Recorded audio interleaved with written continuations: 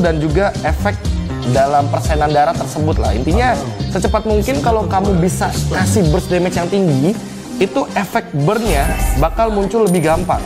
Gimana Sobat Land of Dawn? Asik banget kan untuk emblem terbaru yang nanti akan diluncurkan oleh Project Next di tanggal 27 Juni 2023. Tentunya dengan emblem terbaru ini membuat kalian itu bisa menggunakan variasi emblem talent yang lebih banyak. Jadi kalian gak bosen juga ketika menggunakan satu hero dengan emblem yang bisa bermacam-macam. Anyway, kayaknya kita sudah sampai di akhir video. Aku KB, mohon pamit undur diri. Sampai jumpa lagi di episode selanjutnya. Dan sampai jumpa lagi di Land of Dawn. Tahu nggak, Awesome Generation itu punya rule sendiri. Kayak aku. Nge-game, I am the game. Pokoknya harus win streak terus. See, that's my rules with Galaxy A Series 5G. Kalau kamu? Di dunia games, top up jadi lebih mudah. Pilih game, masukkan game ID. Pilih Diamond. Masukkan kode promo, dan pilih metode pembayaran. Masukkan kode OTP dan konfirmasi pembelian. Selamat, kamu dapat tambahan kuota. Kumpulkan DG Point setiap top up. Tukar dengan merchandise dan voucher game menarik. Nikmati juga promo setiap harinya. Upgrade gameplaymu sekarang.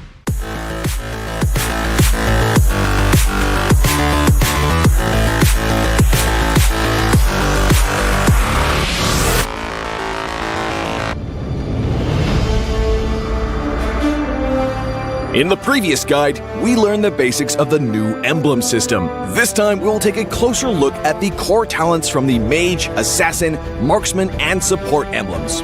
Core talent unlocked with the Mage emblem. By upgrading the Mage emblem, you can unlock Lethal Ignition. The new Lethal Ignition now deals adaptive damage, making it a great option for any hero with heavy-hitting combos. With the change to adaptive damage, heroes with high physical damage can now use this talent to enhance their damage, such as Saber and Natalia. Saber's first skill and ultimate combo can easily trigger the effect from Lethal Ignition, dealing much more damage to enemy heroes. Core talent unlocked with the Assassin emblem. By upgrading the Assassin emblem, you can unlock Killing Spree. Now that the talent is no longer reserved for the Assassin emblem, it becomes a good choice for any hero who can perform chain kills. Heroes with magic damage like Karina and Julian can now take this talent as well. Karina's ultimate resets after she kills an enemy hero. When equipped with Killing Spree, she will recover HP from each kill, allowing her to stay healthy and go after more kills. Core talent unlocked with the Marksman emblem. By upgrading the Marksman emblem, you can unlock Weakness Finder. The new Weakness Finder talent is no longer reserved for ranged heroes. It works well for heroes with high attack speed, as it can improve their laning and slowing abilities. A hero like Mincathar can take Weakness Finder because his second skill increases the attack speed of his basic attacks. When combined with equipment that can provide more attack speed, he can reliably trigger the slow effect to prevent enemies from escaping. Core talent unlocked with the Support emblem. By upgrading the Support emblem, you can unlock Focusing Mark. The Focusing Mark talent works the same as before. It allows support heroes to increase the damage their teammates can deal to the target enemy. Taj's ultimate can be used to drag key enemies to his team. When equipped with Focusing Mark, the ultimate will also increase the damage the target takes, allowing Taj's team to quickly burst down the helpless target. Choose the core talent based on the strengths of each hero to maximize their effectiveness. We look forward to seeing players discover new ways to play their favorite heroes on their way to becoming a legend.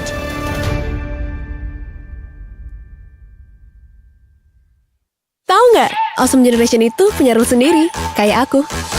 Dalam kondisi apapun, nggak ada lagi halangan. Malah ngebuktiin potensiku. See, that's my rules with Galaxy A Series 5G. Kalau kamu? Udah pasti kayak musuh kaget, kayak tiba-tiba kelempar HP-nya gara-gara kaget, kalian flickerin sambil ngilang gitu.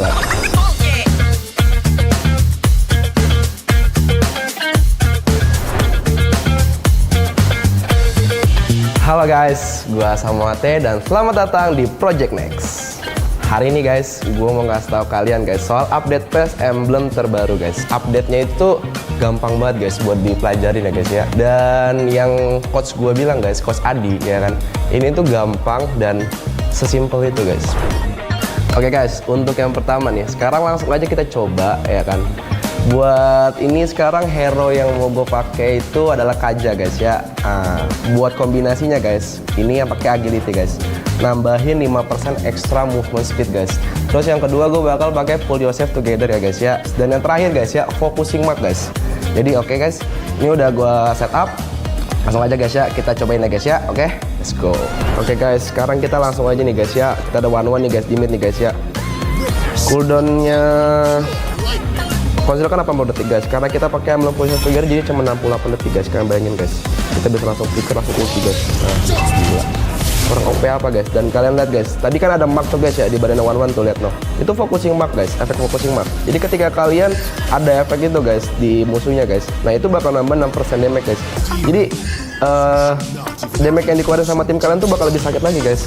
Nah gitu guys, untuk kombinasi pertama kalian lihat kan guys seberapa bagusnya kalian jadi inisiator dengan movement speed dan juga cooldown reduction yang luar biasa. Sekarang kita bakal lanjut ke kombinasi talent yang kedua guys. Nah ini tuh lebih ke arah untuk yang ngebers ngegeng yang suka main di ambu sendirian tuh gak sih guys. Nah di sini tuh ada yang namanya guys ya emblem nih guys. Yang pertama itu ada Trill guys. Dia nambahin itu 16 adaptive attack. Dan yang kedua tuh ada Bargain Hunter guys. Roamer kan beli item rom lah ya guys ya. Kalian nggak bakal dapet farming ya kan. Jadi kalian tuh cuma beli dengan harga 95% guys dari harga aslinya guys. Sekarang ada yang ketiga guys ya. Itu ada Lethal Ignition guys. Mungkin nggak jauh beda guys dengan emblem AG yang ngebakar ya guys ya. Kalau misalnya kita biasa sebut ya guys ya. Dan ini soalnya ngasih efek burn juga guys. Sama persis guys. Oke guys, sekarang kita langsung aja masuk ke in game. Kombinasi emblem ini the best juga guys. Karena posisinya ya guys ya, kalian tahu kan guys, harga Blood Wings itu harganya 3.000 guys. Kalian cuma perlu bayar 2.850 guys. Murah kan? Nih guys, gue bakal kasih lihat efek dari Lethal Ignition ya guys ya. Nah guys, kalian lihat ya guys, ada aura-aura biru yang keluar dari badannya Novaria guys. Nah itu tuh efek burn yang bakal keluar dari emblem ini guys. Jadi itu bakal ngasih kalian tuh damage lebih guys buat nge-kill musuh ketika kalian mau nge-gank, oke guys. Nah jadi kayak gitulah guys ya, kalau misalnya kalian mau main tipikal yang damage dealer guys. Oke guys, buat yang terakhir nih guys ya, ini kombinasi dari gua buat kalian tuh yang suka main tipikal yang tanky guys. Kombinasinya guys ya, yang pertama dari emblem Vitality guys, dimana kalian tuh bakal nambahin 225 extra maksimum HP guys, oke. Yang kedua tuh ada Tenacity guys, ketika darah kalian tuh di bawah 50% ya kan, kalian tuh bakal nambah armor sama magic defense. Bisa juga kalian tuh pakai Conclusive Blast guys, dimana ketika kalian nanti ngedeal damage guys, nanti dia bakal ke pop up dan itu tuh bakal ngeluarin kayak efek meledak gitu guys, dan itu bakal ngasih damage ke musuh guys, oke. Nih guys, gue bakal kasih kalian contohnya nih guys ya. Karena tadi gue pertama itu kan pakai Vitality ya guys ya, dan itu nambahin maksimum HP guys, dan gue sekarang tuh pakai Conclusive Blast guys. Kenapa gue bilang itu bagus banget guys? Karena Conclusive Blast itu kan dia dari maksimum HP kan 7% ya kan. Jadi nih, ketika posisinya kalian dapat Vitality ya kan, tambahan maksimum HP, jadi damage dari emblemnya juga nambah guys. Nah kalian tuh guys, ada di bawah kakinya Hylos kan, kalian lihat guys, ada efek-efek gitu kan guys, meledak guys. Nah itu guys efeknya guys, jadi ada damage tambahan guys ya. Dan Tenacity itu yang bikin kalian tuh bakal tebel banget guys, oke. Jadi ini the best combination banget buat kalian yang suka main hero-hero tanky guys ya. Nah guys, jadi dari 3 kombinasi itu guys, kalau gua yang paling masuk ke gameplay gue itu tuh kombinasi agility, pull yourself together, sama focusing mark guys. Nah buat kalian tuh gimana guys? Cukup well kah? Langsung terapin ke gameplay kalian guys kalau kalian mau main roamer kayak gue, oke guys. Jadi tunggu apa lagi? Yuk langsung update project next dan langsung kalian cobain, oke guys. Nah tapi guys, buat kalian yang main role selain roamer, tenang aja guys, MLBB sudah merilis video yang ngebahas mengenai kombinasi talent dan hero-hero meta di role lainnya, oke guys. Nah jadi jangan lupa like, share, dan juga komen videonya ya guys ya, oke. Gua Samo HT, sampai jumpa di Land of Dawn. Bye. Hanya perlu melihat ke dalam dirimu. Dan kamu akan mengerti betapa berharganya nilaimu. Percaya pada dirimu. Bukan dengan tergesa-gesa, namun dengan caramu yang beda. Tunjukkan kilau kisahmu sendiri. Dan ciptakan emas dalam setiap karyamu. Trust in gold.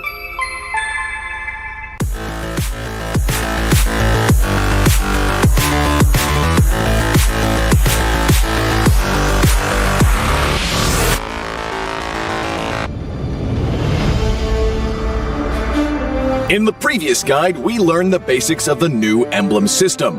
This time, we will take a closer look at the core talents unlocked with the basic common emblem, tank emblem, and fighter emblem. Core talents unlocked with the basic common emblem. By upgrading the basic common emblem, you can unlock 2 core talents, Impure Rage and Quantum Charge. Both are suitable for most heroes. The new Impure Rage talent now deals adaptive damage, making it a good damage-enhancing talent for a variety of heroes, such as Eve, Nathan, and Diggy. Eve is a hero with great poke and control abilities. She can use the extra damage and mana regen from Impure Rage to constantly wear down enemies. The new Quantum Charge talent now restores HP based on the hero's level and not their physical attack bonus, making it viable on more heroes that want HP recovery and mobility, such as Edith, Leslie, Layla, etc. When equipped with Quantum Charge, Edith in both forms can use the movement speed bonus triggered by her basic attacks to keep a safe distance from the enemy and the extra HP regen to stay in the fight. Core talent unlocked with the Tank Emblem. By upgrading the Tank Emblem, you can unlock Concussive Blast. Concussive Blast works the same as before, providing an extra source of AoE damage for high HP heroes, such as Johnson, Baja, and Hilda. Hilda is a high HP hero who can tank a lot of damage when equipped with a full set of defensive equipment. The Concussive Blast talent will not only enhance her survivability, but also boost her damage. Core talent unlocked with the Fighter Emblem. By upgrading the Fighter Emblem, you can unlock Brave Smite. Brave Smite is no longer triggered by inflicting CCs. It now takes effect upon dealing skill damage and is suitable for most fighters and tanks that need more HP regen. Ruby, Lapu Lapu, Tigreal, and similar heroes can choose this talent. Ruby can trigger Brave Smite repeatedly by casting skills, and with her own regen abilities, she'll have even greater durability in teamfights. Choose the core talent based on the strengths of each hero to maximize their effectiveness. We look forward to seeing players discover new ways to play their favorite heroes on their way to becoming a legend.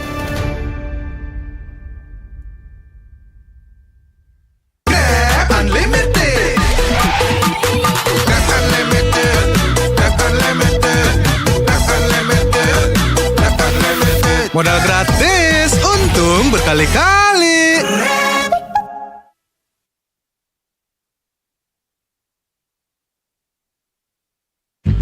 12-nya kemana? 12-nya ada di Blibli 12 tahun Anniversary. Beli apa aja ada gratis ongkir 12 kali, cashback 12 kali, dan flash sale Rp12. Ayo belanja di Blibli sekarang.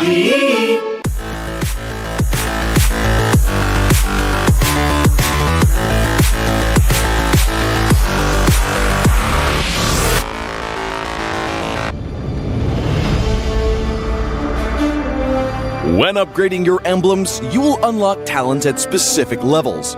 Different emblems will unlock different talents. You can choose an emblem by role and use the talents it unlocks directly as your default setup, or you can freely mix and match different emblems and talents to create a custom emblem setup. We're going to show you how to create your emblem setup for your heroes. Emblems. First, let's take a look at the revamped emblem system. There are now 7 emblems in the game, 1 basic common emblem, and 6 role emblems. Different emblems can provide different attribute bonuses. It is recommended to use the emblem that matches a hero's role. Standard talents, Tier 1. After selecting an emblem, you can then choose from 8 standard talents at Tier 1. These talents provide mostly straightforward bonuses to heroes. Of the 8 talents, Thrill and Swift are good on almost any hero, while other talents are more catered to certain roles. Standard talents, Tier 2. At Tier 2, you will also have 8 standard talents to choose from. The Tier 2 talents trigger or work under different circumstances. We still recommend choosing one that matches the role of your hero. But if you're an advanced player, you are free to choose any of the talents to fit your playstyle. For example, if you're playing the core hero on your team and want to focus on gearing up fast, you can choose the Bargain Hunter talent regardless of how your hero deals damage.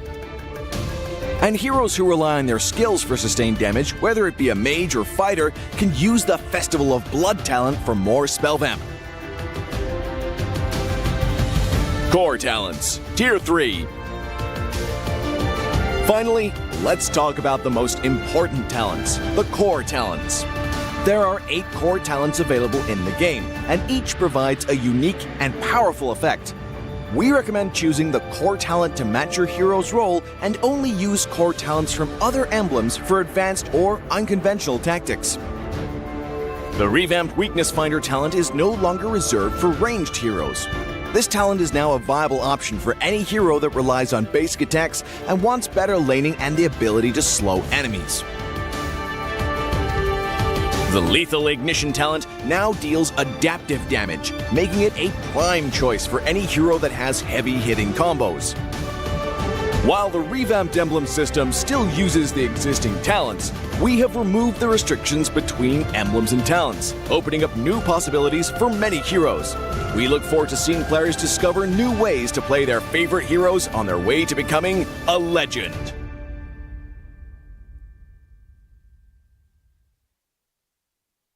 Ayo, dukung tim jagoanmu di turnamen MPL Season 11 dan dapatkan diskon 40% untuk pembelian minuman berikut di Point Coffee. Gunakan kode diskon berikut di aplikasi Indomaret Poinku. Caranya mudah. Pertama, download aplikasi Indomaret Poinku, lalu klik tombol icon kado di kanan atas, masukkan kode dan dapatkan e-kupon diskon. Kemudian, redeem kupon diskon 40% di outlet Point Coffee.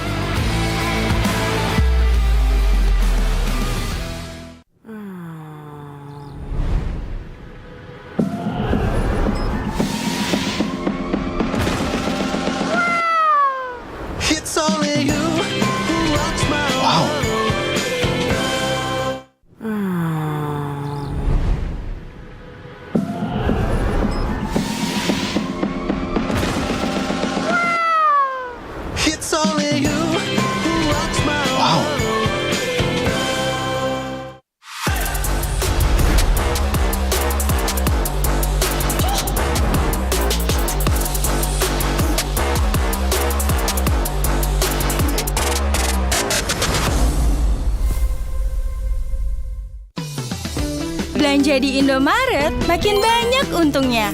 Kumpulkan cashback poin jadi untung terus.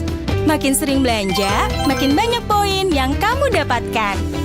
Dapat diskon, jadi untung terus. Bayar belanjaanmu dengan poin yang kamu punya. Belanja jadi gratis, jadi untung terus. Dan untung terus dapat banyak promo. Jadi member Indomaret Poinku sekarang. Untungnya non-stop.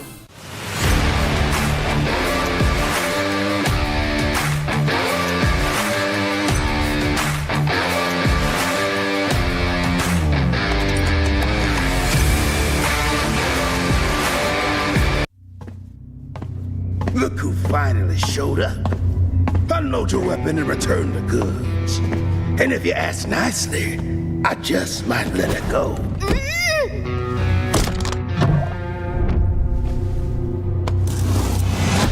Who said I was returning it? You little... We had a deal! I just came here to test my new toys. They ain't even loaded. Staring down the barrel and you're still daydreaming about being an inventor? Huh?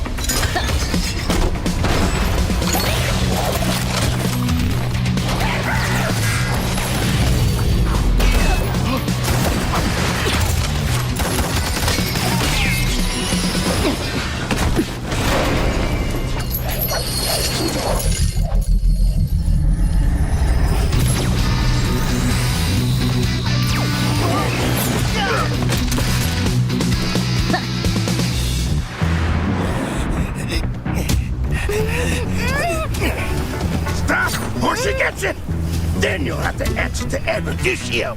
Erudicio? Well, isn't that perfect? I got a bone to pick with them.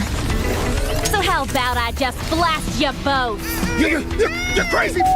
Leave me out of your squabbles!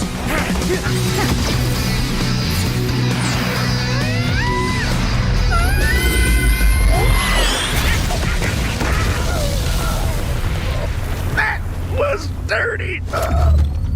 Haven't you heard? I do things my way. I really don't like being used as bait, you know. Anyway, let's return that to Erudicio. Oh, I have something special in store for them down the road. So I'll take this as payment.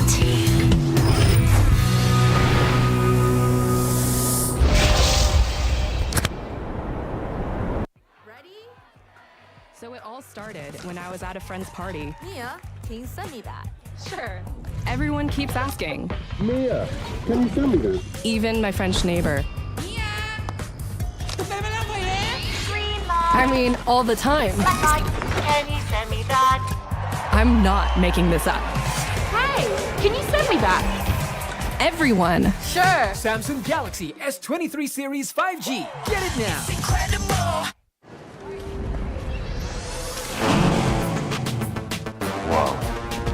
Attention passengers. Final call for flight. Wait, is that a phone? Look at the performance, the graphics. That thing's a gaming machine. A new challenger. Is that Faker? That man's a gaming legend. Everyone, fasten your seatbelts. And here we go! Samsung Galaxy S23 Series 5G. Get it now. Kalau kamu bisa kasih burst damage yang tinggi, itu efek burn-nya bakal muncul lebih gampang. Bang, emblemnya ribet bang, bakalan susah gua belajarnya.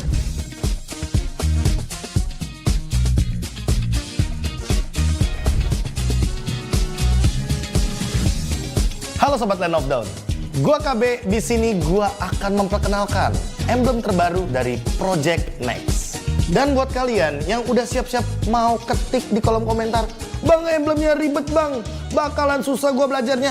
Tenang aja, Mobile Legends Bang Bang dengan Project Next ini sudah mempersiapkan sekali buat teman-teman lebih mudah beradaptasinya.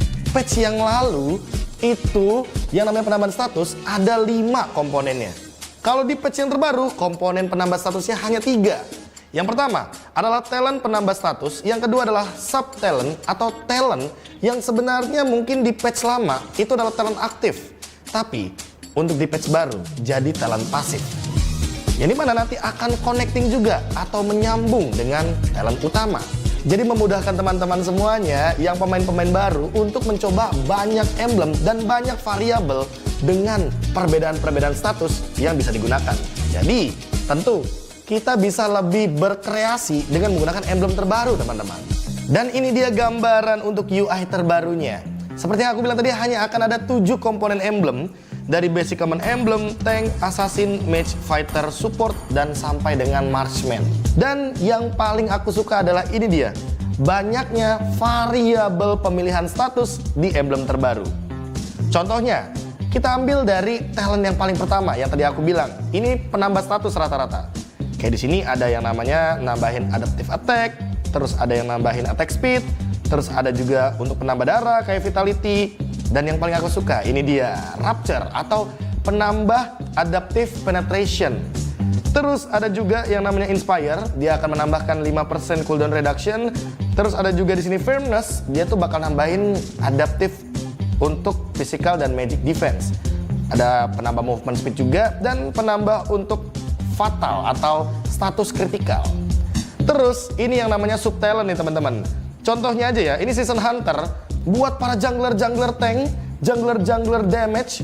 Ini bisa kalian gunakan tanpa harus menjadi talent utama, karena ini bakal jadi talent pasif. Jadi setidaknya kalau kalian ngejungle itu bakal lebih cepat, karena setiap kali turtle dan juga lord kalian akan ada tambahan 15% damage kepada objektif-objektif tersebut.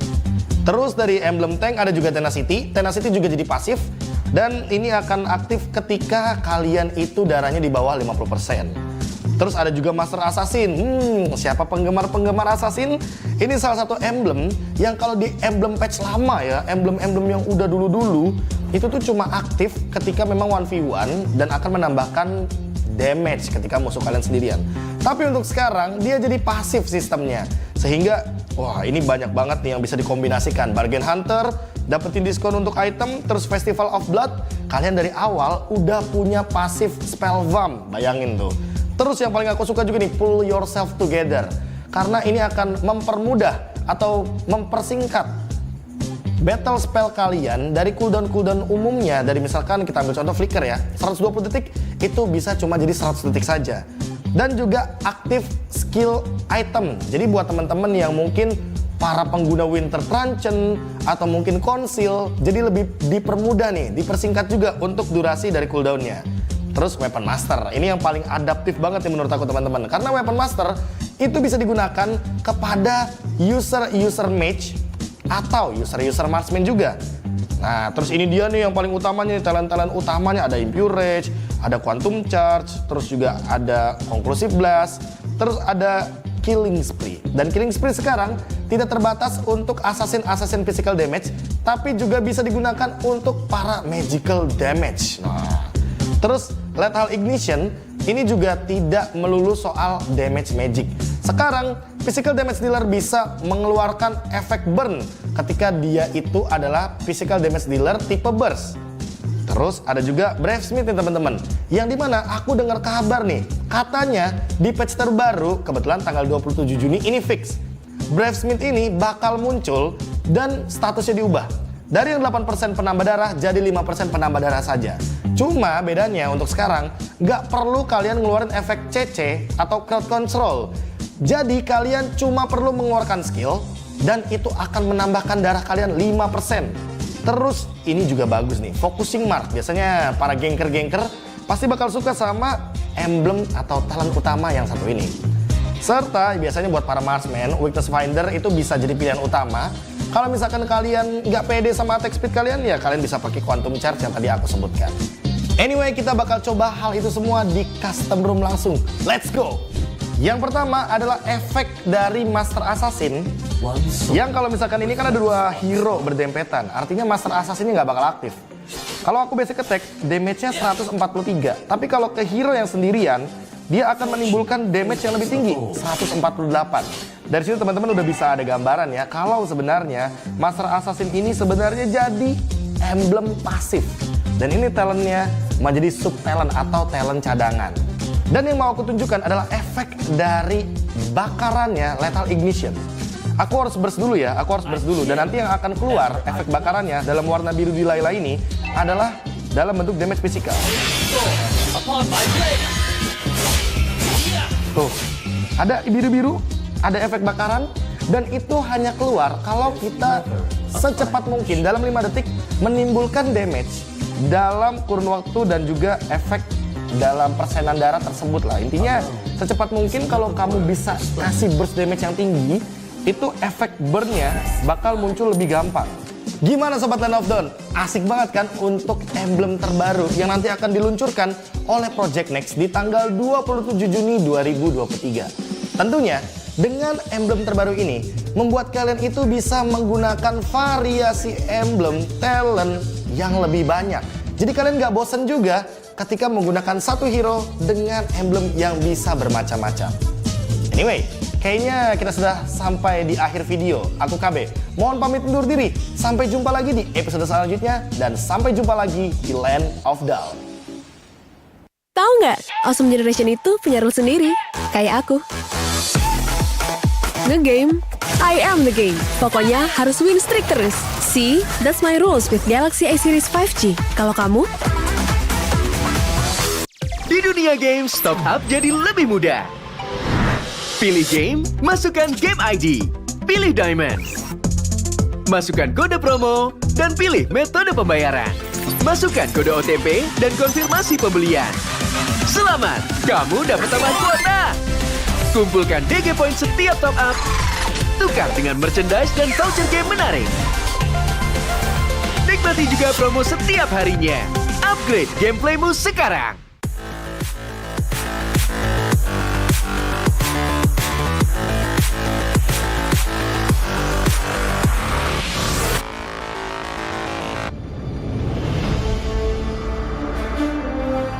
In the previous guide, we learned the basics of the new emblem system. This time, we'll take a closer look at the core talents from the Mage, Assassin, Marksman, and Support emblems. Core talent unlocked with the Mage emblem. By upgrading the Mage emblem, you can unlock Lethal Ignition. The new Lethal Ignition now deals adaptive damage, making it a great option for any hero with heavy-hitting combos. With the change to adaptive damage, heroes with high physical damage can now use this talent to enhance their damage, such as Saber and Natalia. Saber's first skill and ultimate combo can easily trigger the effect from Lethal Ignition, dealing much more damage to enemy heroes. Core talent unlocked with the Assassin Emblem. By upgrading the Assassin Emblem, you can unlock Killing Spree. Now that the talent is no longer reserved for the Assassin Emblem, it becomes a good choice for any hero who can perform chain kills. Heroes with magic damage like Karina and Julian can now take this talent as well. Karina's ultimate resets after she kills an enemy hero. When equipped with Killing Spree, she will recover HP from each kill, allowing her to stay healthy and go after more kills. Core talent unlocked with the Marksman Emblem. By upgrading the Marksman Emblem, you can unlock Weakness Finder. The new Weakness Finder talent is no longer reserved for ranged heroes. It works well for heroes with high attack speed, as it can improve their laning and slowing abilities. A hero like Minzathar can take Weakness Finder because his second skill increases the attack speed of his basic attacks. When combined with equipment that can provide more attack speed, he can reliably trigger the slow effect to prevent enemies from escaping. Core talent unlocked with the Support Emblem. By upgrading the Support Emblem, you can unlock Focusing Mark. The Focusing Mark talent works the same as before. It allows support heroes to increase the damage their teammates can deal to the target enemy. Kaj's ultimate can be used to drag key enemies to his team. When equipped with Focusing Mark, the ultimate will also increase the damage the target takes, allowing Kaj's team to quickly burst down the helpless target. Choose the core talent based on the strengths of each hero to maximize their effectiveness. We look forward to seeing players discover new ways to play their favorite heroes on their way to becoming a legend.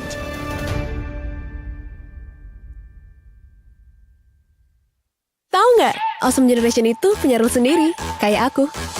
Dalam kondisi apapun, nggak ada lagi halangan. Malah ngebuktiin potensiku. See, that's my rules with Galaxy A Series 5G. Kalau kamu? Udah pasti kayak musuh kaget, kayak tiba-tiba kelempar HP-nya gara-gara kaget, kalian flickerin sambil ngilang, gila.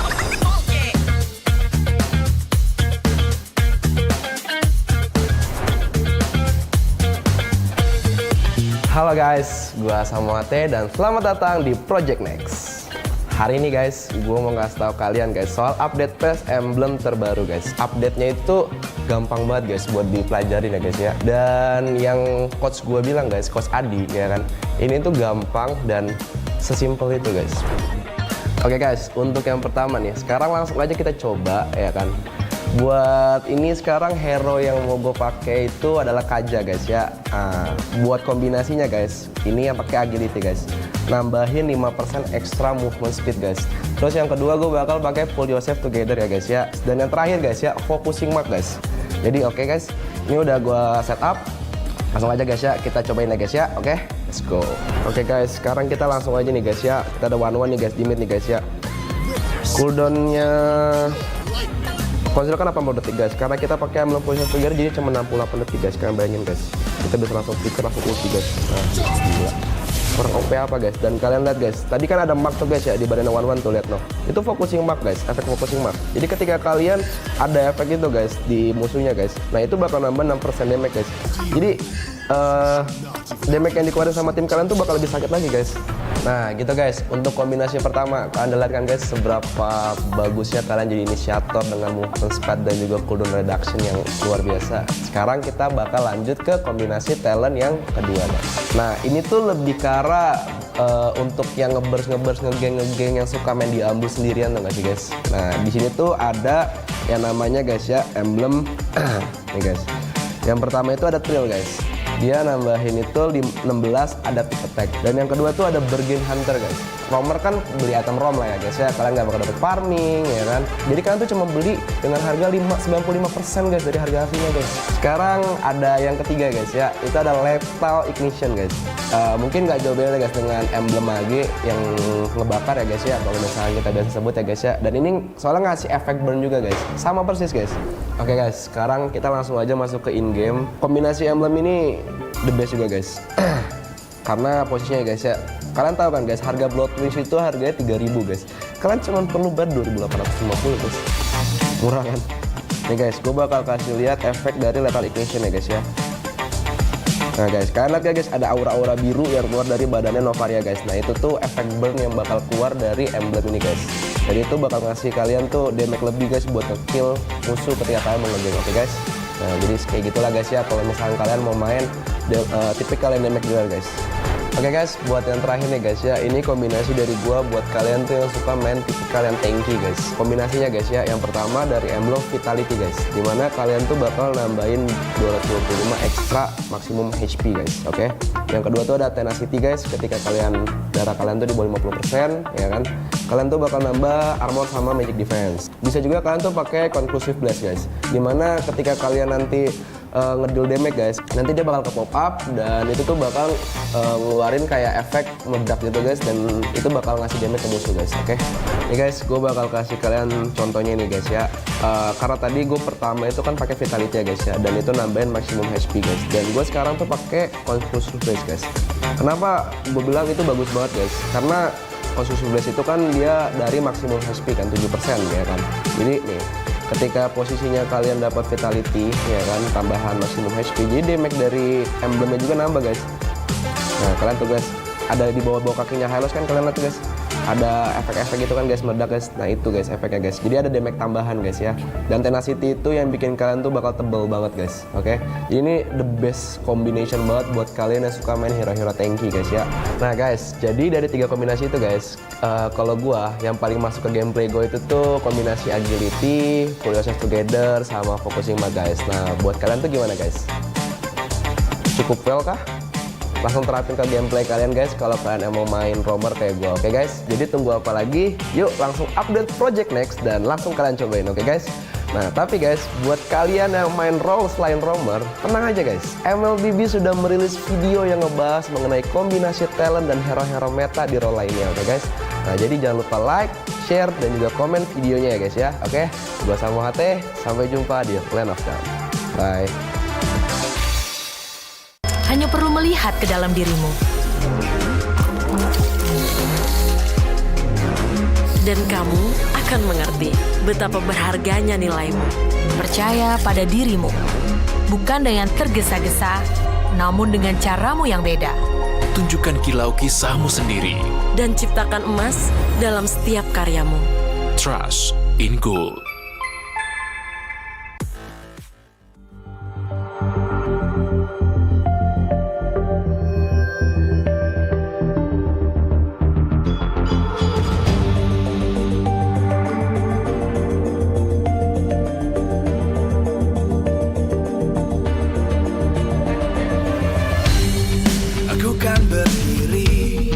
Dan terus berlari, terus ke arah puncak tertinggi. Ku takkan berhenti, hanya sampai di sini. Kemenangan abadi menanti. You know we won't miss if we unite our focus. And if you haven't noticed, we all live. Nyalakan apimu, hadapi semua tantangan, hadang semua serangan, jatuh bukan halangan. Bakar semangatmu, janganlah engkau menyerah. Kita akan buat sejarah. We all this, we won't miss. We all this, we won't miss. Saatnya beraksi, jalani ambisi. Aku kan menyawakan hari ini. You know we won't miss if we unite our focus. And if you haven't noticed, we all live. Nyalakan apimu, hadapi semua tantangan, hadang semua serangan, jatuh bukan halangan. Bakar semangatmu, janganlah engkau menyerah. Kita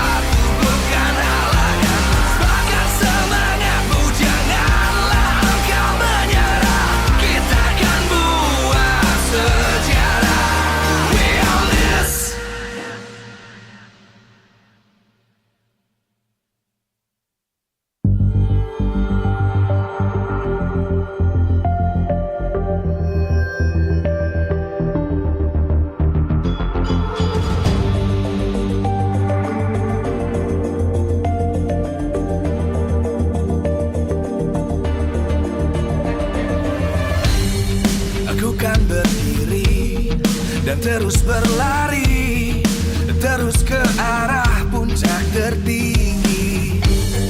Ku takkan berhenti, hanya sampai di sini. Kemenangan abadi menanti. You know we won't miss if we unite our focus. And if you haven't noticed, we all live. Nyalakan apimu, hadapi semua tantangan, hadang semua serangan, jatuh bukan halangan. Bakar semangatmu, janganlah engkau menyerah. Kita akan buat sejarah. We all this, we won't miss. We all this, we won't miss.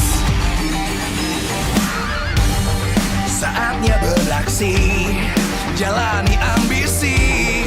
Aku kan menyawakan hari ini. You know we won't miss if we unite our focus. And if you haven't noticed, we all live. Nyalakan apimu, hadapi semua tantangan, hadang semua serangan, jatuh bukan halangan. Bakar semangatmu, janganlah engkau menyerah. Kita akan buat sejarah. We all this, we won't miss. We all this, we won't miss. We all this.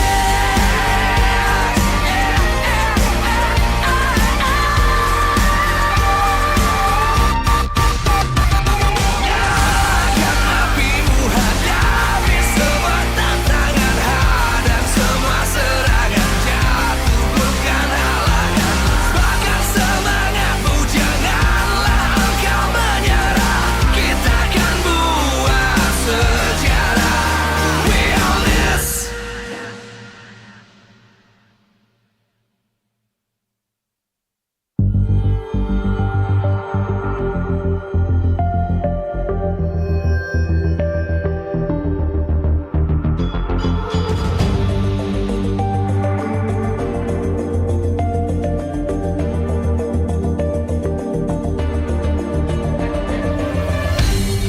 Aku kan berdiri dan terus berlari, terus ke arah puncak tertinggi.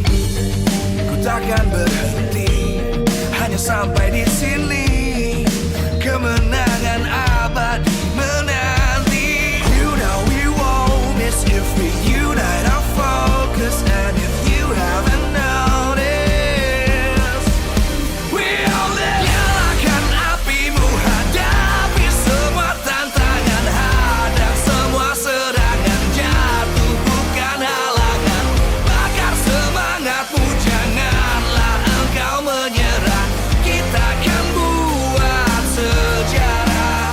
We all this, we won't miss. We all this, we won't miss. Saatnya beraksi, jalani ambisi. Aku kan menyawakan hari ini. You know we won't miss if we unite our focus. And if you haven't noticed, we all live. Nyalakan apimu, hadapi semua tantangan, hadang semua serangan, jatuh bukan halangan. Bakar semangatmu, janganlah engkau menyerah. Kita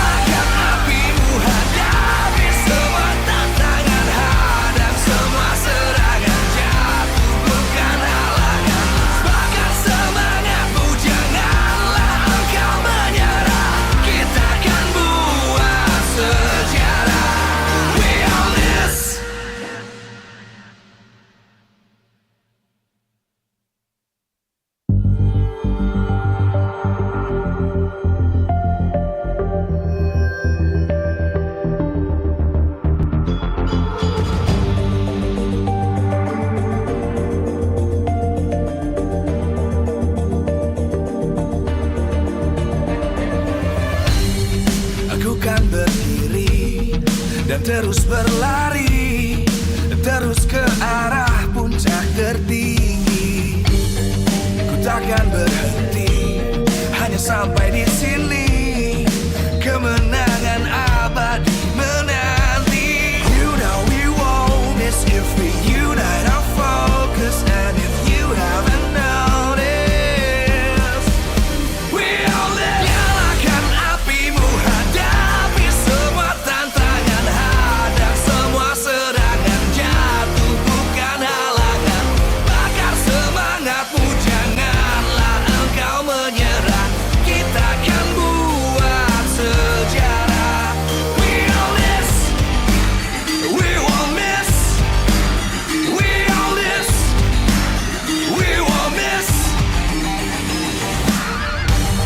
Saatnya beraksi, jalani ambisi. Aku kan menyawakan hari ini. You know we won't miss if we unite our focus. And if you haven't noticed, we all live. Nyalakan apimu, hadapi semua tantangan, hadang semua serangan, jatuh bukan halangan. Bakar semangatmu, janganlah engkau menyerah. Kita akan buat sejarah. We all this, we won't miss. We all this, we won't miss. We all this.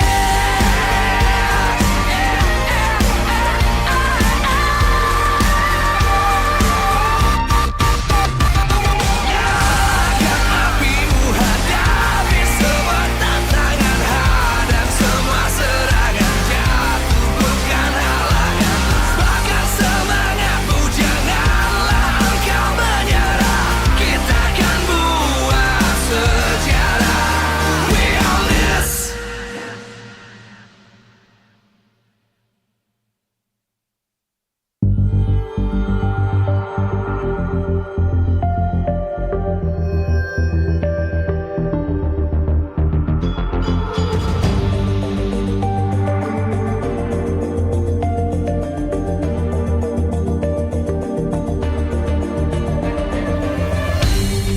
Aku kan berdiri dan terus berlari, terus ke arah puncak tertinggi.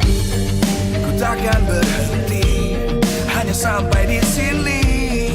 Kemenangan abadi menanti. You know we won't miss if we unite our focus. And if you haven't noticed, we all live. Nyalakan apimu, hadapi semua tantangan, hadang semua serangan, jatuh bukan halangan. Bakar semangatmu, janganlah engkau menyerah. Kita akan buat sejarah. We all this, we won't miss. We all this, we won't miss. Saatnya beraksi, jalani ambisi. Aku kan menyawakan hari ini. You know we won't miss if we unite our focus. And if you haven't noticed, we all live. Nyalakan apimu, hadapi semua tantangan, hadang semua serangan.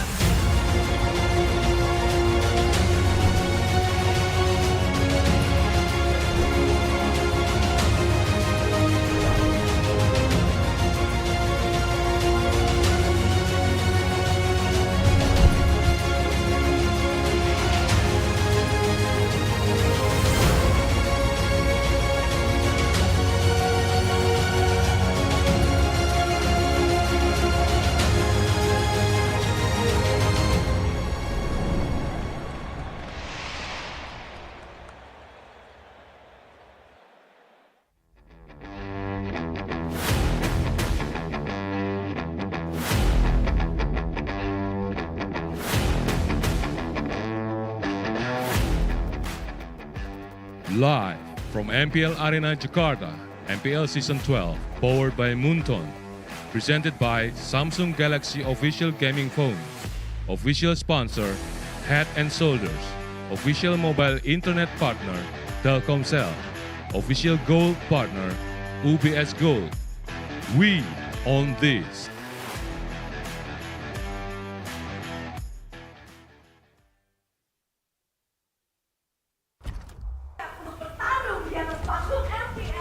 Will the yellow porcupines redeem themselves today on the final match of the first week? Ladies and gentlemen, that is the question. Welcome to MPL ID Season 12. On the caster desk, it's me, Eternal, alongside Gani and wait, it's Mirko. Where's Arashi? Arashi's at home. He's sick right now. Oh, he's sick? He's making TikTok content. Oh. I love it. I hope he's okay, though. I'm sure he is. I hope he's okay. I'm sure he is. I'm sure he is. All right. And on that note, ladies and gentlemen, we would like to thank our sponsors before we begin the first match of the day. MPL ID Season 12 is powered by Moonton, presented to you by the Samsung Galaxy official gaming phone. Our official sponsor, Head and Shoulders. Official mobile internet partner, Telkomsel. Official gold partner, UBS Gold. We also have our partners in esports. We have Blibli, Dunia Game, Grab, OVO, as well as YouTube. Our official broadcast, Maxstream, and Tefer Esports. Our suppliers, Innomart, Mineski, and Samsung. And of course, MPL ID Season 12 is supported by Pebe SE. Now, today we're going to have two matches ahead of us. We're going to see the Yellow Porcupines going against GeekFam. And then we're also going to see RRQ going against Rebellion Zion. And it will kind of suggest who's going to be number one on the standings for the first week. Because if Onyx can win this one, they're going to be above Bigatron Alpha. And it's going to be very interesting, right, to see the conclusion of week one. We see most of the teams, apart from EVOS Legends, who has yet to pick up a match. But then again, let's focus on these two matches. It's two Filipinos going up against two Filipinos, right? Basically, we have Marky and Beloy in one team, and we have Kai and Yeb on the other side. After yesterday's loss, I feel like Onyx, they need to change their strategy here today. Yeah, definitely. I think even, especially in the mid lane, after seeing that massive hole in the mid lane yesterday that was very, very visible. It was literally used by RRQ to create a chance to win the game. And honestly, for GeekFam here up against Onyx, they have the same chance to kind of replicate RRQ's success up against Onyx with a boy, one of the star players, not just Beloy, who stepped up in Season 11, who brought GeekFam all the way to the playoffs of MPL ID Season 11. The best roamer, first team roamer of Season 11 up against the finals MVP for MSC 2023. I would say with their playstyle, it's a bit similar, but it's different, right? Keyboy, he's aggressive, but he's aggressive in a way that he wants to set up for a lot of these plays. Meanwhile, for Beloy, he just wants to go in, either dealing damage or, again, using the Kaja to facilitate the crazy aggressiveness that is the dive. It's not just random catch-offs on the map, and you can see it here reflected by the picks from both of these players, Beloy and Keyboy. Yeah, it's interesting that the entirety of MPL ID Season 11 didn't really shun Beloyski's playstyle. He's still the same Beloyski, he still goes in for the kills, and kind of usually he dies because of it. But let's take a look at how GeekFam should win against Onyx here. Keys to victory, presented to you by the Samsung Galaxy S23 Series 5G. GeekFam. This is something that I think every team struggles with up against Onyx. They respect Onyx a bit too much in the draft. They try to counter them so hard that they actually pick up heroes that are not good against Onyx. They are forced in that position. So if GeekFam can just focus on their own draft, focus on the synergy of their own draft, and kind of ignore what Onyx are trying to force them to set up for, then I think a lot of teams will find success, especially a team as fast adaptation as GeekFam here. And honestly, trio mid, that's the main weakness for the side of Onyx that can be completely exploited by GeekFam with their great trio mid. Yeah, I guess it's really difficult, right? Because they're used to Sans being in the mid lane. Without Sans, I don't even know if he's going to be playing today just yet. I think he just got out of the hospital yesterday. I'm not sure if he's well enough to be playing today, but without that, what's the answer to it? Are they going to put Drian once again? It worked for a bit, but I don't know, because I wouldn't say that Drian has a limited hero pool. I think he has a lot to work with, but the heroes that were given to him and the way that the coach's vision kind of unfolded, it didn't really allow or give him the chance to pop off. So I wonder if he was even playing on the device that can facilitate his skill. Drian, the last Kage, right? this is why Drian, in particular, if that is the case, he needs Samsung S series. He does? He does. Which one? Series 1, the S23 Series 5G. Oh, I wonder why. What are the specs like here? Well, 4 nanometers, Snapdragon 8 Gen 2 for Galaxy. We also have large RAM, up to 12 gigabytes on that baby right there, and 5G connectivity. So if you have experienced lag before, which you probably have, come on, just switch over to the Samsung side. We've got you covered. And on top of that, right, I've been hearing that it has a 120 hertz refresh rate for the wide display and a huge, large battery, 5,000 mAh.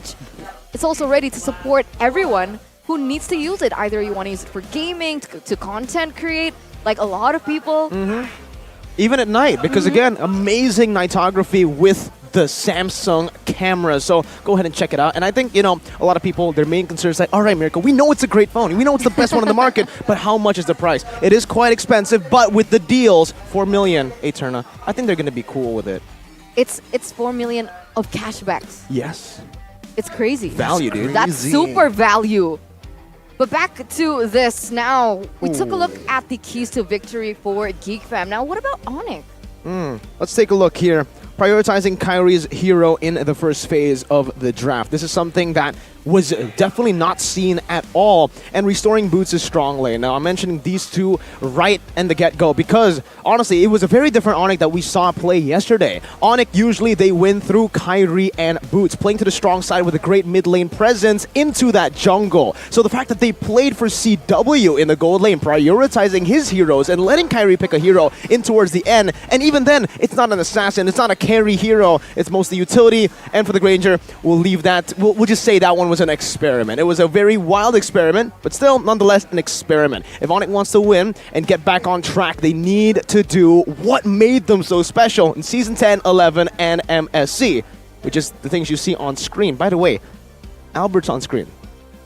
What does that signify, right? I mean, with Albert, is this the right call? Albert mid, it seems like. But then again, remember, Albert mid lane, is he experienced? He is a jungler. Gold lane. Gold lane perhaps, but mid? Is that too Kyrie wouldn't far-fetched? be mid, right? No way, right? Albert jungle, Kyrie mid? I don't think so. Kyrie and CW have they're really at their prime right now. So I don't think I don't think Albert would step in as a gold lane or a jungle.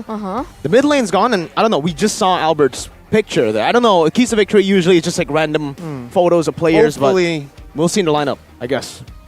Albert. Dude, if Albert's gonna be stepping in the mid laner Big question position, marks.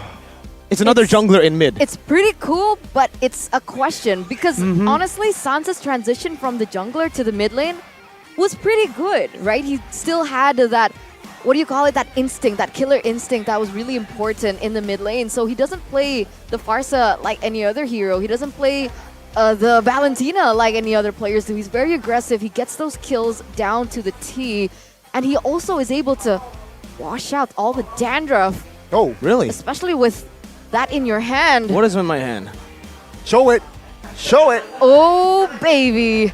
Don't let your match become a mess because of wet and itchy dandruff. Move on to Head and Shoulders Gatot Kaca and be 100% confident. Wet and itchy dandruff will be wiped out.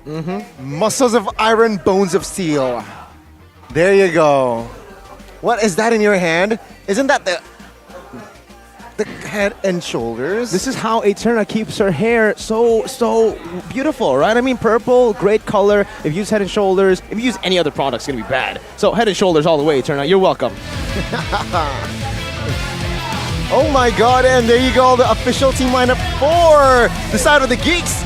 Please welcome as they walk onto the stage, Geek Fam. Geek Fam. They have a lot of ambitions this season. They are looking to win it all, and against the MSC champions, will it be possible? Is it going to be something easy that they can do? It's Albert! Oh my god! It is Albert You're right. mid! Oh my god, let's welcome here with the fresh look and a new face as well in that mid side, replacing Drian and Albert. Let's welcome the champions of MPL ID Season 11 and the champions of MSC 2023. It's Boots! Esports. Oh, never mind. Team Onyx. Wow! Albert stepping into the mid lane, making his debut for his new team, Onyx. They just love putting their junglers in the mid lane position. But man, like you said, Etern, a big question mark for Albert in the mid lane. We don't know. We haven't even seen him play the mid lane at all in his streams. It's either jungle or gold. But when you see these coaches, you kind of know how crazy they are. It's a 2v1. It's a little unfair here, Gani. It's not a 2v1. Is it not? No. Renz, he might look like he's alone, but there's always that shadow creeping behind him. Ooh, scary. I got goosebumps there. Oh, all right. Sassy there, Miracle. But it was really funny, right? Because yesterday, in an interview with Coach Zaya, when they went against Onyx, one of the things that he mentioned was, it feels like Yeb and Adi, they're still hiding strategies here. Ooh. Still something that they're not showing. So he doesn't really want to take credit for that 2-1 win against Onyx yesterday. Makes sense, right? Regular season, it's not a sprint, it's a marathon. So of course, Onyx being the team that perhaps will have a target in their back, they really want to save strat. They really want to look out for potentials later on, perhaps, but this is the team head-to-head by Head and Shoulders. We were so blinded by Albert finally stepping onto the MPL ID stage this season as a mid laner. Question mark, still question mark, though. We don't know where he's going to go. But let's talk a little bit about Geek Fam here as we take a look at the team head-to-head by Head and Shoulders. Geek Fam have placed their best lineup, in my opinion. Marky, amazing gold laner, but Chidera, he just has better synergy. It seems like with the 2 seasons that he had before the season, it feels Chidera just is able to communicate, able to connect better with the team as a whole. And with Chidera stepping in, again, Onyx will have to adjust, go back to what made them strong. Because if they try the strategy that they tried to implement yesterday, which was a very CW-centric composition, Chidera knows how to deal with that. He knows how to pick random, well, quote-unquote random heroes like the Valentina to bully that gold lane. It seems like here, remember, with this current lineup from the side of Geek Fam, it's the lineup that beat RRQ twice last season as well, and RRQ just beat Onyx last night. So that says something here. Onyx, they might confirm go to this challenge. Oh, there you go. It feels like a rock, scissors, paper kind of situation, right, Gani, that you mentioned. But here it is, a new team, a new role. This is going to be Albert's first time playing as a mid laner in his professional career. So zero experience. The only thing that we see from Albert in the mid lane is the fact that he's been doing it in his ranked games when he's streaming. But other than that, ranking and the professional stage, that's 2 different things. That's a different ball game. Will he have the ability to step up in the shoes of Sans of all people? We'll definitely see it because Albert, he's not a beginner when it comes to changing roles. We've seen this before. When he joined in MPL Indonesia Season 6, Albert played as a jungler and then a gold laner. We all know, I think we all can still remember that 1-1 play in the Grand Finals last game, 30th minute of the game, up against Alter Ego that ultimately won the game for RRQ. And then he went back to the jungle after going into the gold lane. And right now, he's going to tackle his first ever mid lane role presence. And this might be a curveball to a team like Geek Fam who have a lot of preparation beforehand. Playing up against Albert now is definitely going to be a big punch into the strategies or the books that, the Shadow Analyst and Renz have placed. Definitely, it's a wild card. What heroes is he going to use? What kind of playstyle does he go? What are his rotations? There's no data on it. Very good, very interesting. And aside from the fact that we're questioning whether it will work or not, it's exciting. It's cool to see these new changes coming into MPL ID Season 12. It's really cool to see someone like Albert, who has been dominating the jungle for so long, of course, other than Kyrie, step into a different role and come out of his comfort zone. And I think that's the purpose of MPL ID, allowing these players to grow out of their comfort. And this is why sub players are very, very important. Whether, oh my God, Sans is sick, cannot play, we need a backup, we need to find a backup. Drian stepping in yesterday seems like didn't really work out for them, but in this case, Onyx, very, very risky, but I feel like if this works, they can definitely go far. We'll see if they do. We'll see if they do. I think a lot of people are wondering what exactly are we going to be expecting here as we enter the drafting phase here for game number 1 between the Yellow Porcupines and Geek Fam. Onyx on the blue side, Geek on the red, and we can see the bands coming through, respecting Beloyski. Yeah, this is something that we all know for Onyx especially. They have Coach Jeb, literally the ex-coach of Beloy, understands how to try to force him into uncomfortable positions. And yep, as expected, they're banning Beloy and a boy. We said this behind the scenes. What is Onyx really going to ban out? I think Coach Jeb understands what's going on here. And to add another fun fact to the table, the reason Drian really didn't work out yesterday was because he's been playing Rome for the last 3 months. So, you know, Rome back to mid again. It's very tough. But we kind of already talked about the Super Keto. What a crazy, powerful hero that kind of went under the radar. Very, very strong. Almost at a 90% win rate throughout MPL ID Season 12. Maybe. Right? I think 2 losses. Gimora and also, one member here, I forgot, a loss. On the Paquito. On the Paquito. Yeah. But there you go. A quick response by Geek Fam. Fredrin here, I prefer him to be in the EXP. But with that Farsa, right, it adds question here towards Albert's side. Will they secure the Kyrie? Oh, Kadira. Oh, man. This is not going to be a good game, or an easy game, I would say, for the Farsa. There's so much dive and kill pressure coming in from the Paquito, and on top of that, you also have that pickoff from Kadira and a dive, a potential dive coming in from Claude. I like this. Again, it really seems like Onyx are going back to what made them strong. Again, weak side for the gold lane. Claude, now the best weak side gold laner. If he was one of the best, now he is the best. With either Quantum Charge or Brave Smite with a common emblem, you're able to spam that out. But like you said, they're already building a lot of killing pressure with the Paquito and the Kadira. But another thing that they're putting into their lineup is the classic Onyx flex. Now, for the Kadira and the Paquito, you don't know where they're going to go. We've seen Kyrie play the Paquito. We know Boots can play the Paquito as well. Now, Albert, does he play the Kadira? That's the big question here. As Geek will most likely go for something like a Lancelot here, giving Niall a comfort hero. Still a very new player in the midst, but okay, shows you that maybe the Fredrin might go to the jungle or no. They're just trying to utilize this Fredrin pick into the second phase. Very good flexibility approach here from side of Geek Fam as well.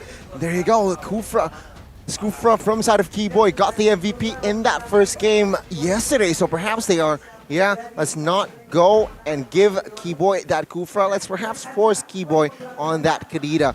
Now, what will be the approach from side of Onyx? It seems like with the composition that Geek Fam has, they can definitely eliminate the possibility of the EXP here for Luke. Now, they're going to go for the Grok, which is in line with what you mentioned. One of my other questions is, what's up with Arlet? Right? He's been so prio for so long.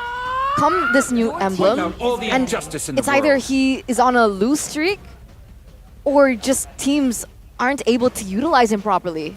I think it comes down to him being quite immobile, right? He's very mobile when you have CC in your team because he can jump in these team fights. But other than that, moving from the XP lane towards the other lanes, that immobility definitely impacts how he's able to go in the game, especially considering a lot of mobile heroes are now back in the meta. Uranus, Esmeralda, and it kind of impacts him even more. We have a comment here from Supervin. Albert can unleash his full potential in his new team, and that's why we were worried. Mid lane Albert in his first game. If he loses this is going to be a big blow and to Albert's be confidence. An increase of ego for Sans. Yeah. Right? 2 people have tried to replace him. None of them can if Onyx loses this. So, on that note, right, you said that Geek would be great picking up the Lancelot. I think Onyx, they sniffed that out. They're going to ban it out away from Niall. Geek, though, however, they're going to take out the Kaja. So, maybe they're trying to force this as a Kadira jungle? No, I mean, it's a Kadira roam? If not, if they really want to go crazy and add another AoE hero, they go for the Atlas here. Good head-to-head going up and say Kaja and Beatrix perhaps force that Farsa on that Purifier as well. So let's see here. Will they commit to that Atlas? Because I don't think Atlas has been picked here Season 12. I think at this point, the Kaja is also kind of a deny pick towards the Eve, right? They go for the Akai in the jungle. That means Paquito will be going to the XP, building some CC in their comp here to try to help out the other dive heroes. Before the final pick, is it going to be a mid lane or a roamer? Or perhaps will they flex this Akai even to Arlet Roam? I think that's what they're going for here. Arlet Roam or Akai. No, that's... Alright, it's still flex, but most likely it's going to be Akai jungle, Arlet Roam, mid lane Kadira. At this point, Geek Fam, they can just utilize this front to back. I think this front to back that they've built is already pretty strong. They go for an XP laner with good peel. I would say something like a Uranus here, just a solid frontline hero to try to stop Onyx from there with their dive, and they have a pretty good composition to play front to back with the Beatrix and the Farsa. Well, again, looking at the composition here, right? If you take a look at the draft from Onyx Game 2 yesterday against Onyx, against RRQ, little to none CC. This time, 4 of 5 heroes can crowd control. Oh! And it's gonna be, oh my god, it's gonna be Hayabusa jungle. Whoa. Expect early invades from Onyx here in this game. For sure, they're gonna try and pressure it a lot from this side. Akai Roam, by the way, Akai Roam. It was on Keyboy. Wait, so Arlet jungle? Arlet Paquito XP, jungle. Paquito jungle. Oh, that's so good for Onyx. That's a really, really good adjustment. I don't think it's going to be easy for Geek Fam to pull this composition off with how much pressure Paquito jungle can have against the Hayabusa. I don't know how this is going to go. Usually you want to use that level 1 to 3 to kind of bully the Akai, who's just going to be roaming without any real utility tools. But up against the Kaja, they're both going to be just flogging around level 1 to 3. I think it's a good move by Onyx. So pick off or dive. Pick your poison here. Oh man, so complex here. Geek Fam, winning condition, very, very hard to execute. Yeah, they need to be able to get that pressure from the early game. Let's see if they can do it. Ladies and gentlemen, welcome to the Land of Dawn for game number 1 in this best of 3 series. Let's get it. Let's get it. Albert debuting on the Kadita as a mid lane. Wow. Wow, indeed. I mean, if you want to make a statement in your first game as a mid laner, you know, Kadita, Clay has been finding a lot of success. Albert maybe want to try to replicate that success. As you take a look at the emblems here early on, it does seem like it's pretty natural for everyone. Lethal Ignition for the Hayabusa as well, something that we have seen for most Hayabusas, just using that burst even more. A boy in the mid lane, already getting chunked quite low though. So again, Albert wins in kill pressure, but a boy will be able to utilize this wave clear to try to get prio. It's a battle between these two. Meanwhile in the jungle, quite interesting as well for the Hayabusa, did not go for the Season Hunter. So Kyrie should have a better time farming. And with this, we all know how Kyrie likes to snowball just through farming, going and getting that level lead early on to translate it over to a first neutral objective. I think they're anticipating that this could fall into the late game, right? With a lot of weapon masters in the hands of Geek Fam. But wait a minute, Niall, Keyboy. Keyboy here still holding on towards that flicker. Does not need to activate it just yet. It's just a poke. All good. All G in the game here. And yeah, back to the point, right? I think Geek Fam, they're trying to at least stave off the pressure that the mid-game power spike of Onyx can have. And so they are trying to go for late-game insurances in their talents. It does make sense. But with how this early game has been going so far, I thought Geek Fam would play a little bit more aggressive, seeing as Onyx, they're very reliant on that level 4 power spike. But so far, nothing just yet. It's because both these teams are actually relying on that level 4 power spike. Beloy has hit his level 4 first, and Keyboy still hasn't. So this definitely will give Geek Fam a little bit more pressure to play with. Also, a fun fact is the fact that the emblems for Keyboy, every single game he plays, always 3 tank emblems. But now for the setup, let's see if Boots can actually make a difference here. 4v4 right now. I think now will prio that orange buff first, but looking at the setup here, Onyx is in prime position to respond as well, and they're the ones who look for the opening now. Oh, with the Quad Shadow, petrified, and take a look at the knockup. Luke gets taken out. First blood for side of Onyx, and as well as that neutral objective. Divine Judgment on towards a tower, but Keyboy still has that flicker. Favorable trade towards the yellow porcupines. Beautiful play there by Kyrie. He was just being very patient there. They're both at level 4, so it was kind of a 50-50. The knock-up, the follow-up coming in from the other members from the side of Onyx was really able to put Hayabusa in his place. And this is one of the reasons why I don't really like the Hayabusa jungle right now. I feel like he's very susceptible to CC, crowd control, and that's the entirety of Onyx composition right now. But looking at the talents prediction, it's going to be a 2 versus 4. Mirko, again, the lone wolf. It's the curse, man. It's the curse. You know what's up here. But for Geek Fam, honestly, I think early game, this is what they kind of anticipated was going to happen. Up against an Akai and a Paquito in the jungle with Season Hunter. The fact that they went Weapon Mastery shows you that, again, they don't want to go for this neutral objectives. Kyrie getting engaged on, though. So able to escape. Let's take a look at the items here. Very quick early game for the Beatrix. He's going to hit that power spike a bit sooner compared to the Claude. Building to a BOD. And once that hits, it's going to be massive. Valor's keeping down. The knockup will take him down. Albert getting his first kill as a mid laner for the side of Onyx. Yeah, he's kind of transitioned into the mid lane on the Kadita pretty well. He's been getting a good pickoff and on the importer members as well. So far, no complaints just yet, but here in the top lane, already a very stagnant 1v1 going on. In this matchup, Arlet versus Fredrin. What do you think? It's a dead lane. It's literally both of these. Yeah, both these XPs are just clearing out to just roam around, to help each other out. I think the Fredrin overall will have a bit of an edge because he doesn't need to use the mana. So he can stay in this lane longer to put in more pressure. But overall, it's just both of these XP laners clearing. And Boots, as usual, already just ignoring his own lane, rotating onto the other side. Yeah, he's actually sending CW to do it, so that's going to be a 4v3. Oh, what happened, Niall? Off-camera kill by the new member of Onyx now. Beloyski again pinned down. Good night. Onyx with the secure of kills and Turtle. Yeah, that's a 2,000 gold lead for Onyx being able to secure yet another objective. And meanwhile, CW, like you mentioned, very, very individual there. Doesn't really need much help, but Keyboy here might get punished. That's definitely the reason why he goes for that full defense talent and emblem, right? Yeah. He needs something to help him out with his aggression. He loves just staying in front of his opponent's face, and with the emblem changes, we have seen a bit of a change earlier. Here again, Boots is dealing some damage, but like expected, I mean, not enough damage to really go and take him on. But this has helped Keyboy so much in their last few games. Albert. Oh my god, a good setup, Beloyski. Forced to use the flicker as a defensive maneuver. CW will secure the kill now. It's a 3v1. Skadera forced to use the flicker, but Keyboy securing the kill in that backside. Now trying to find the trade. Shadow kill. Let's take a look at the early heavy spin there. Trying to somehow negate the mobility. Oh, he jumps back in as a boy gets the kill. Now Kyrie is there with the Paquito. He's pinned down and CW finding it.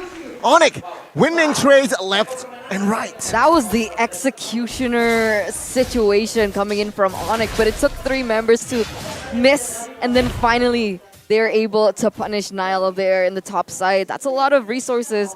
Onyx, though, still with a 4,000 gold lead. And the question is, right, you said that, okay, with how Geek Fam has drafted, with the way that they chose their talents, they're not going to go for these contests on the neutral objectives, but last Turtle, they kind of did, and they lost. That's the thing. I think Geek Fam aren't really using what they've kind of built for themselves in the draft.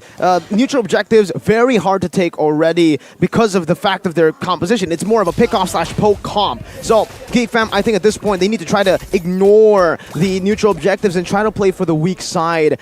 Try to go and punish CW. You might not be able to kill him, but as long as you get those turrets, as long as you get this Beatrix to that power spike, and unfortunately now, it's going to actually hit late. Oh my god, Petrify connected on towards Beloy. He still survived, but not for long as Albert will secure the kill in the backside, though Kyrie gets taken out by 2 members there from side of Geek Fam. Slight compensation, but this is what Geek Fam needs here, finding the right trade, finding the right target. And luckily that they actually took down Kyrie in the process. They were able to punish his aggressive moves there. They're going to be able to deny that neutral objective away from Onyx for the meantime. And I saw that Onyx CW picked up the golden staff. Is that enough, Mirko, for these team fights? Definitely. In the 7 minute, getting a golden staff is massive for a Claude. And now there's another poke attempt here. But back again to the topic, CW, if you get the golden staff faster than Chadera gets the BOD, it's already just very, very tough for Chadera, for the Beatrix. CW, you can see him starting to participate in fights compared to last time. Oh, flicker, heavy spin on towards Luke in the backside. Beloyski gets taken down again. 0-5-1 here for the roamer from the Philippines. As Geek Fam will retreat from that neutral objective. Let's take a look at Kadira there. Awkward positioning, but Nile now with the shadow is able to escape. But Onyx again winning across the map. Ooh, Jadare actually outplayed two members here, but oh no, Kyrie and Albert, they're on the way. Can they do this? Oh, Kadira has to use the flicker to get out. Again, Onyx with their domination now already invading the jungles of the Geeks. It's good. It's really good. Onyx need to utilize this even more. The fact that they got 3 neutral objectives, that's so much map pressure for them, especially with the turrets taken down that they've been kind of poking with CW in that weak side, giving them a good matchup. And now the Corrosion side. We mentioned Golden Staff at 7. Corrosion in 8th is even worse for Geek Fam, even better for Onyx. They're going to start just clumping up together. At this point, they don't even need to split. They don't even need to care about these side waves. Just clear it a bit and then group up, force team fights, and Geek Fam, they're not really going to have a good time here. I mean, yeah, you're right? Because with how much dive Onyx has, Geek Fam, they don't have any AOECC. The only person they can rely on is Beloyski, and he gets taken out right over there. They need to choose. They need to pick their battles, and with how do they prioritize, right? Boots can go in, Kyrie can go in, CW can also go in. Keyboy is also really great at finding the openings to just isolate one of the members from the side of Geek Fam. And then we have Albert, but Niall here in the bottom lane. Oh, will be able to escape with the quad shadow there, so no problem. 5,000 gold lead here in hand, and another turret will fall. Luke now soaking a lot of damage. Oh, placing the towards the backside. Will it be enough to take him down? Not just yet, as Luke will be able to survive. Oh, CW will be taken out off camera there. Great pickoff by Nile. A bit too chaotic. From Onyx? Mm-hmm. I think it's just really, really unfortunate for CW that he kind of went in a bit too deep and his team did not have his back in the BMI. It was Nile waiting in the back that was already kind of seen because he was seen first in that team fight. And this is what Geek Fam need to try to look for. Isolate these targets one by one. If they are able to do that, they create so much space for their back line, Aboy and Chadera. I guess it's getting predictable, right? The movement. CW goes in, he waits for the BMI, and so Nile picked that up really well. And you're right, with the resources coming from Beloyski here, being able to use a Divine Judgment to really pin down CW, I don't think that's a move that you want to repeat coming to this next Lord. Take a look at Kyrie here with the fast hands. Already hand cam here again by Samsung Galaxy S23 Series 5G now. Will Geek Fam contest? That seems to be the action as Keyboy will lose his immortality, finds the Lord. Take a look at the Nibiru's passion there by the side of Geek Fam. Kyrie will secure his position there. It's a trade. Is the trade worth it there, Lord, for Keyboy? No, definitely not. It wasn't even Keyboy fully dead. It was just an immortality. Beautifully built by Keyboy, by the way. He prioritized it quite early. And this is what we've been seeing from a lot of different roamers. Immortality first item. He did go for the Dreadnought. He has a few, even a robe here. So he's just relying on base damage, not fully passives from built items, and then going for the immortality. As a roamer who wants to keep on diving, that's what you're supposed to do. For Beloy, though, he's not doing that. He's doing the brute force breastplate instantly, just wanting more movement speed in these team fights, and instantly to a robe. So his survivability is definitely not going to be as much as Keyboy, who can not just withstand in the front line, but he can actually just sacrifice himself with that immo. Wait. If CW picks up the wand, does that deny the pressure from the Hayabusa? Yeah, Hayabusa and Beatrix, the two winning conditions, just nullified instantly. And that's why Onyx are just, again, grouping up, utilizing another power spike. This is what you're supposed to do. Oh, take a look at this Keyboy. This time, with no flicker and Immortal, will be taken out now. Very sneaky here, looking for the right timing. He knows the whereabouts of Albert. Will he commit this time? Albert has a lot of resources to escape, and there you go, the Petrify and the Rough Waves will take Niall to a low HP. Luke, though, re-engaging on towards Albert. Albert has no resources, but the backside, it is Kadera taken out. The boy using the Wings by Wings, and this time it's Luke who is not going to survive. Two members taken out as Geek Fam. Yeah, losing Kadera and Luke. Yeah, that's a huge advantage for Onyx there. And I would have sworn that Niall would have used Shadow Kill before Albert can use her ultimate.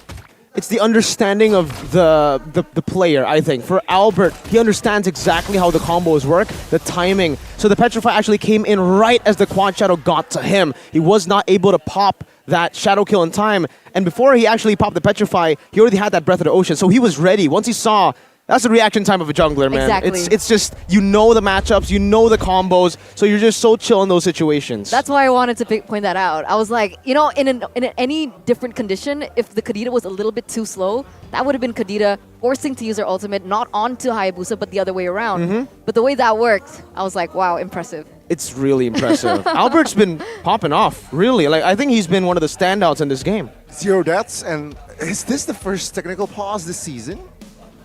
Yes, I think so. I don't remember any pauses before this. No, well, ladies and gentlemen, welcome to the first pause of Season 12 MPL ID. Welcome to the English podcast. How did you know what I was going to say? P-O-D-C-A-S-T. That's the spelling. P-O-D... Oh, I thought you were abbreviating something. You were just spelling podcast.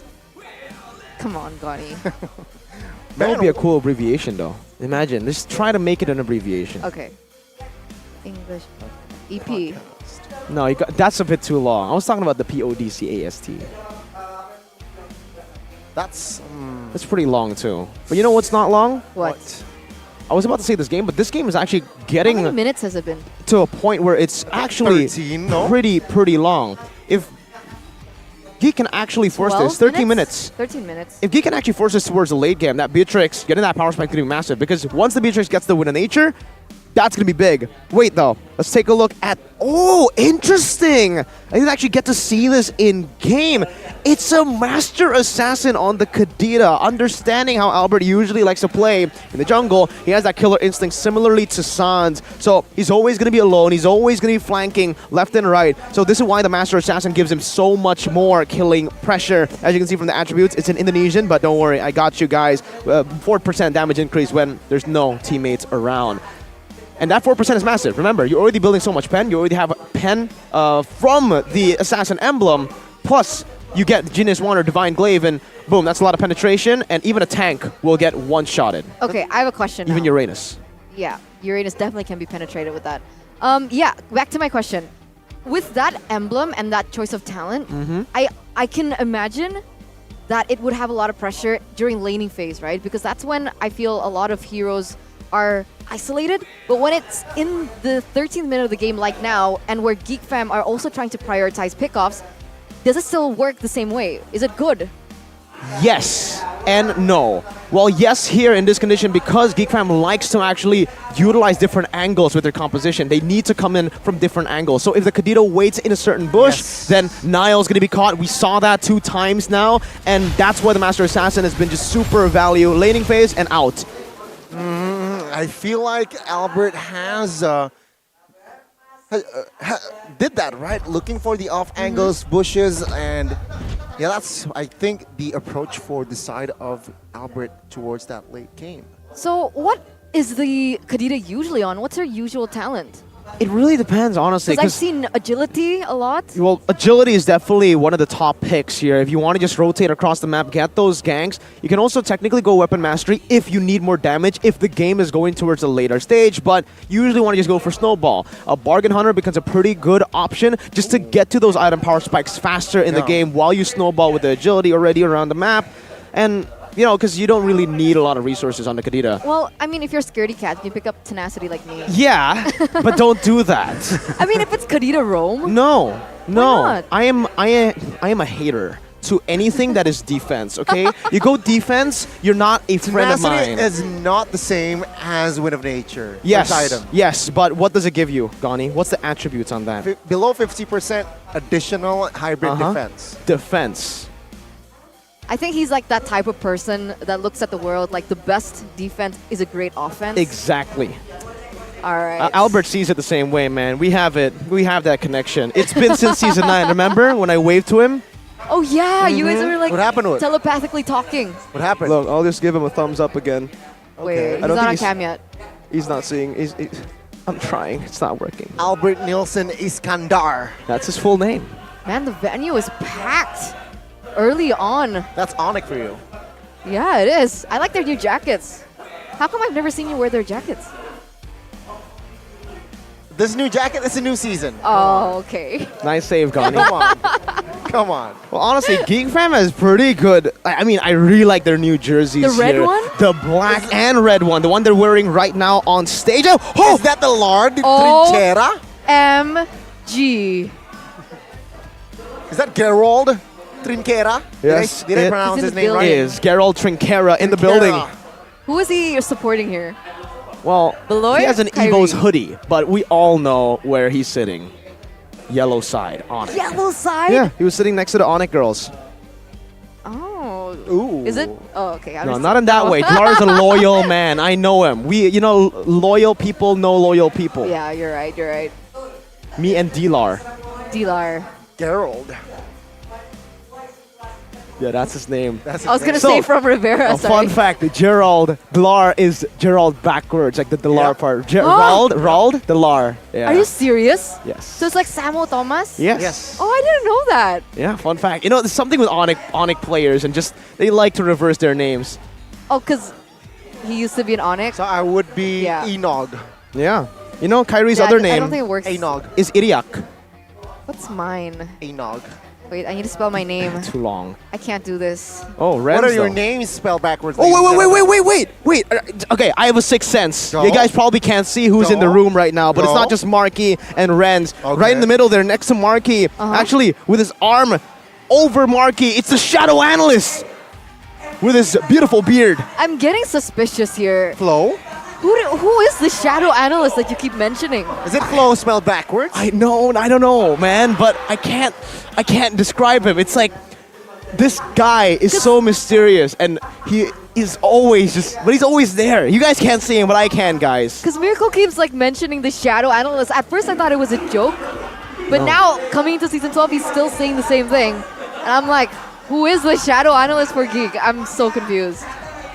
Are you delusional? Is my question. Yeah, That I was might about to be. ask, I mean- are you okay? We'll have to see, right? It comes down to revelation. If they never announce it, then maybe it's just an illusion in my head. But if they do, then I called it. Okay. Okay. Fair enough. Fair enough. There you go, chat, Fair enough. audience. But yeah, Podcast. This is just what happens when a pause happens, Yeah. but it's all right, ladies and Do you gentlemen. wanna Please talk- be patient with us. Do you want to go back You to wanna- the game? You want to talk about You want to? what's going on? Yeah. Yeah, I think for I need consent. I think for Geek Fam, it's gonna be really good if they are able to prolong this game, right? I mean, Geek Fam have never been a laning phase team. They've always been a team fighty pick-off team around the map. So they want to get rid of the laning phase ASAP, especially considering, they literally picked up a Fredrin. Yeah, you don't want to lane. You want to try to utilize this Fredrin, the taunts, the utility, and even the sustain in these team fights. And looking at his build right now, with the Athena and the Dominance, I think he should be able to tank up the magic damage, but that's a little bit too much physical. CW is already on the way to a Melphic Roar. 13 minutes, if you get full items in 13 minutes on a Claude, usually it's over. But you have a way to counter him. That's the Divine Judgment.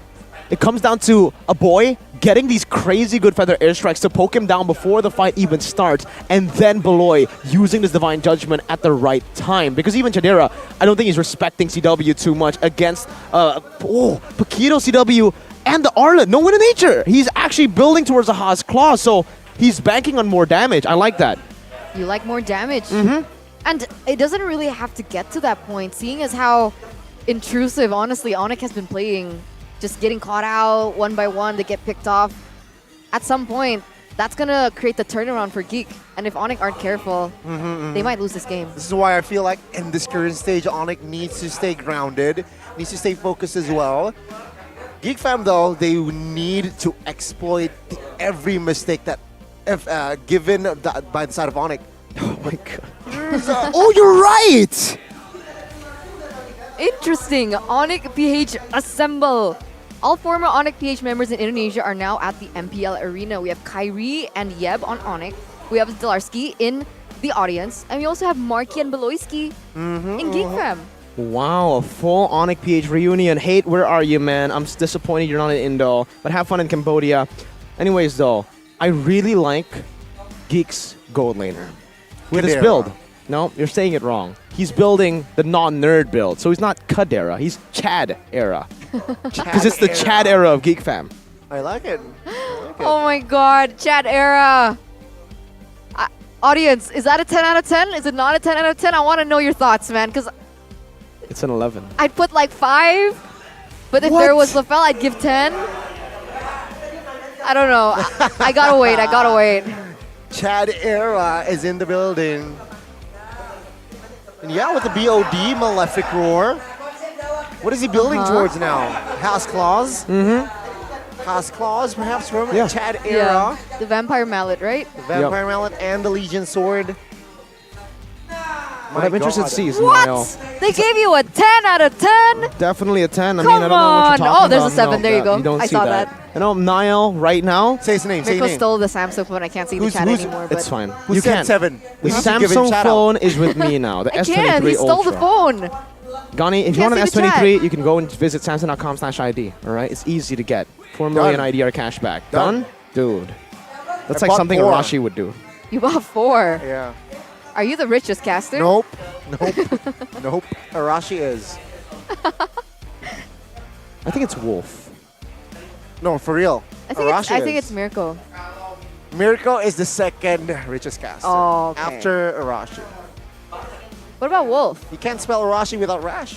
What does that mean? You wanted to say rich, Gani. I'll give you a 1 out of 10. There you go. So all the ones there. Before Chidera, he's definitely not a 1, right? I mean, he has a girlfriend. Oh, what? Mm-hmm. Does What that does give that you? mean? Does that give you a buff? Yeah, it does. I mean, Girlfriend buff. if Girlfriend buff. you gotta be pretty good Kyrie looking. won MSC without a girlfriend.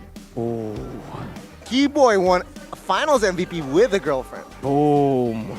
So is it the girlfriend buff or the girlfriend nerf? I think it depends on the player. Because for some players, the girlfriend becomes a nerf. But for a lot of players like Keyboy especially, man, that's a buff. That's a big buff. Finals Big buff. MVP. His first MVP is a Finals MVP. That's so crazy. That's a crazy fact. After having a girlfriend. But Sad Boy Kyrie is really good Oh. too. His Lancelots, Sad boy Kyrie.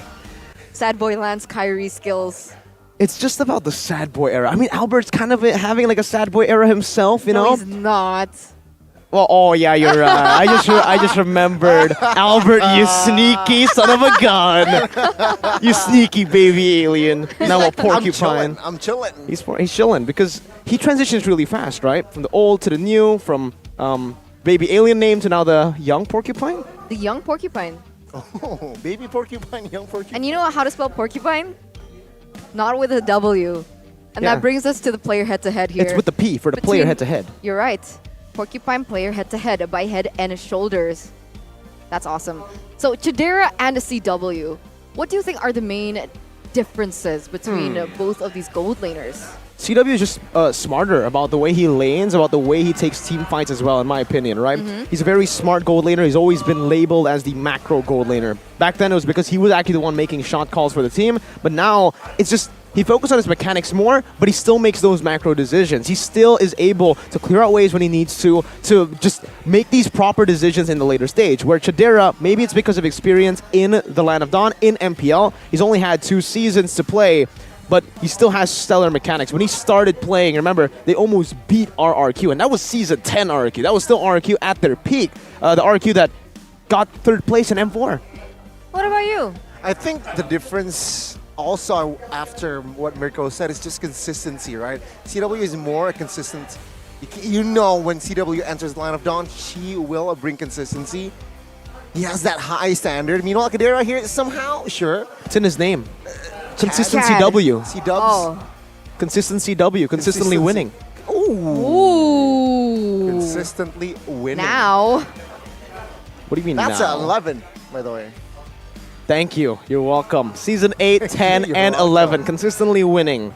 I think I like you guys. I like the pointers that you guys brought up, but I really am quite curious to Chidera's hero pool. Yes. Right? Because CW, we know he can play like literally Everything. everything in the gold lane. I wouldn't even be surprised if I saw something crazy. Like, I don't even know what's crazy anymore. I can't even Yeah, mention you're like, it. oh, this is crazy, but oh, it's CW. CW. It's like- we've seen it before. Belric Alright. Gold, that sounds like, It's CW. sounds stupid, but CW, he made it work in Season 7. So the only crazy thing that we've seen Chidera actually pull off is Valentina Gold. Yeah, Do you think he has other things? Do you know any information on scrims or? I do. Oh, so there is? Just From yes the or no? Shadow Analyst. Yes or no? Just yes or no? No. OMG! And with that in mind, ladies and gentlemen, the technical pause has finally elapsed. We're going straight into the game here, 14 minutes in, and it looks like once again, Onyx being very aggressive, looking for just the shutdown onto Geek Fam's jungle, as both of these teams are going to be rotating for the Lord. All right. Taking a look at the way they're manipulating these waves, Onyx definitely have a big lead. They have a slow push going on up top, and Niall is already forced to try to respond to that, but he's going to be spotted out by Keyboy. Geek have taken control of the Lord, though. They notice that Onyx want to use it. Oh, the conceal canceled there. Heavy spin onto his Malloy. Stick with damage by Kyrie. That's the BOD for you, and now it's a 5v4. Let's see. Keyboy now half HP. Will not be able to escape with the God Shadow coming in, but Niall, no HP, will be shut down by CW. Kyrie finds the Mega, and 2 members left standing. Take a look at Albert in the flanks. Kadira and Aboy will not be able to do anything for that Lord take. Yeah, that's a 1-4-3 trade, ladies and gentlemen. Onyx really pushing the tempo here. 9,000 gold lead, and they're starting to go crazy here. They're snowballing even further. Getting the Lord, they're going to be able to push this even worse. I don't know how Geek Fam are supposed to defend this. this is why a lot of Kajas actually go for the immortality very early, because they know they're quite squishy in this game currently. And with the focusing mark, the emblems that he took as well, you can really see that again. Keyboy just has a massive advantage when it comes to tankiness and being beefy. And for Beloy, he gets caught once, he's dead. Paquito one-shot him. My goodness, that damage from Kyrie, you're really seeing that penetration from the Hunter Strike and the Malefic Roar. And it's so difficult, right? Because even if, let's say, Niall gets a really good pick onto CW, Wind of Nature, outplay, and then he goes in with a Blazing Duet. So now CW, he's being very patient with his resource allocation. He's waiting for these really big resources to get wasted before he goes in, and the damage is just brutal onto Geek. They certain one who has been taken down here by the Lord. Let's see, Geek Fam, what will they do to defend this one? So, Flicker, Divine Judgment on towards the right target. Kyrie has Immortal. Keyboy pins Niall down. They're finding the shutdown. Boots find that Niall. Luke now will not be able to soak in more damage as Boots finds a double. Onyx still with 4. Geek Fam desperately defending their base, but Kadera finds the angle to take CW down. It's all has been resetted. Again, it's that coin flip from Geek Fam, from Beloy. You can expect Geek Fam to make these plays happen. They can be down 10,000 gold, but with one play, Beloy can take control. And that's exactly what happened. Geek Fam have coin flipped to a winning team fight. But unfortunately for them, they've lost 2 base turrets, and it's going to be a lot more pressure that Onyx can just utilize again by stepping back, chilling a bit. And here's the moment, right? Beloy goes in, was able to actually get the suppress onto Kyrie, but he still had the Immortal, and he actually survived for a bit and was able to put the damage in. Chidera was waiting very patiently. Now, this is the moment where I thought was kind of weird. CW really didn't have to force the take and put pressure in that top lane, but he did, and Chidera saw where his BMI was placed, instantly dashed into that, and was able to take him down. These are slight mistakes, honestly, for the side of Onyx, getting a little bit too aggressive, not respecting the damage that Chidera already has, especially when you look at the itemization. Wow. Yeah, I mean, looking at Claude, CW, we already mentioned the Malefic Roar in the 13th minute of the game, right? The fact that he sold his boots now to go for the Windtalker, that might hurt him. With the Windtalker, you do have the movement speed, not as much as boots though. So he will constantly need to be stacking all 5 of his stacks to really be able to kind of match the mobility he had with those boots. So now, Geek Fam can try to out-rotate him or even catch. What? Albert inside lead it there. As Keyboy failed to cover his mid laner. Now it's 5v4 with the Laird standing. Let's see here. Will Onyx contest and be stubborn? Take a look at the damage by CW. Luke now very low. Kyrie failed to find the execution there. Geek still hovering around the Lord. Lord has not been resetted. It's still a Geek Fam here, slowly but surely poking the Lord. Onyx, what will they do? Boots hovering around, trying to give vision. I think they're going for the contest here. Oh, take a look at the suppression. Connects. Feather airstrike followed. And Wind of Nature with the Blazing Duet towards the backside does not deal enough damage. Kyrie finds the Lord. Geek Fam failed to claim the neutral objective. Interesting turn of events, right? Because initially that would have been a really good play for Geek Fam, seeing as they were a member ahead. The damage coming from Luke actually forced him to flicker out and then recall, and then it got into a 4v4. They equalized, and Onyx were able to zone out Geek. That's the thing, right? I mean, for Geek Fam, the thing is, for neutral objectives, even towards the very end, you still need to rely on those pickoffs. This is what the composition was built for, and Onyx took complete control of that. They understood what makes Geek Fam's composition works. It's those team fights. So if Onyx just play around, attack from different angles, it's going to be hard for them, and it's hard again. They bait out the feather airstrike before the Lord even crashes. Kyrie. Oh, Kyrie with the winner's run. Oh, what? Nile now is going to be the casualty there. CW picks up the kill. Lord marching top side. Kadira, their half HP. Still has the ass claws though. Let's see here. Base turret number 3 will be taken down. 4 members defending. 4 members attacking. Let's see. Oh, Beloyski with the flicker play. Finds one. The damage will fall through. Keyboy still survives. Albert though on the other side is low. Boots soaks in the damage and gets pulled. Gets taken down as well as it's another member from Onyx taken down. Geek Fam 20 minutes in. Can still see another day. And this is it. This is the moment that Geek Fam has potentially been waiting for. Sure, they lose all 3 inhibitor turrets, but this is when the damage has started to come through. You can see that now in these long drawn team fights, Onyx, they're getting a little bit messy. And Geek Fam, they're winning it out and getting the favorable trades. And if you take, wait, there's another catch. Oh, Albert there. What? Peculiar positioning, punished instantly. And now they move onwards. Mid-side will fall. Onyx will have no high ground for now, apart from C-Dubs. Let's see. Concealed play. Beloyski, very naughty move there. But it seems like it's just Geek Fam still just advancing forward. And just like that, they've cracked the mid lane completely open. Still a base turret left though. So let's talk about the details. Geek Fam, the reason they're able to finally push on and look for these crazy team fights is because Chadera, he's hit all 6 items. The real-time probability says Onyx, but I think it's a bit more 50-50 than you guys would think. Map pressure still Onyx, but the fact that Hayabusa, Nile, built the Sea Halberd, it will actually help them with clearing out the other side. Usually for Onyx, they want to try to send Boots over there with his sustain, but because Nile has the Sea Halberd, now Boots is going to have trouble on the other side of the map, and Geek Fam can completely capitalize on that with a solo kill, and if that happens, Onyx composition crumbles. That's not good. I mean, at this point, right, the goalie doesn't even matter, but look at it shift back into the hands of Geek Fam.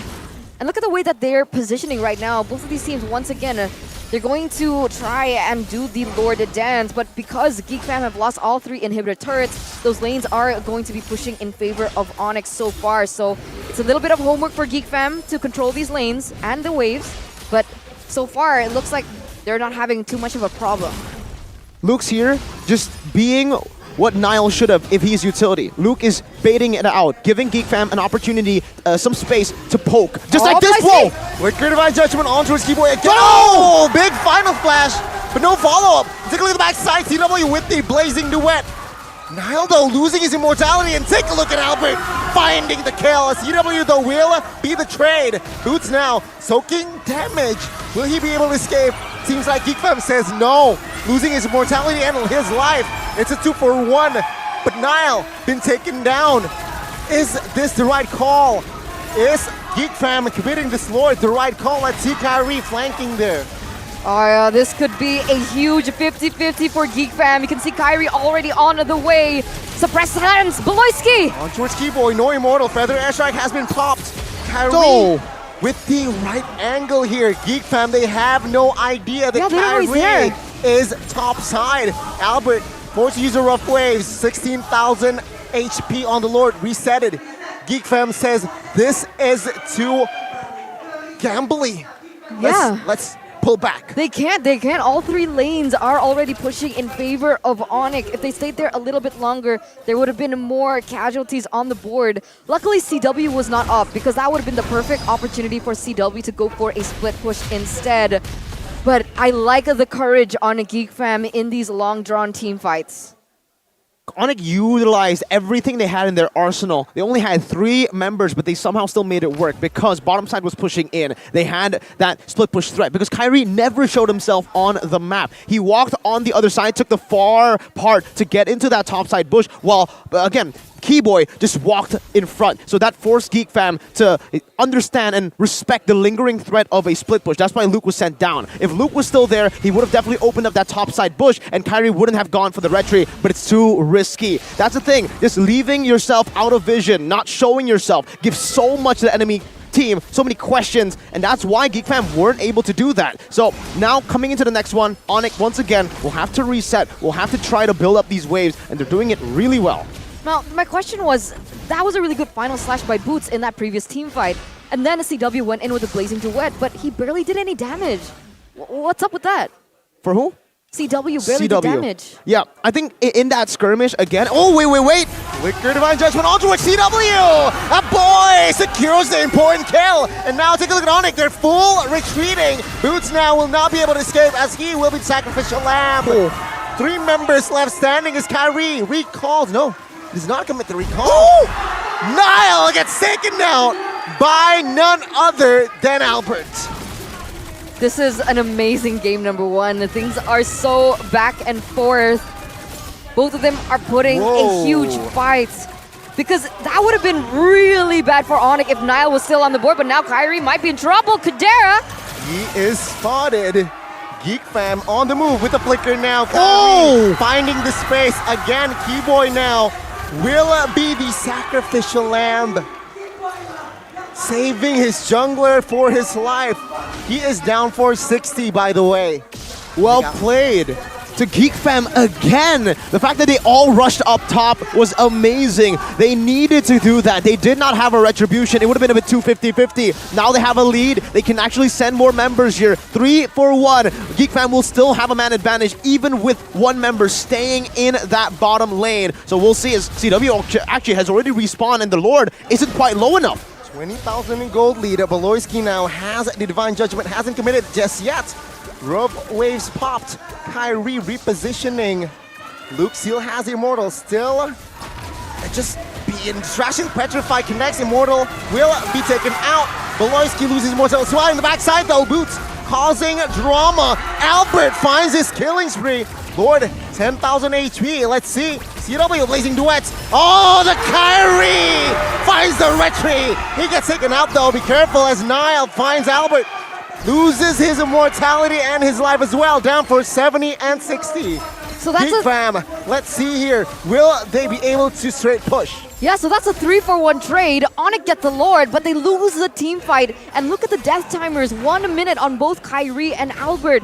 Will they be able to extract the maximum potential of this Lord push? I think Onyx have the right members to actually deal with Geek Fam right now with the Evolved Lord. Remember, 26 minutes in, this is a very beefy Evolved Lord, and they need to try to keep it here. That's why you're not seeing Onyx actually clear out these waves. They're letting it slow push. They're letting it just build up here because they want to be as close to their base as possible to remove Geek Fam from the Lord, but they're still doing a good job now with the Feather Airstrike and that Bennett's Rage. Luke, though, he's trying to force something out. No, Luke. No Immortal. Needs to be careful. CW has enough damage. Oh, Kadera pinned down. Kadera pinned down. CW now with the Blazing Duet. Boots finds to shut down. And now Nile and a boy and Beloyski, 3 members from side of Geek Fam will try to defend their base. All right, now it's not a good thing for Geek Fam, right? They only have the high ground coming in from a boy. They have Nile for the kill pressure, and they need to still be wary of Beloyski because he still has that ultimate, but look at Boots go in very aggressively. Now with the extra Lord, a Feather Airstrike pop early. Awkward positioning there. Winner's Truncheon pop early as well. Let's see. Lord will now be taken down. Yellow Porcupines, the debut of Albert. It seems like Onyx prevails. Onyx strikes first. Onyx strikes first. The Yellow Porcupines here looking to make their comeback, looking to make and redeem their name as the MSC champions. But remember, this was the same exact pattern we saw yesterday in the Royal Derby against RRQ. Onyx were able to win the first game, but the way that their enemies adapted to them now, that is the main issue. But again, What an intense game between both of these teams. It came down to the final fight, that final decision from Onyx. That was, again, just spectacular. Fantastic decision to not push it away with the Evolved Lord, but let it slow push. Be as close to their territory as possible. And again, how they utilized that team fight, how they were able to win, they played with the Lord. Evolved Lord gives you damage reduction if you're in the vicinity, and that's what they played with. They constantly just grouped up with the Lord, went for the team fight with the Lord, and GeekFam definitely oversaw that. They did not respect the Evolved Lord buff enough, and when they were all clumped up like that, you saw Chidera, his damage, all of a sudden, why is it so little? That's it. And Keyboy, my goodness, that heavy spin, we cannot ignore it.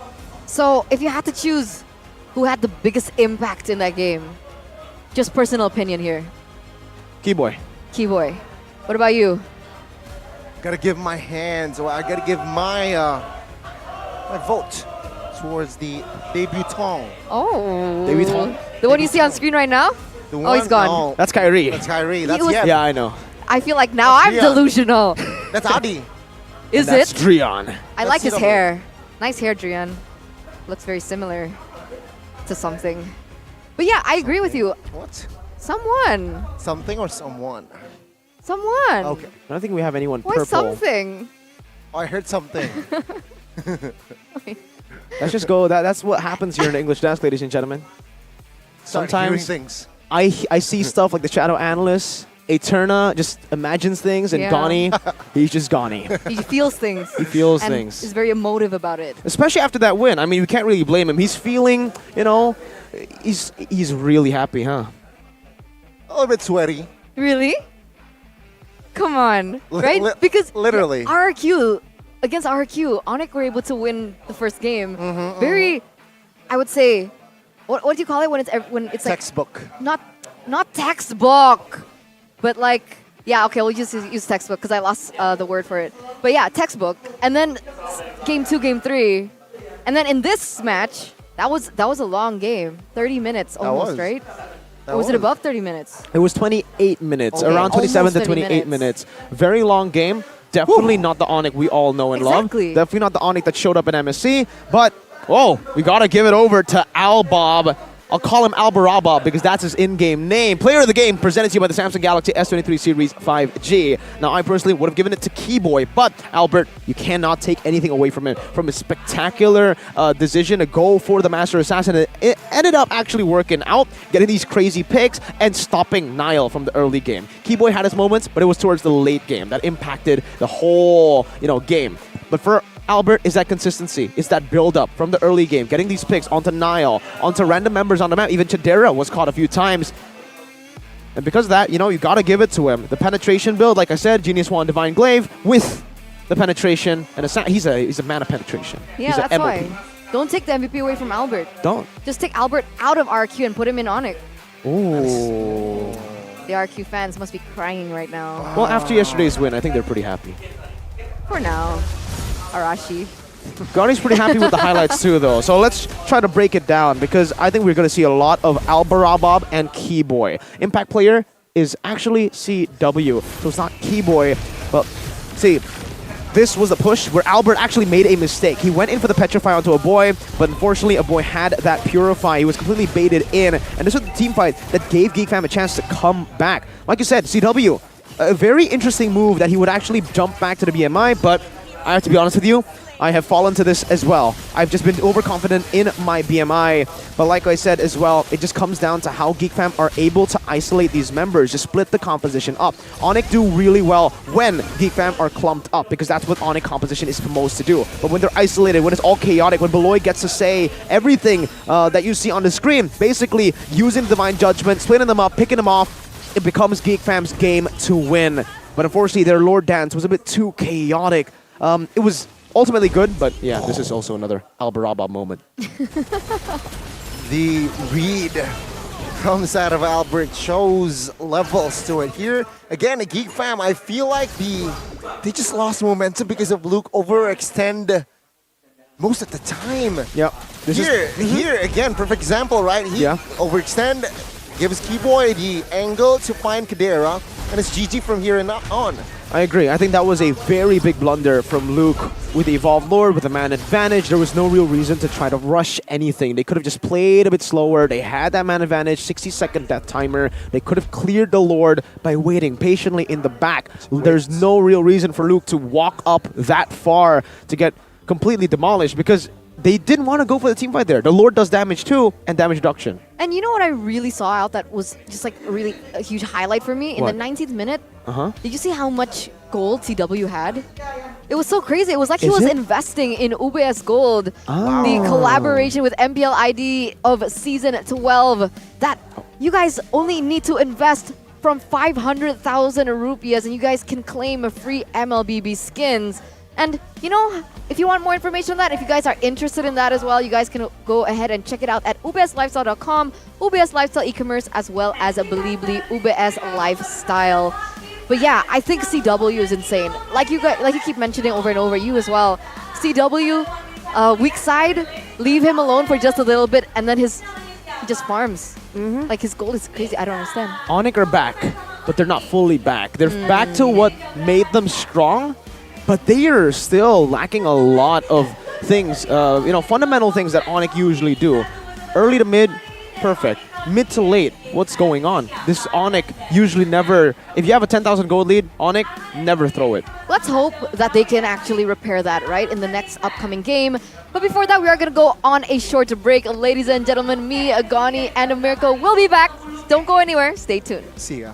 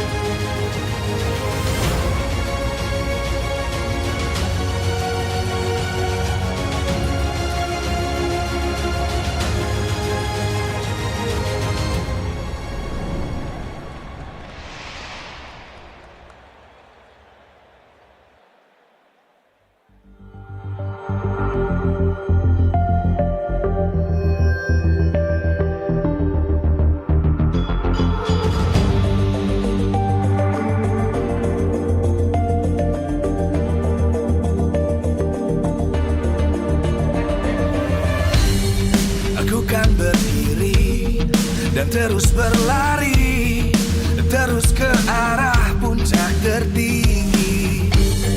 Ku takkan berhenti, hanya sampai di sini. Kemenangan abadi menanti. You know we won't miss if we unite our focus. And if you haven't noticed, we all live. Nyalakan apimu, hadapi semua tantangan, hadang semua serangan, jatuh bukan halangan. Bakar semangatmu, janganlah engkau menyerah. Kita akan buat sejarah. We all this, we won't miss. We all this, we won't miss. Saatnya beraksi, jalani ambisi. Aku kan menyawakan hari ini. You know we won't miss if we unite our focus. And if you haven't noticed, we all live. Nyalakan apimu, hadapi semua tantangan, hadang semua serangan, jatuh bukan halangan. Bakar semangatmu, janganlah engkau menyerah. Kita akan buat sejarah. We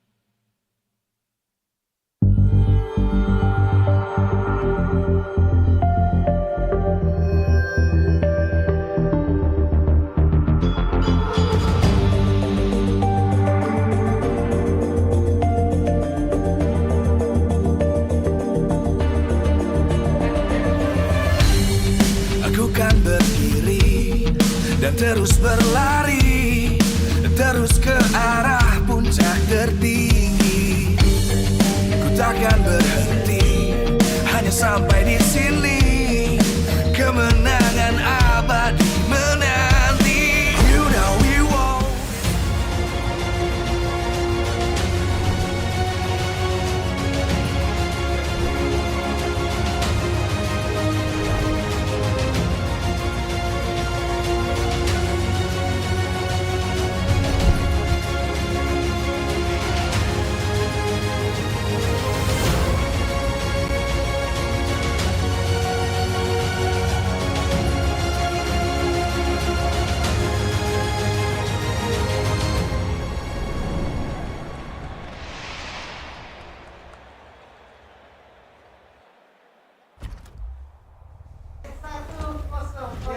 Ladies and gentlemen, welcome back from the break. It's still with me, Eterna, Goni, as well as Mirko. And for those of you guys who missed the first match, it was Onyx who were able to take the first game of this best of 3 series against GeekFam. But to say that it was an easy game, to say that it was template, Convincing? No. no, Not convincing. not convincing. Especially like with Onyx standards. I know, right? That was not Onyx. What was that? What's going on? Or maybe that was just GeekFam on another level because of Telkomsel. I think. Yeah? I think. They got that connection, bro. Or, you know, maybe Onyx, they didn't have quota at some point in the game. They were like, oh no, we don't have quota. And you don't want that same thing to happen to you guys, right? Especially you guys who are playing in rank. So go ahead and check the collaboration between Dunia Games as well as Telkomsel, because you guys can buy quota before you play, or when you're playing, or maybe after you play. Because if you're in luck, you guys do have the ability for every purchase to gain free extra savings and additional 3 gigabyte data quota. That's what you get. It's cool, right? That's why. So Scan much. the QR code down below, Mirko, to check that promo code. Can't see it. I love it. I love it. I can't see it. I'm kind of blind. Honestly, I can't see it. It's right on your screen, Eterna. That's what the screen is for, ladies and gentlemen. They don't know we have a screen. Do they not know? They don't know. No, they we can't use see the it, screen right? behind us, usually. Yeah, that one. So what if it doesn't show anything? Then you just use Dunia Games and get on your Samsung phone and just watch the stream. That's why Telkomsel is just amazing, and that's why I personally never experienced lag. I don't know what lag is. Yeah, a lot of what's people that? tell me, Mirko, how do you play with 6 ms on your streams? Hey, Telkomsel. Yep. I have no lag in my dictionary as well. So you don't know what the meaning of lag, but you just use lag. Nope. Okay.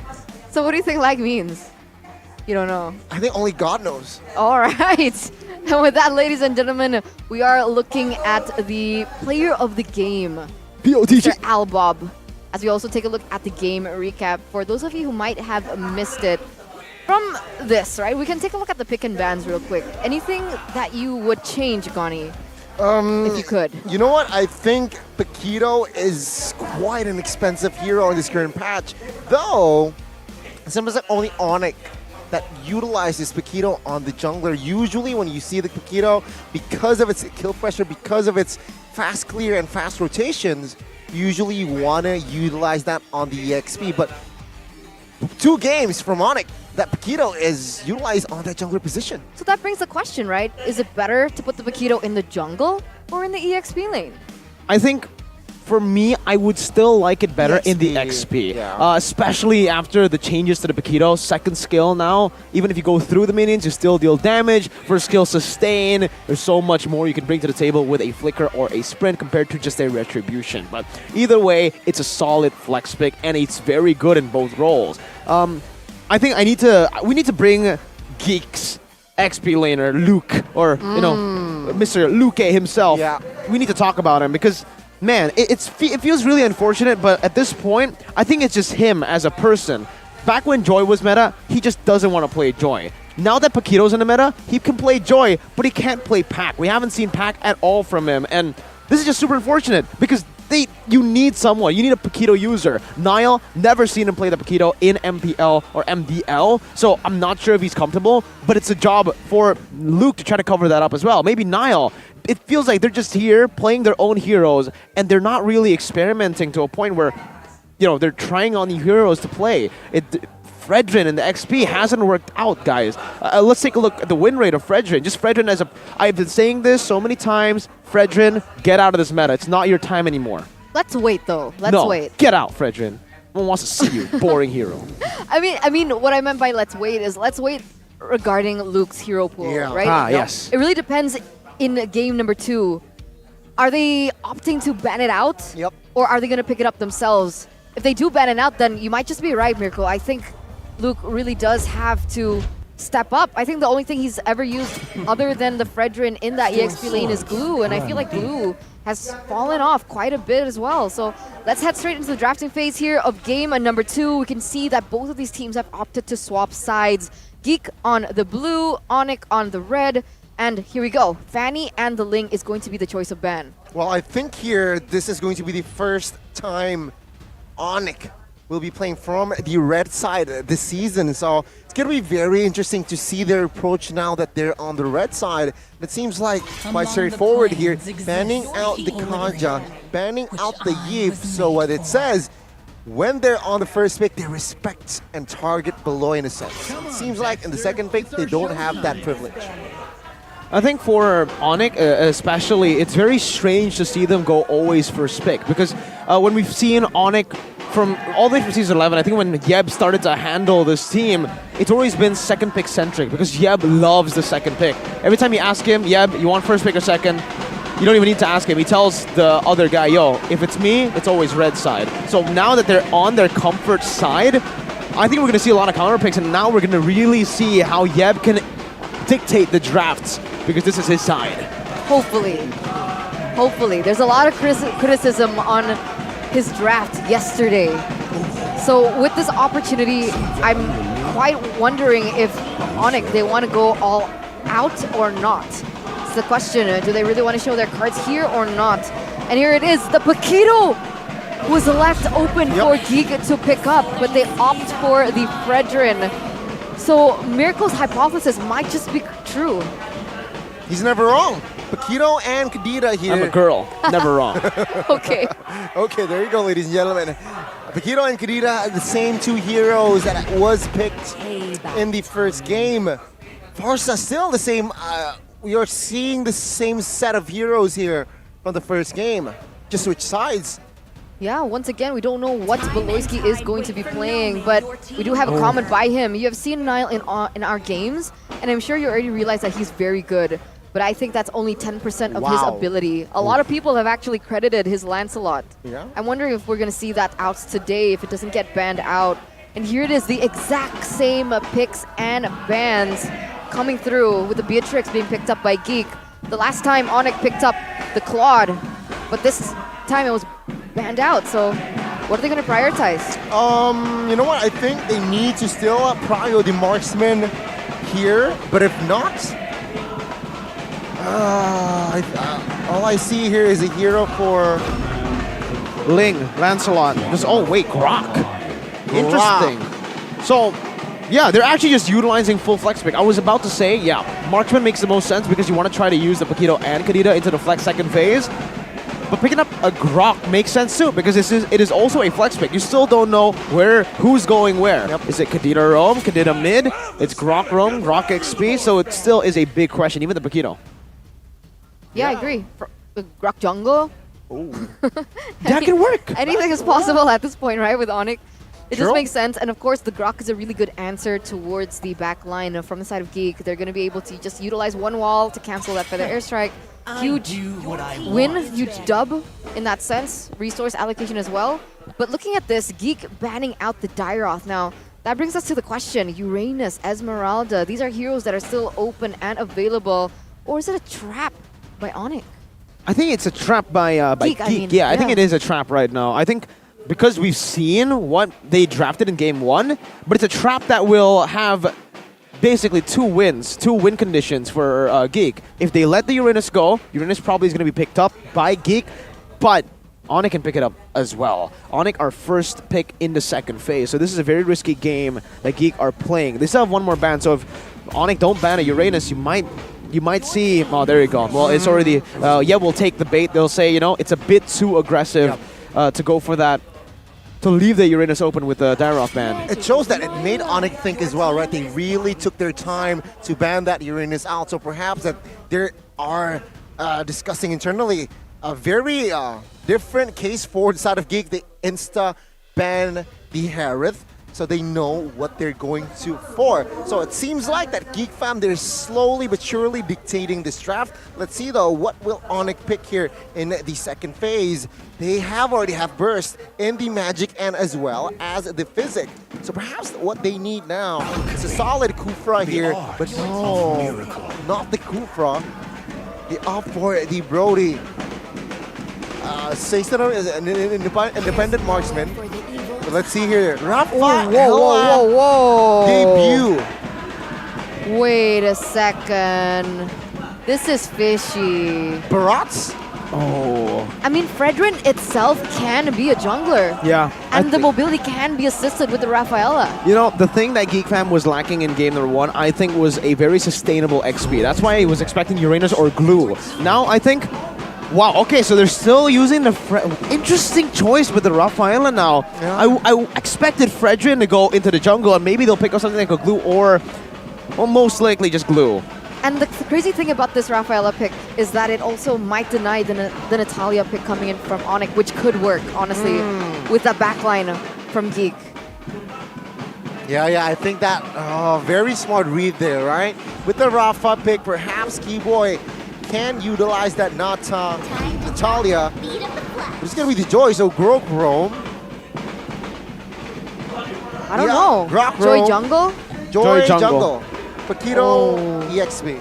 Mobility versus mobility. But I think Joy still does kind of have an advantage over Geek in that sense.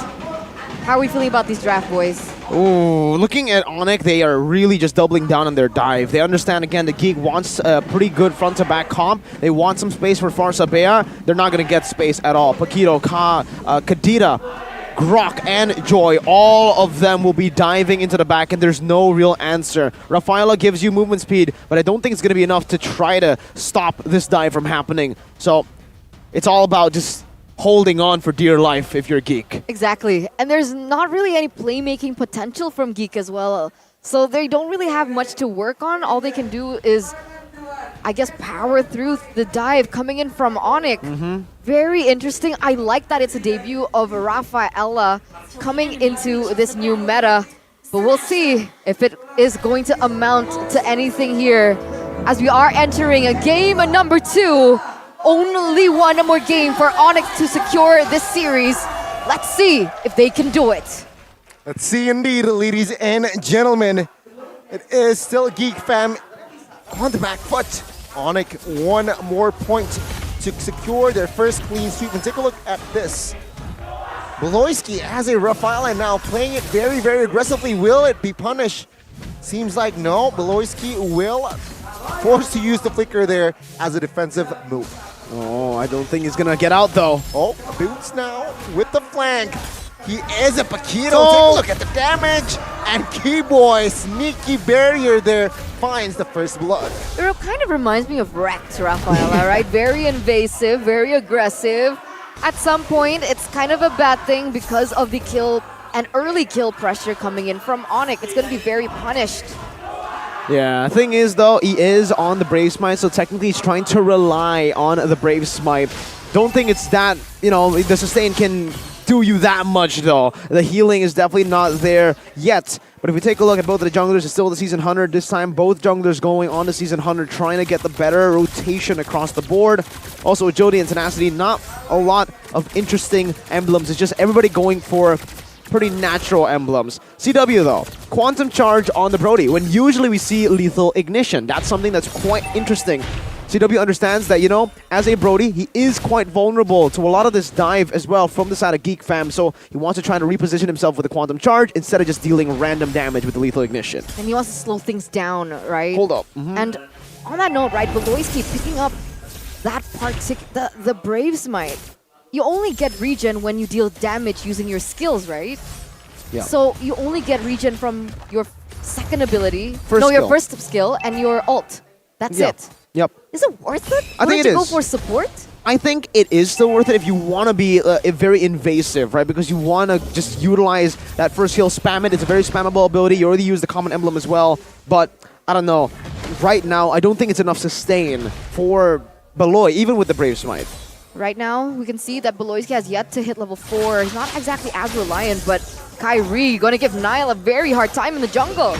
Let's see here. Oh, Nile got the purple buff. And take a look at the mid side here. Kadita, Albert has popped his ultimate, and Beloyski with the survivability. Again, a boy with the outplay finding the kill. And in the mid side, a boy was forced to use the Purify there. Great setup by GeekFam. Just, again, I feel like GeekFam were able to just react to the plays of Onyx, but also they kept themselves at a point where they were able to stay proactive. That purple buff steal is going to hurt Kyrie. See here now, Nile should get the Lord. Well, the turtle comfortably now. Keyboy forces the flicker as a defensive move. Onyx losing the trade again. A good early game by the side of GeekFam. It feels like Onyx aren't setting this up properly, right? You can see here, Nile kind of has a little bit of an advantage because of the way that he's rotating faster with his own tempo on the map. Very different to what we saw in game number 1. But here, Talus prediction, you can already hear the crowd singing. Albert. A boy this time has no Purify. Albert will secure the kill, and another kill occurred. Bot side, CW grabs the extra 200. It's cool because both of these teams, it's like they're running a marathon. They're sprinting for their lives. They're both trying to dictate the tempo. When GeekFam has a tempo, then that's when you see things like them being able to get more objectives because they have the better setup. They have a little bit more time. But Onyx, they're not laying idle as well. They're going in for more trades. They're getting pickoffs on the board, and here we go. Who got it? Nile. Nile again, the 3v2 setup. A joy here. Kyrie will not contest. What an invade. Oh my god, Albert, come on.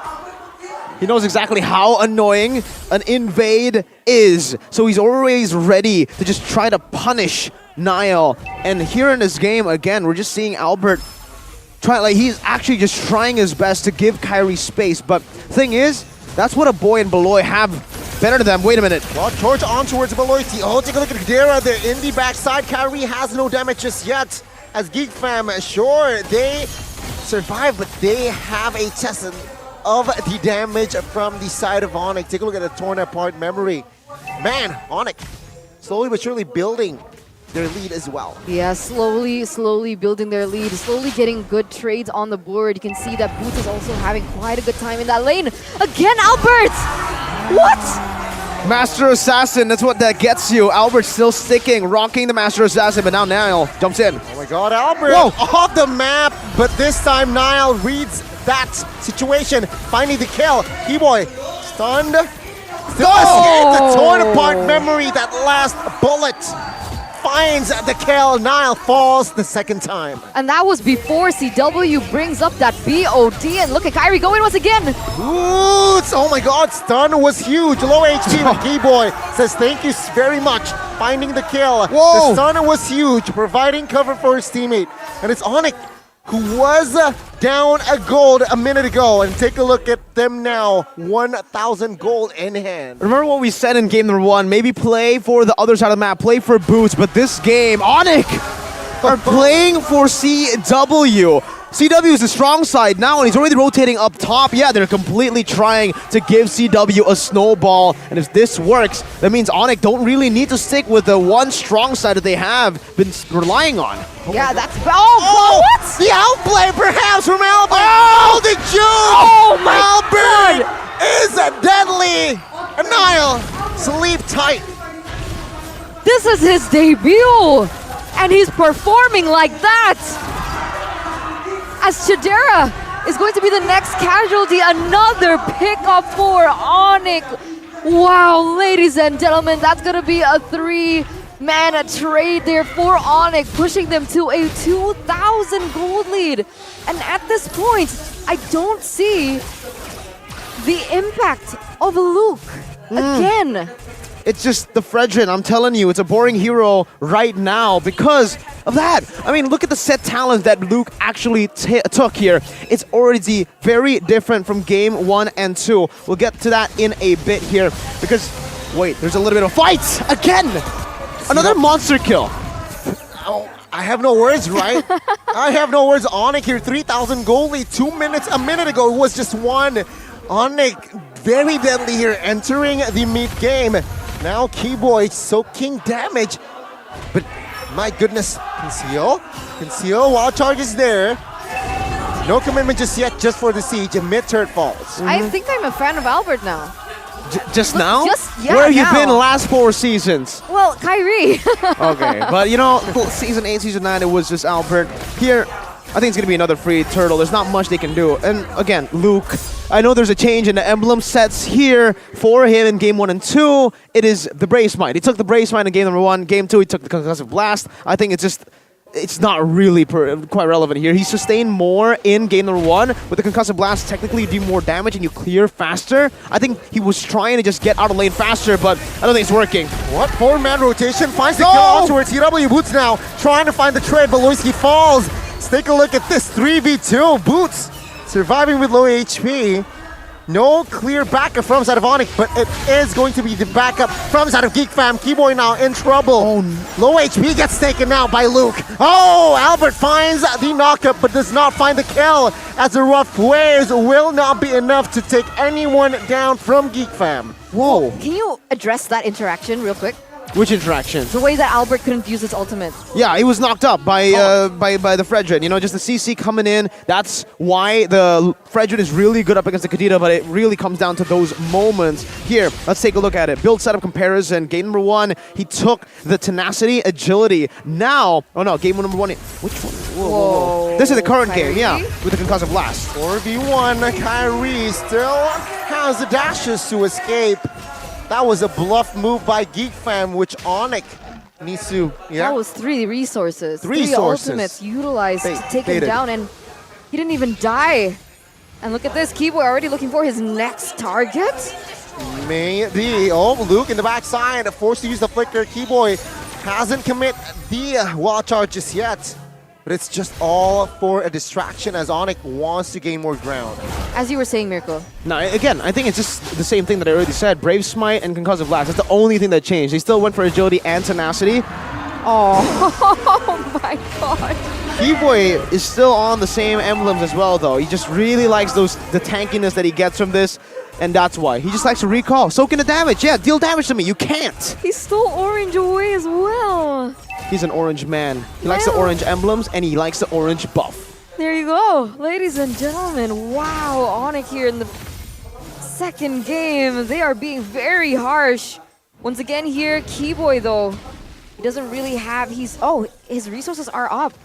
They're going to be setting up for this next Lord real soon. Geek Fam, how should they play this? How are they able to get this Lord away from Onyx? It's all about, again, that front-to-back composition. It's all about the poke and the back line. Chidera and a boy need space, but Onyx will not give it to them. Take a look at the combination there from the side of Albert. It falls through, claiming the life of Luke. Oh my god. 5v4, yeah. Geek Fam will not be able to contest. Full retreat, and they decide to defend. Fredrin's just too one-dimensional, man. The most one-dimensional XP lane. I hate this hero. Really, Fredrin, in the jungle, it makes more sense. You still are able to clear fast, you have a lot of utility, and guess what? You're on the map more. But the Fredrin in this matchup against a Paquito, against an Arlet, he is just in lane. There's not much he can do. Even if he rotates around, he's way too slow. And that's why you're seeing this happen again. Luke 1-1-1. He's not terrible in this game, but his hero forces him to be bad. I agree. You can see here, even in these moments, right? I think he's a little bit too squishy to commit because CW is also there. They don't really know where Keyboy is as well. So there's not much that Luke can actually do here. And look at this. A little bit of space there, luckily for Geek to pick up that orange buff. But all the while, there's that looming threat from Albert, who is constantly looking for those picks. He's playing this like an assassin, like you would. And once again, we see a success from a jungler. Oh, wait a minute. Nobody saw that. It's fine. Okay. Conceal What happened? play. Nothing. No. Nothing? Nothing happened. Nothing happened. It's Close chill, your eyes it's just a little chill. bit. But yeah, back to my point. You can see another success from a person coming in from that jungler position into the mid lane. Again, that instinct, that kill instinct that you have, the one that we see in Sans, we can also see here in Albert. I'm wondering if Sans is sweating a little bit here. I think so, right? He's sick, so right now I think we'll see. I think he'll still perform a bit better now, but for Geek Fam, I want to address this so bad. The Concussive Blast gives you better clear, but it's still bad clear. So not worth it. It's like 0 times 2. It's just stop. Stop picking Fredrin, please. What about Fredrin jungle? Yeah, I think that will work better. It's better. Yeah. That's why I expected it to go jungle. When they picked up the landslide, I was a bit confused. Especially they have picked up the Rafale. It just synergized well with the fighter. Then an assassin here. Spell check, item check. What? He just picked up the glaive and he's already dealing that much damage? There you go. That's Albert for you, man. That's the assassin. Oh my emblem. god, Albert, rough ways. Woloski loses his immortality. No casualty just yet, though. Kyrie looking for a flank, not finding the angle. Boots, though, finds the engage. Oh, he gets taken out. A slight mistake there, perhaps, overstaying.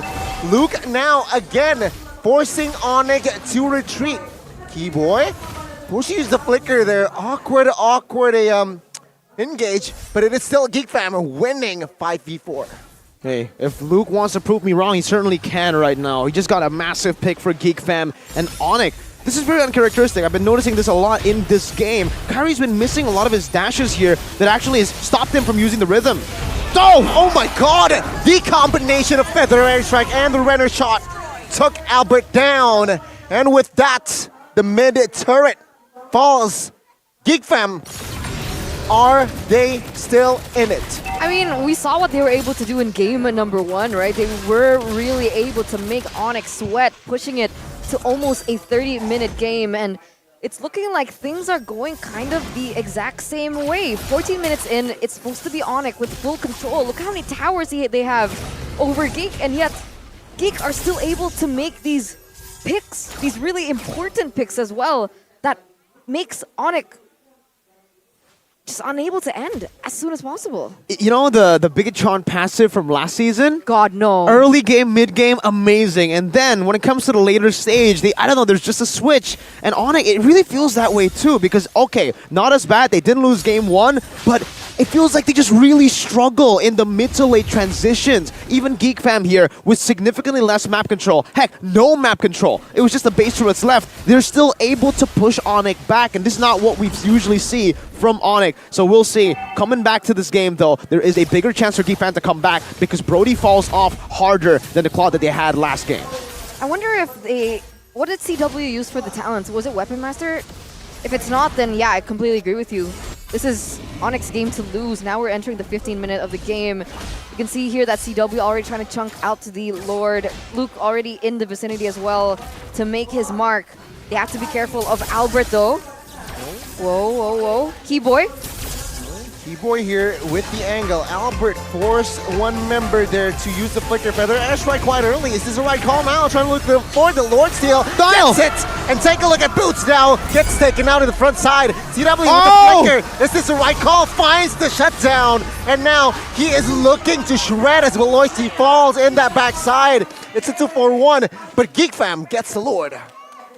What a play, what a fight. And it's all CW in these skirmishes, man. He's really carrying Onyx at this point. 9-1-1, a beautiful flicker there to try to take them down. And he got literally the most prio target here, Chadera. With this Lord, they can just take it chill. They can clear it out still. Geek Fam can maybe take one turret out of this, the tier 2. But if Onyx plays it well, they might not even give this tier 2 turret.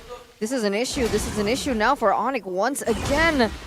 They're not playing this properly though, Geek Fam. They're gonna, even though that they didn't lose as many trades as Onyx, because of this pickup, oh god, Kyrie going into the back line onto a boy. Yeah, they have information that a boy has no Purify. And there you go, Winner's popped. But Kyrie finding the kill, Kadera though in time to take the trade. It's a 1-for-1. Who's it worth it for? I think it's way worth it for Geek Fam. I mean, again, they are behind. Onyx don't have map control. It has minions coming down. Geek Fam can utilize this. Yeah, let's see here. Mega minions here. Marching towards the mid. Torn apart memory popped as well. Geek Fam looking for the base turret. Does not find any. Onyx still with a defense. I guess I understand, right? The purpose of being a Joy is the fact that you guys can deal damage to the back line. You can zone that back line. But with everyone else so far behind, getting picked off like that with no follow-up at this minute of the game, I don't think it's as worth it without that proper synergy going on. Yeah, it's really tough. Again, for Onyx, they need to attack with different angles, but they need to stay coordinated. There's still a lot of AoE from them that they need to try to utilize. The rhythm the rhythm itself cannot deal tons of damage without the proper setup, because Geek Fam will obviously just split up and create more space for Chadera and Aboy. They split up, and it's already hard for Kyrie. Meanwhile, whoa! Is this the right call here? Albert is still far away. And take a look at the damage.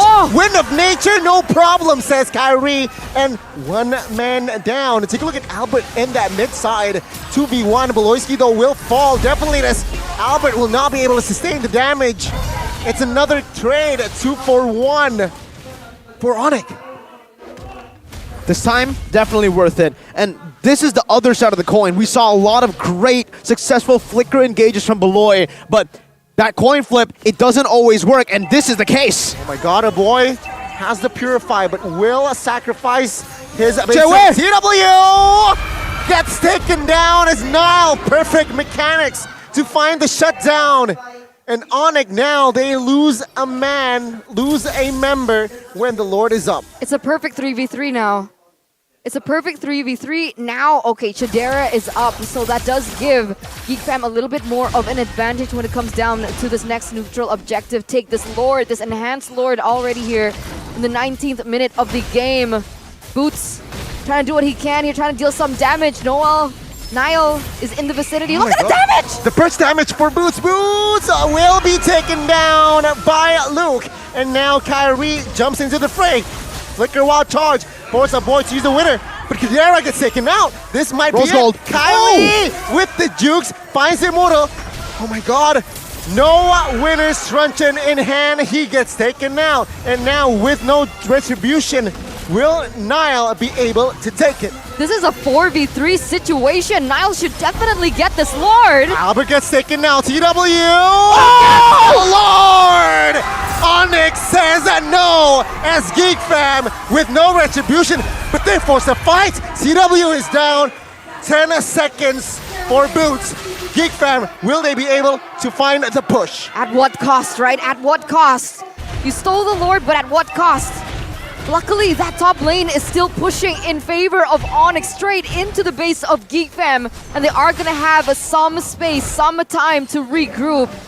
That was such a 50-50 play, and in the end, it was worth it for Onyx. Just holy moly! What is CW on? Sure, he made a mistake, but he stole the Lord already. It's already value for Onyx. I mean, again, he just walks in there. Basic attacks. The Lord. Oh my god, I cannot say anything. I am literally speechless after that CW play. But now, what are they gonna do? They have to reset once again. Ladies and gentlemen, 20 minutes already in the game.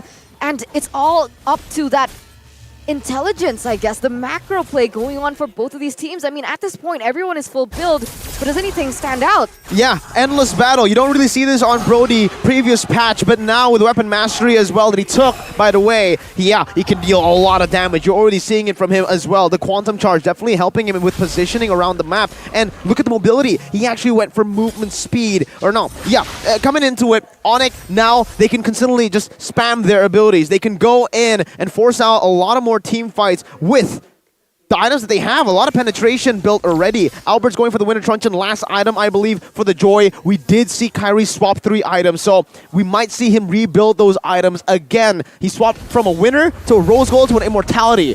That's how fast he is. We saw that yesterday. Even you commented when you were doing the restream. I think Gani was also clipped during that. I was enjoying myself. Hand. All right, I think we all were. But here we go. CW! CW caught. Forced to use the flicker. Oh, Beloyski has the flicker. Oh, winner's truncheon in the backside, Aboy. still has the Immortal there.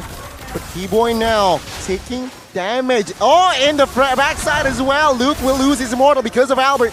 Oh, nice timing there, but the Flicker, well charged, finds the target. And there you go, the collapse. Kadera gets taken out, now finds another member perhaps. No, Kyrie says. It's Onyx winning the trade, 2 for 1. But take a look at the board. Nothing is there for Onyx to take, perhaps. Only the Lord that they have to wait for 25 seconds. And it looks like Onyx are going straight into Geeks Fam's base to put pressure and try pushing that top and mid lane. It's not exactly as value because of the bottom lane not pushing in favor of Onyx as well. And plus, Geek Fam, they have the high ground that, wait, it got cancelled by Kyrie. Oh, Winter Destruction early. Take a look at Boots now, trying to distract the members. Base turret midside falls. Geek Fam here holding on though. Onyx looks to move on towards the Lord. Still, it's Geek Fam who can defend. Very well played by Geek Fam, utilizing this high ground control that they technically have with the Feathered Airstrike. Even though Jadera was caught, it's crazy to see that Geek Fam are still able to withstand that. And it's due to the fact that Luke has finally got all of his items. Now, you can really sense that presence in the Fredred by being tanky. But in the back, a boy needs to be careful here. He's still able to cut away. Onyx, they should be able to pick up this free Lord. No problemo. Onyx here with potentially the last Lord here if they don't make the same mistake. Yeah, it really depends, right? I think a lot of these team fights winning in favor of Onyx has been banking on Keyboy making a play as well as Albert looking for the right targets. When both of these players are hinted out in terms of vision, it's a lot more difficult for Onyx to go for a straightforward team fight because of the AoE and the high ground that Geek Fam still possesses in a boy as well as Chidera. Looking at the items again for me, CW is sold. The Rapid Boots now has an Athena and a Rose Gold. Niall health HP has the Immortal though. Boots, well, force a boy here to back away. Lord now. Flicker Watch Charge fighting 3. Petrify finds 2. Kadera gets taken out.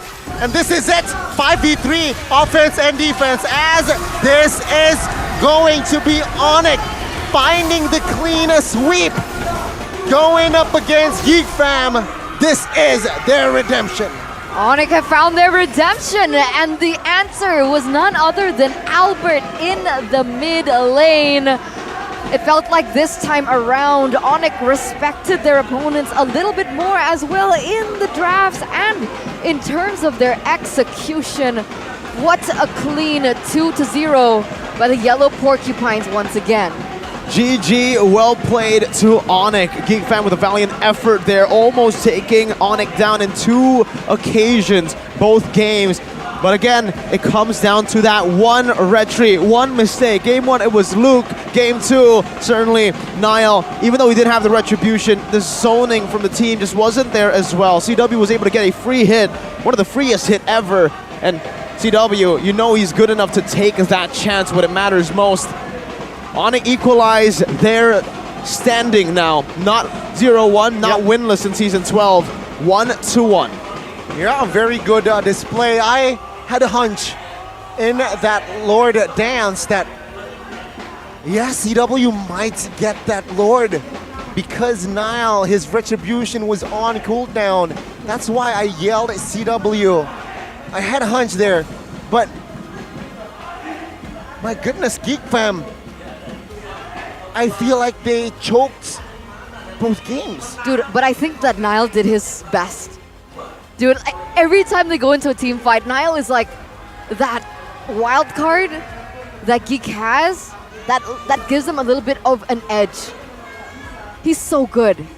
I think he has a huge potential as a jungler. First time in MPL, so again, he's still learning. There were a lot of big mistakes that he makes, but through process, definitely they can improve. And I agree that he is definitely a jungler with potential, a young prodigy. But for the most part, it comes down to basically the same reason as to why Geek Fam usually wins or loses. When they win, it's due to Beloyski's call.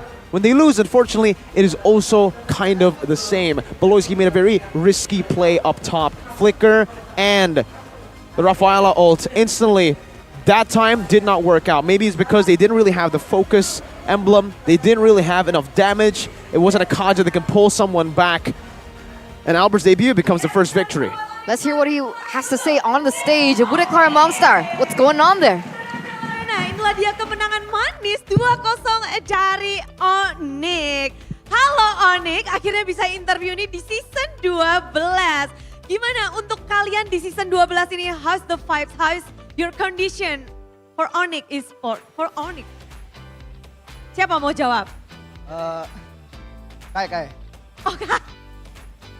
How's the condition? I don't know. Gilang sakit, so we're still trying to improve more. Karena Sansnya sakit, jadi mereka harus improve lebih dan lagi. But Albert is in mid lane. Is this Albert who wants it, or you guys want Albert to fill the blank? Siapa nih? Apakah ini Albert yang minta, atau dari teman-teman nih Albert main di mid lane? Albert minta? Bert, ngomong dong Bert. Kenapa? Albert mid lane? Albert yang mengajukan diri atau memang teman-temannya nih? Enggak juga sih, kan Gilang lagi sakit juga kan. Ya, suruh main aja. Main aja, dan kita tahu sendiri Albert tuh waktu itu juga pernah mengisi dari gold lane season 6. Lalu juga jungle, sekarang mid lane. Ini kali pertama, gimana Bert rasanya main mid lane menggantikan Sunsguard? Susah soalnya nggak bisa main 5 HP kayak God. Gak bisa main 5 HP. Ya. Tapi kelihatan banget di sini Kaditamu di game kedua bahkan itu begitu luar biasa. Sempat latihan berapa lama Bert untuk mengisi mid lane ini? Malam lah ya. Semalam. Tapi hasilnya sendiri memuaskan nggak? Mungkinkah kita bisa ngeliat Albert di role-role lain, apa bakal ke mid lane terus nih? Ntar semua role main satu-satu. Nah, semua role Semuanya. bisa Albert. Oke.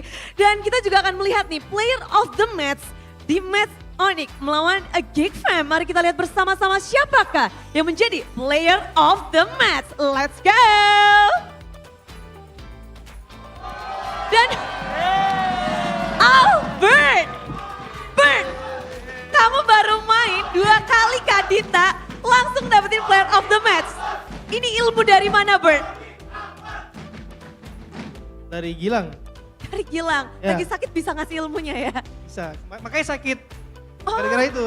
Oh gitu, Ya. langsung panas ya. Mungkin kamu ingin menyampaikan sesuatu buat Gilang, kamu ini mengisi slotnya Gilang dan kamu langsung menjadi player of the match buat Gilang. Lang, cepet sembuh aja sih. Biar cepet main bareng lagi kita. Biar cepat main bareng lagi. Kalau nggak sembuh nanti Albert mid lane terus. Tapi Kiboy, melihat performa dari Onyx, kita lihat di match pembukaan kalian gagal untuk mendapatkan kemenangan. Di match kedua kalian mendapatkannya. Ada apa gerangan? Di season lalu pun tim yang bisa mengalahkan kalian adalah RRQ. Dan di season ini terjadi lagi Kiboy. Belum panas kali ya. Belum panas. Ya, game pertama. Oke, hari ini udah panas kah Onyx ini? Ya, lumayan lah. Lumayan lah. Apakah Onyx akan bisa mendominasi seperti season sebelumnya? Amin. Amin. Amin aja gitu ya. Boots sih belum ngomong ya. Boots. Halo. Halo Boots. Halo. Gimana kamu ngeliat Onyx untuk season 12 ini Boots sebagai kapten? Semangat. Makin semangat. Kira-kira ada tantangan terbesar nggak sih untuk Onyx di season ini Boots? Ada tantangan 3 kali juara. Tantangannya 3 kali juara. Oke Boots, sampaikan sesuatu untuk tim-tim lawanmu yang akan menghadapi Onyx yang banyak banget tim yang kepengen ketemu Onyx di season 12 dan mereka nggak sabar. Good luck. Good luck. Yeah. Kiboy? Boy katanya. Evan. Boy, good luck dan have fun.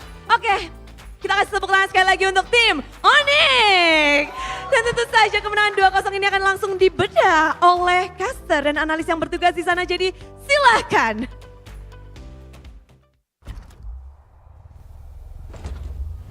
Again, what a performance by Onyx today in their game, in their match against Geek Fam with Albert, the debutant, like you mentioned it. It sounds so curly, but I don't know what the word for it is either, but his debut here on the MPL ID stage with Onyx as a mid laner, giving him the player of the match as well on the Khedira. What a performance by him. Considering that he has learned this mid lane only overnight, knowing his impact, incredible. With Sans out, Yeb literally told Albert and Drian, fight for it. Fight for mid lane. Exactly. Drian fought for it yesterday, lost. Albert fought for it today, and he won. That was a very smooth road for him, especially after game number 1. I think game number 1 was the big question mark, right? Yeah, after that, the jitters, everything just slowly started getting swept away. And in game 2, you can really see him shine here. I mean, the KDA, not as impressive, actually, as game number 1. But the presence he had in the game, with the Master Assassin emblem, catching people left and right, the rotations early game were everything. A lot of people will say CW deserves that as well. But, you know, it's all about the setup. CW got a lot of kills, but the Khedira really facilitated that all around, all across. And even towards the end, the last few moments, Niall really struggled to try to dash out, or even he really struggled to kill Albert on this landslot. Remember the outplay that happened very early on in the game, topside tier 2 turret. Albert mechanically still class, just like he was in RRQ, and it's a statement from him. RRQ just won yesterday, Albert just won today, and he got MVP. Couldn't agree with you more. His impact was evident from both games, and sure, he made mistakes here and there, but then again, overall, his killing presence seems like with the emblems this time and last, it's just made perhaps the rotation from Geek Fam needs to be very, very cautious. Yeah, he committed 100% on the damage for sure, right? Because in the very important moments, especially when the Beatrix was already full item, he actually was almost one-shotted with just the Renner alone. So he made a risky play, he took a risky talent and emblem choice. He also went for a very risky build, going full damage other than, of course, that immortality. But in the end, it did pay off. We're going to take a look at the highlights, what exactly Albert did in the game, and this was the juicy play that Albert made in the game. I mean, that slow-mo says it all. What a beautiful play towards the end as well. CW's strong side. What a beautiful sight to behold, right? And it's working. Yesterday it didn't, but this time on the Brody, Quantum Charge, Rapid Boost and Quantum Charge really sealed the deal for him. Just as I say that, the caster curse happens. He dies in the next highlight. I can't believe it even works for highlights. Bro. My God. Casters aren't safe. Really aren't safe. But throughout the game, if it wasn't for that one blemish in Niall's Retribution, well, technically he didn't even have Retribution, where CW was able to steal it. This is the one right here. Look at Niall. No Retribution. So the steal wasn't completely his fault. Geek Fam focused it down, knowing full well that Niall did not have Retribution. The other times that he was there to contest, Niall actually won it out. CW got caught, but he already did what he was supposed to do. The mission was... he found success with the mission, and then Keyboy. My goodness gracious, this man, every single time you think about CW, you think about Albert, and then Keyboy just uses the wild charge. But obviously, the haters will always just be talking about that one miss in the mid lane from Keyboy. But other than that, he played a phenomenal game. 2, 1, and 12 to end it all off. 14 to end it all off. Keyboy, my God, I would give my, personally, honorable mention for player of the game to Keyboy. I honestly realized that you didn't mention Boots at all. No. He's a silent killer. He's the silent guy. He's the guy that will tell the team, yo, be careful. Be careful, team. Be careful. Captain Boots, you're talking. Don't go crazy, all right? I'm here to keep the justice, keep you guys chill and disciplined. Do you agree? I concur. Dude, yesterday when you weren't here, did you see it on the restream? Which match? His answers? For what? For everything. No. I concur. I concur. I agree. And I'm like, brilliant insight. Thank you so much. He is Albert a very... Serafin Guani. He's very easy to cooperate with. He's like Boots. Exactly. He says okay, everything. He's a silent killer, and he will always tell you to be careful, man. Be chill, be careful. 24 minutes is what it took for Onyx to clean sweep, and 28 minutes of the first game. It's not fast.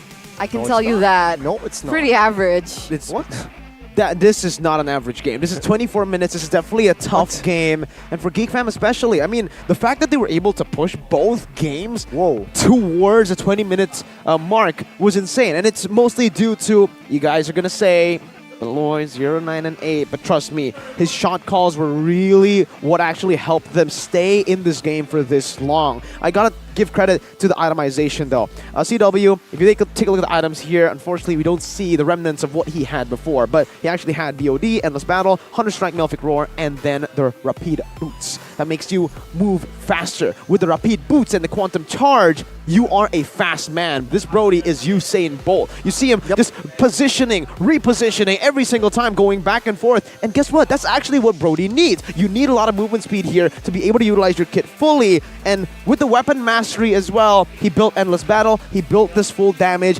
and you saw the impact of it. CW, usually on Brody, you see Brody fall off, but towards the later stage, you do not see him fall off if it's with the weapon mastery. For Kyrie, I think the Thrill and the Season Hunter definitely helped him in the early game to just maneuver around the map. But I have to be honest with you, man. Luke, you can't really blame the guy. You can't really blame his emblems. He tried to make it work. I have to give him props for trying to make it work. Main reason he kind of lost in game number 1 was because Luke wasn't active on the map. He needed to clear faster to be active on the map. So that's why he went for Concussive Blast instead of the Brave Smite that actually helps him in team fights only. He went for Concussive Blast still. I think at this point, it's very safe to say, I've been saying this since day 1, don't pick Fredrin XP, I swear to God. If I see another one, I'll probably still cast, but it's fine.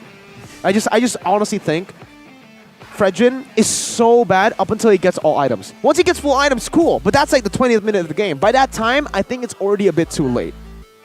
Interesting. You're interesting, Gani. Thank you. You know who else is interesting?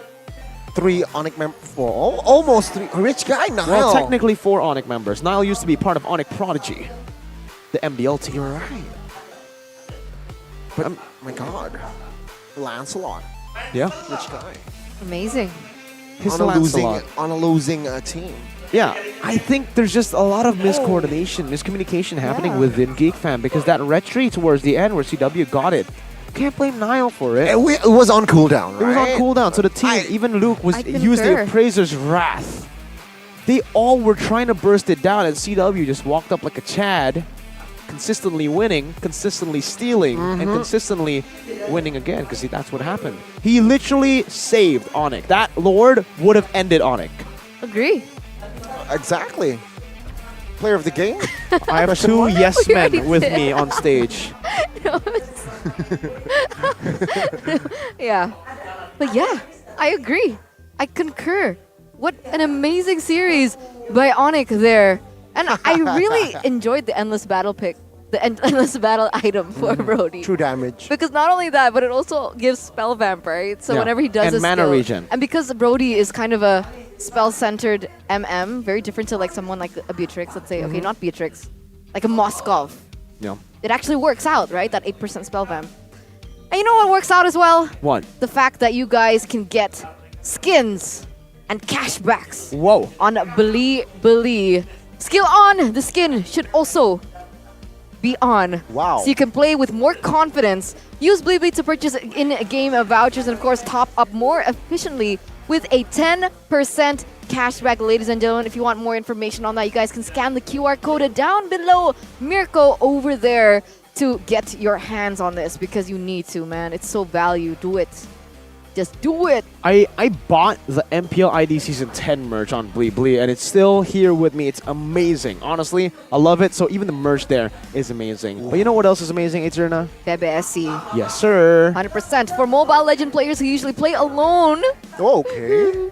And want to participate in a national level tournament, you guys can, because there is now a way for you. Register yourself and find your dream team in the International National Esports League Solo Pass and win a total prize of 200 million rupiah plus a slot to the National Esports League Level 2 if you succeed as a finalist in the National Esports League Solo Pass. So if you guys are really good, you guys want to show off your skills, you guys want to compete on the largest, highest, toppest level, but you don't have a team? Oh, gee. PBSC's got you. You know, if you don't have friends, like because you keep making random words up like Eterna Topist, then you can always just play in solo path to victory. It's my thing, bruh. Check it out. Check it out. Let's get it. And all you guys need to do is just register. There's a link down below, right? Yeah. Yep. In the I link don't want to down register below. though, Eterna. It's Why not? usually if It's free. It's free? Exactly. No way! Yeah, I'm getting a lot of comments in my photos when I posted this, and they're like, I don't want to. I bet we have to pay so much. 200 And I'm million like, prize bro, pool? it's free. No way it's free. It's You're free. lying. It's free. Oh, just said No gratis down below, which Yeah. means free, so go ahead and check it out. Right now. Right now. Mm-hmm. Right now? Right now. We Okay, can do I it wanna on the sign up. break. I want to sign up. All right, give me I the want to phone. sign it Just up. give I me want the to phone. register. Yeah, we can do it on the break. Here, there's a phone. Okay? Okay. LG, everyone good? Okay, consent. Ladies and gentlemen, with that in mind, we are going to go on a short break before we head into the next match, because there we are going to see RRQ fighting against the Blue Bulls. And with that, see you after the break. Me, Eterna, Gani, and Arashi. It's not Arashi, it's Mirko. We'll see you after.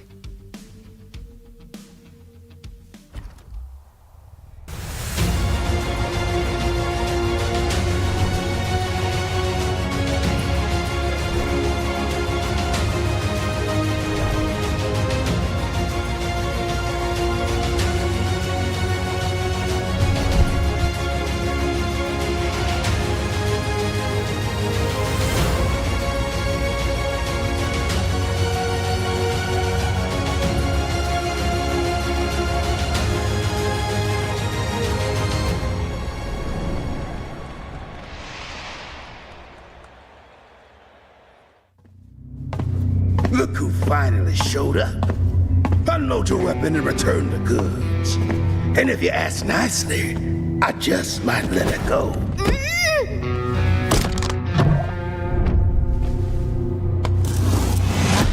Who said I was returning it? You little... We had a deal! I just came here to test my new toys.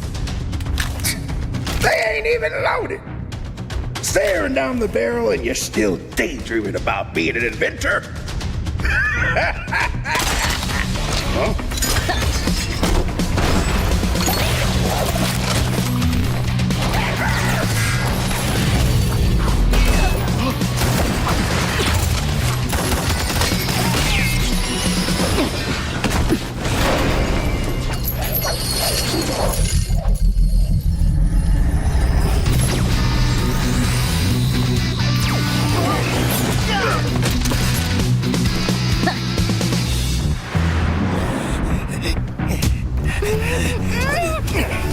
Stop, or she gets it!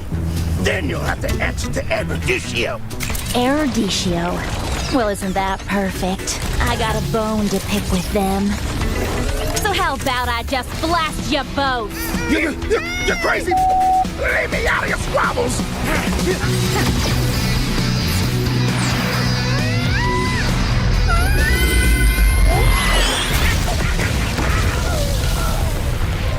That was dirty! Haven't you heard? I do things my way. I really don't like being used as bait, you know.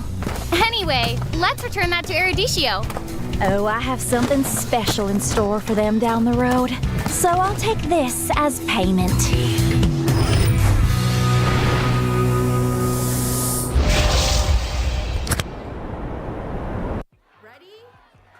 So it all started when I was at a friend's party. Mia, can you send me that? Sure. Everyone keeps asking. Mia, can you send me that? Even my French neighbor.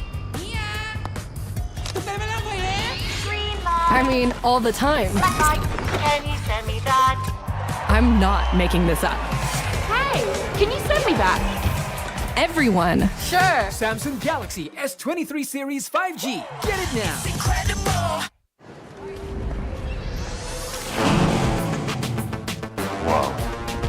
Attention passengers. Final call for flight. Wait, is that a phone? Look at the performance, the graphics. That thing's a gaming machine. A new challenger. Is that Faker? That man's a gaming legend. Everyone, fasten your seatbelts. And here we go! Samsung Galaxy S23 Series 5G. Get it now. kalau kamu bisa kasih burst damage yang tinggi, itu efek burn-nya bakal muncul lebih gampang. Bang, emblemnya ribet bang, bakalan susah gua belajarnya.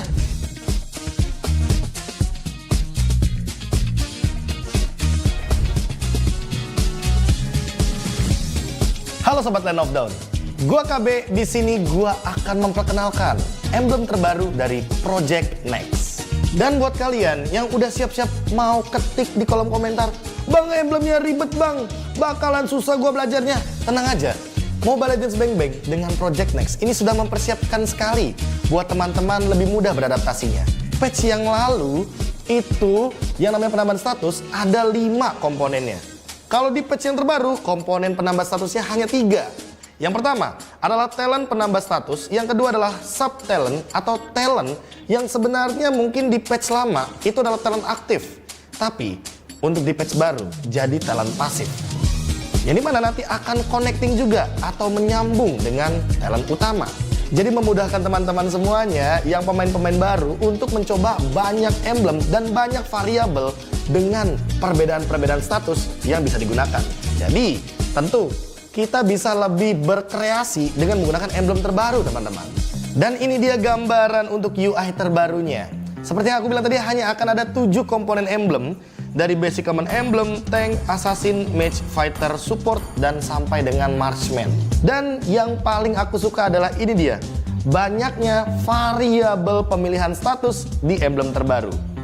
Contohnya, kita ambil dari talent yang paling pertama yang tadi aku bilang. Ini penambah status rata-rata.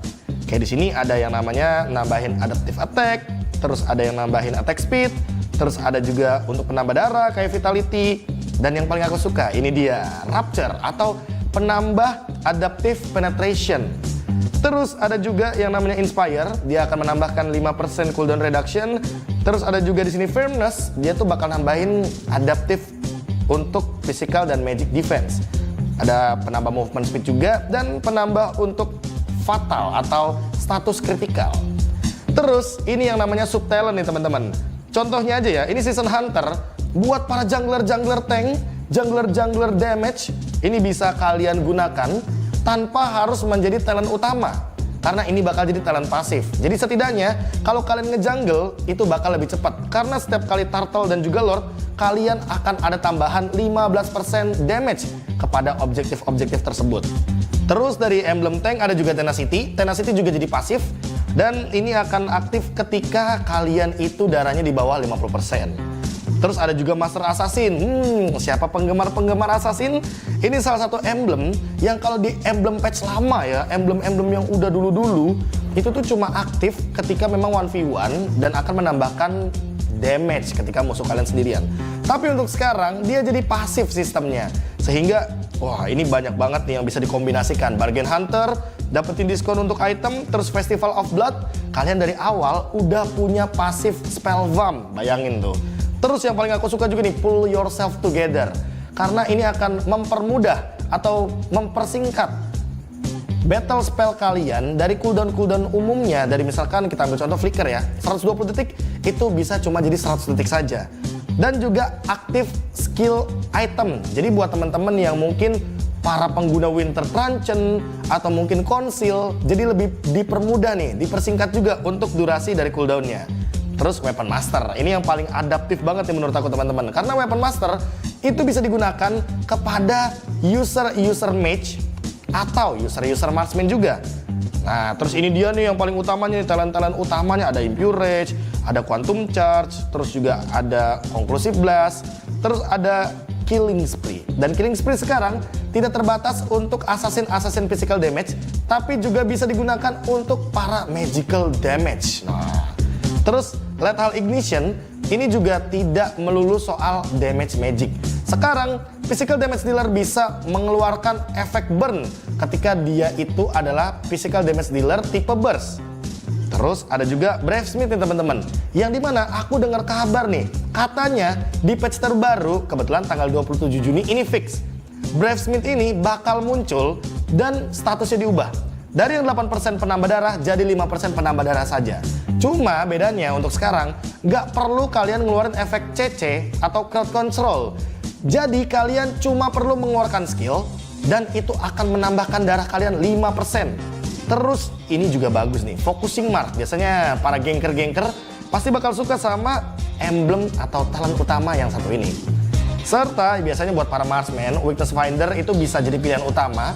Kalau misalkan kalian nggak pede sama attack speed kalian, ya kalian bisa pakai quantum charge yang tadi aku sebutkan. Anyway, kita bakal coba hal itu semua di custom room langsung. Let's go! Yang pertama adalah efek dari Master Assassin. Yang kalau misalkan ini kan ada 2 hero berdempetan, artinya Master Assassin ini nggak bakal aktif. Kalau aku basic attack, damage-nya 143. Tapi kalau ke hero yang sendirian, dia akan menimbulkan damage yang lebih tinggi, 148. Dari situ teman-teman udah bisa ada gambaran ya, kalau sebenarnya Master Assassin ini sebenarnya jadi emblem pasif. Dan ini talentnya menjadi sub talent atau talent cadangan. Dan yang mau aku tunjukkan adalah efek dari bakarannya Lethal Ignition. Aku harus burst dulu ya, Dan nanti yang akan keluar efek bakarannya dalam warna biru di Layla ini adalah dalam bentuk damage fisikal. Tuh, ada biru-biru, ada efek bakaran, dan itu hanya keluar kalau kita secepat mungkin dalam 5 detik menimbulkan damage dalam kurun waktu dan juga efek dalam persenan darah tersebut lah. Intinya secepat mungkin kalau kamu bisa kasih burst damage yang tinggi, itu efek burn-nya bakal muncul lebih gampang. Gimana Sobat Land of Dawn? Asik banget kan untuk emblem terbaru yang nanti akan diluncurkan oleh Project Next di tanggal 27 Juni 2023. Tentunya dengan emblem terbaru ini membuat kalian itu bisa menggunakan variasi emblem talent yang lebih banyak. Jadi kalian gak bosen juga ketika menggunakan satu hero dengan emblem yang bisa bermacam-macam. Anyway, kayaknya kita sudah sampai di akhir video. Aku KB, mohon pamit undur diri. Sampai jumpa lagi di episode selanjutnya. Dan sampai jumpa lagi di Land of Dawn. Tahu nggak, Awesome Generation itu punya rules sendiri. Kayak aku. Nge-game, I am the game. Pokoknya harus win streak terus. See, that's my rules with Galaxy A Series 5G. Kalau kamu? Di dunia game, stock up jadi lebih mudah. Pilih game, masukkan game ID. Pilih Diamond. Masukkan kode promo, dan pilih metode pembayaran. Masukkan kode OTP dan konfirmasi pembelian. Selamat, kamu dapat tambahan kuota. Kumpulkan DG Point setiap top up. Tukar dengan merchandise dan voucher game menarik. Nikmati juga promo setiap harinya. Upgrade gameplaymu sekarang.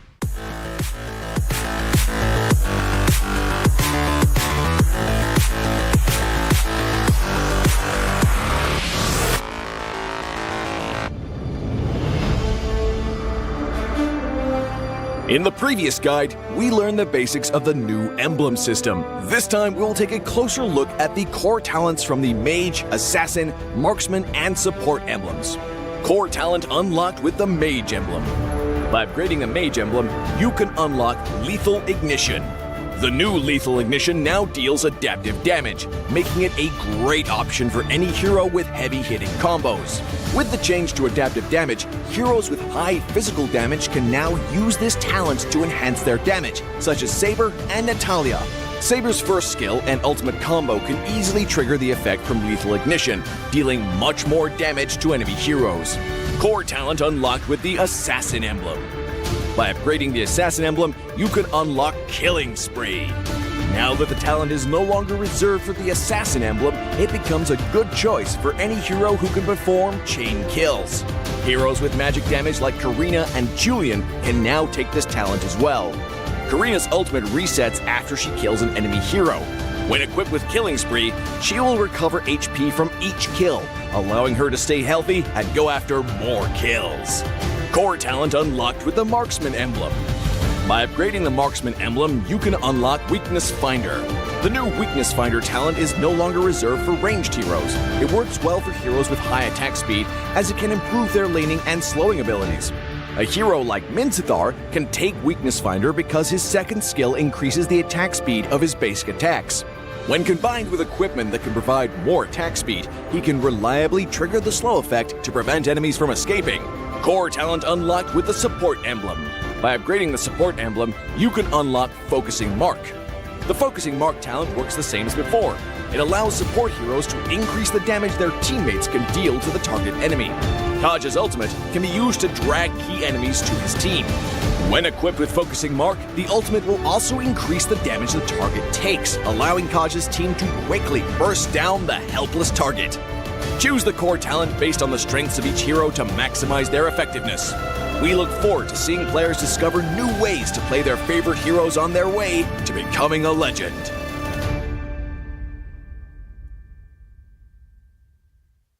Tahu nggak, Awesome Generation itu punya rule sendiri, kayak aku. Dalam kondisi apapun, nggak ada lagi halangan. Malah ngebuktiin potensiku. See, that's my rules with Galaxy A series 5G. Kalau kamu? Udah pasti kayak musuh kaget, kayak tiba-tiba kelempar HP-nya gara-gara kaget, kalian flickerin sambil ngilang gitu.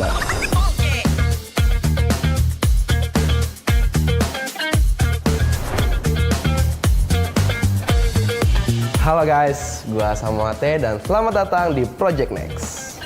Hari ini guys, gua mau ngasih tahu kalian guys soal update PES emblem terbaru guys. Update-nya itu gampang banget guys buat dipelajarin ya guys ya. Dan yang coach gua bilang guys, coach Adi ya kan, ini tuh gampang dan sesimpel itu guys. Oke guys, untuk yang pertama nih, sekarang langsung aja kita coba ya kan. Buat ini sekarang hero yang mau gue pakai itu adalah Kaja guys ya. Nah, buat kombinasinya guys, ini yang pakai agility guys. Nambahin 5% extra movement speed guys. Terus yang kedua gue bakal pakai pull yourself together ya guys ya. Dan yang terakhir guys ya, focusing mark guys. Jadi oke guys, ini udah gue setup. Langsung aja guys ya, kita cobain ya guys ya. Oke, let's go. Oke guys, sekarang kita langsung aja nih guys ya. Kita ada 1-1 nih guys di mid nih guys ya. Cooldownnya konsil kan 80 detik guys, karena kita pakai emblem position together jadi cuma 68 detik guys. Kalian bayangin guys, kita bisa langsung flicker, langsung ulti guys. Nah, gila. Kurang OP apa guys? Dan kalian lihat guys, tadi kan ada mark tuh guys ya di badan 1-1 tuh, lihat no. Itu focusing mark guys, efek focusing mark. Jadi ketika kalian ada efek itu guys di musuhnya guys, nah itu bakal nambah 6% damage guys. Jadi damage yang dikeluarin sama tim kalian tuh bakal lebih sakit lagi guys.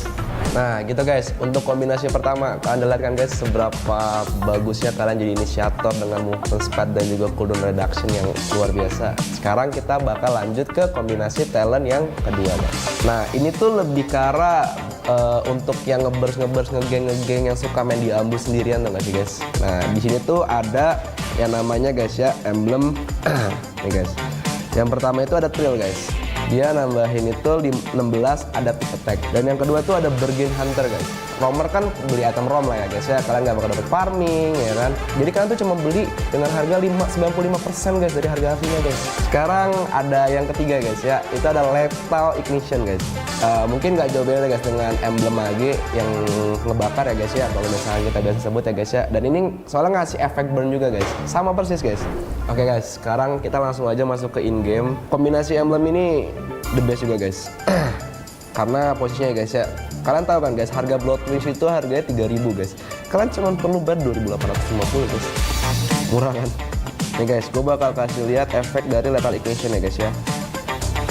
Nah guys, kalian lihat ya guys, ada aura-aura biru yang keluar dari badannya Novaria guys. Nah itu tuh efek burn yang bakal keluar dari emblem ini guys. Jadi itu bakal ngasih kalian tuh damage lebih guys buat nge-kill musuh ketika kalian mengegeng, oke guys. Nah jadi kayak gitulah guys ya kalau misalnya kalian mau main tipikal yang damage dealer guys.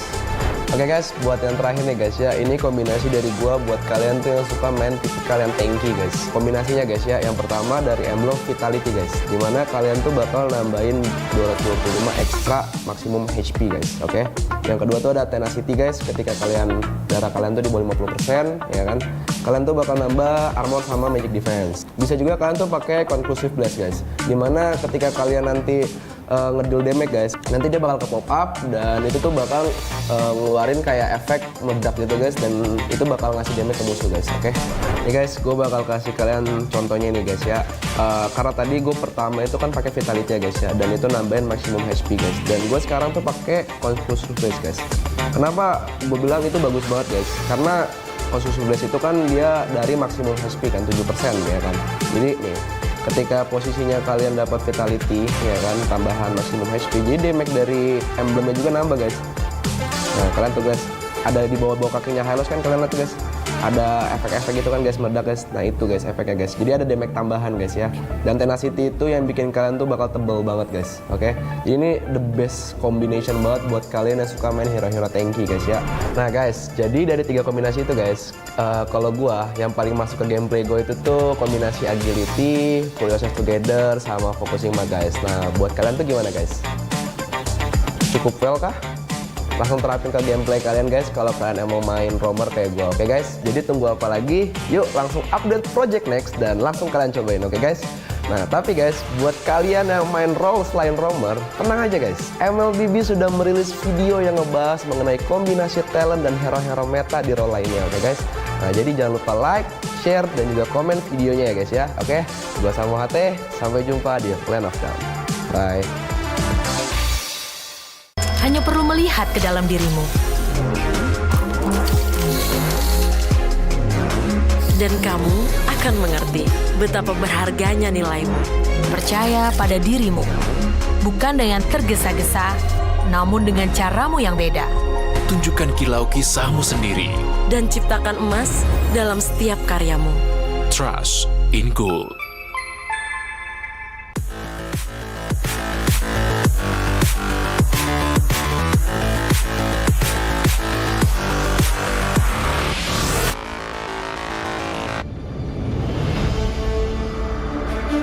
In the previous guide, we learned the basics of the new emblem system.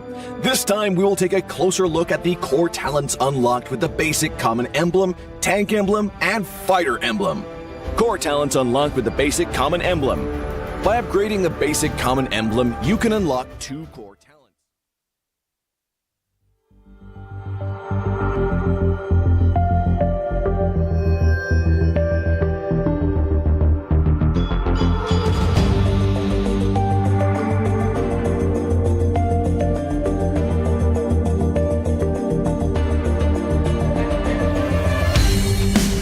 Kan berdiri dan terus berlari, terus ke arah puncak tertinggi.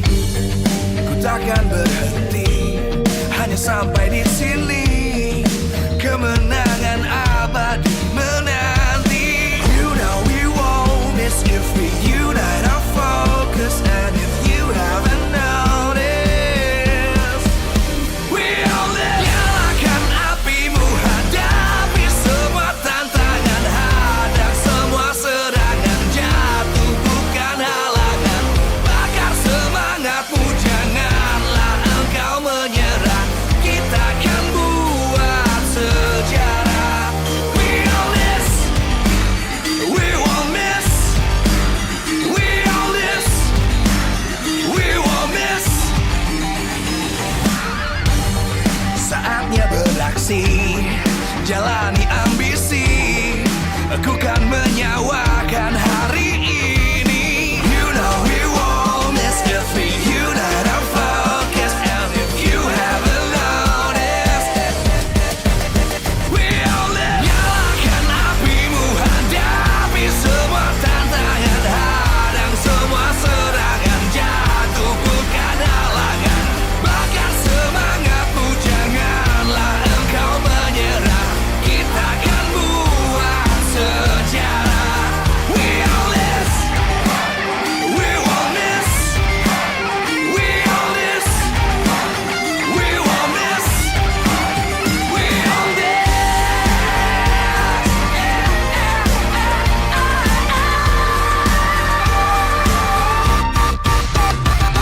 Nyalakan apimu, hadapi semua tantangan, hadang semua serangan, jatuh bukan halangan.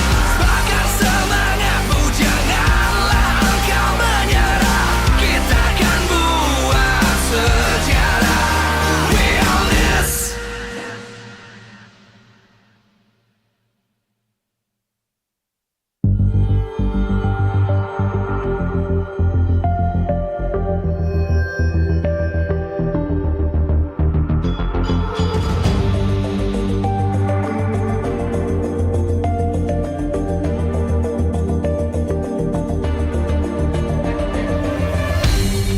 Aku kan berdiri dan terus berlari, terus ke arah puncak tertinggi. Ku takkan berhenti, hanya sampai di sini. Kemenangan abadi menanti. You know we won't miss if we unite our focus. And if you haven't noticed, we all live. Nyalakan apimu, hadapi semua tantangan, hadang semua serangan, jatuh bukan halangan. Bakar semangatmu, janganlah engkau menyerah. Kita akan buat sejarah. We all this, we won't miss. We all this, we won't miss. Saatnya beraksi, jalani ambisi. Aku kan menyawakan hari ini. You know we won't miss if we unite our focus. And if you haven't noticed, we all live. Nyalakan apimu, hadapi semua tantangan, hadang semua serangan, jatuh bukan halangan. Bakar semangatmu, janganlah engkau menyerah. Kita akan buat sejarah. We all this, we won't miss. We all this, we won't miss. We all this.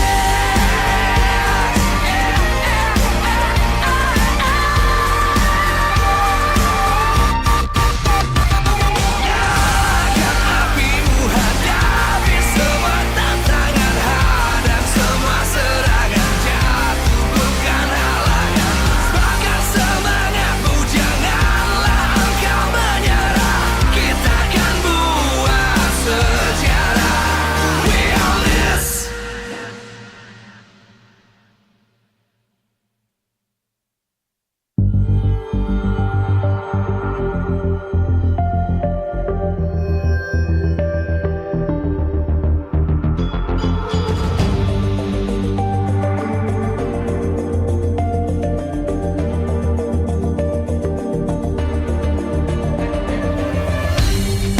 Aku kan berdiri dan terus berlari, terus ke arah puncak tertinggi. Ku takkan berhenti, hanya sampai di sini. Kemenangan abadi menanti. You know we won't miss if we unite our focus. And if you haven't noticed, we all live. Nyalakan apimu, hadapi semua tantangan, hadang semua serangan, jatuh bukan halangan. Bakar semangatmu, janganlah engkau menyerah. Kita akan buat sejarah. We all this, we won't miss. We all this, we won't miss. Saatnya beraksi, jalani ambisi. Aku kan menyawakan hari ini. You know we won't miss if we unite our focus. And if you haven't noticed, we all live. Nyalakan apimu, hadapi semua tantangan, hadang semua serangan, jatuh bukan halangan. Bakar semangatmu, janganlah engkau menyerah. Kita akan buat sejarah. We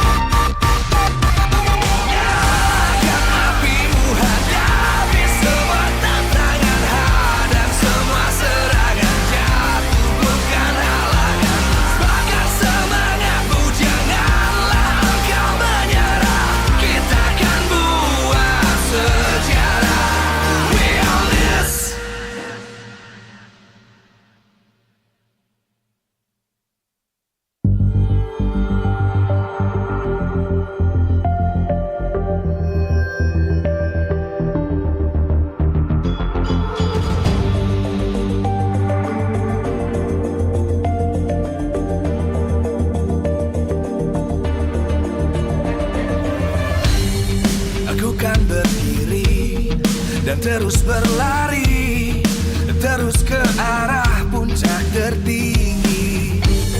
Ku takkan berhenti, hanya sampai di sini. Kemenangan abadi menanti. You know we won't miss if we unite our focus. And if you haven't noticed, we all live. Nyalakan apimu, hadapi semua tantangan, hadang semua serangan, jatuh bukan halangan. Bakar semangatmu, janganlah engkau menyerah. Kita akan buat sejarah. We all this, we won't miss. We all this, we won't miss. Saatnya beraksi, jalani ambisi. Aku kan menyawakan hari ini. You know we won't miss if we unite our focus. And if you haven't noticed, we all live. Nyalakan apimu, hadapi semua tantangan, hadang semua serangan, jatuh bukan halangan. Bakar semangatmu, janganlah engkau menyerah. Kita akan buat sejarah. We all this.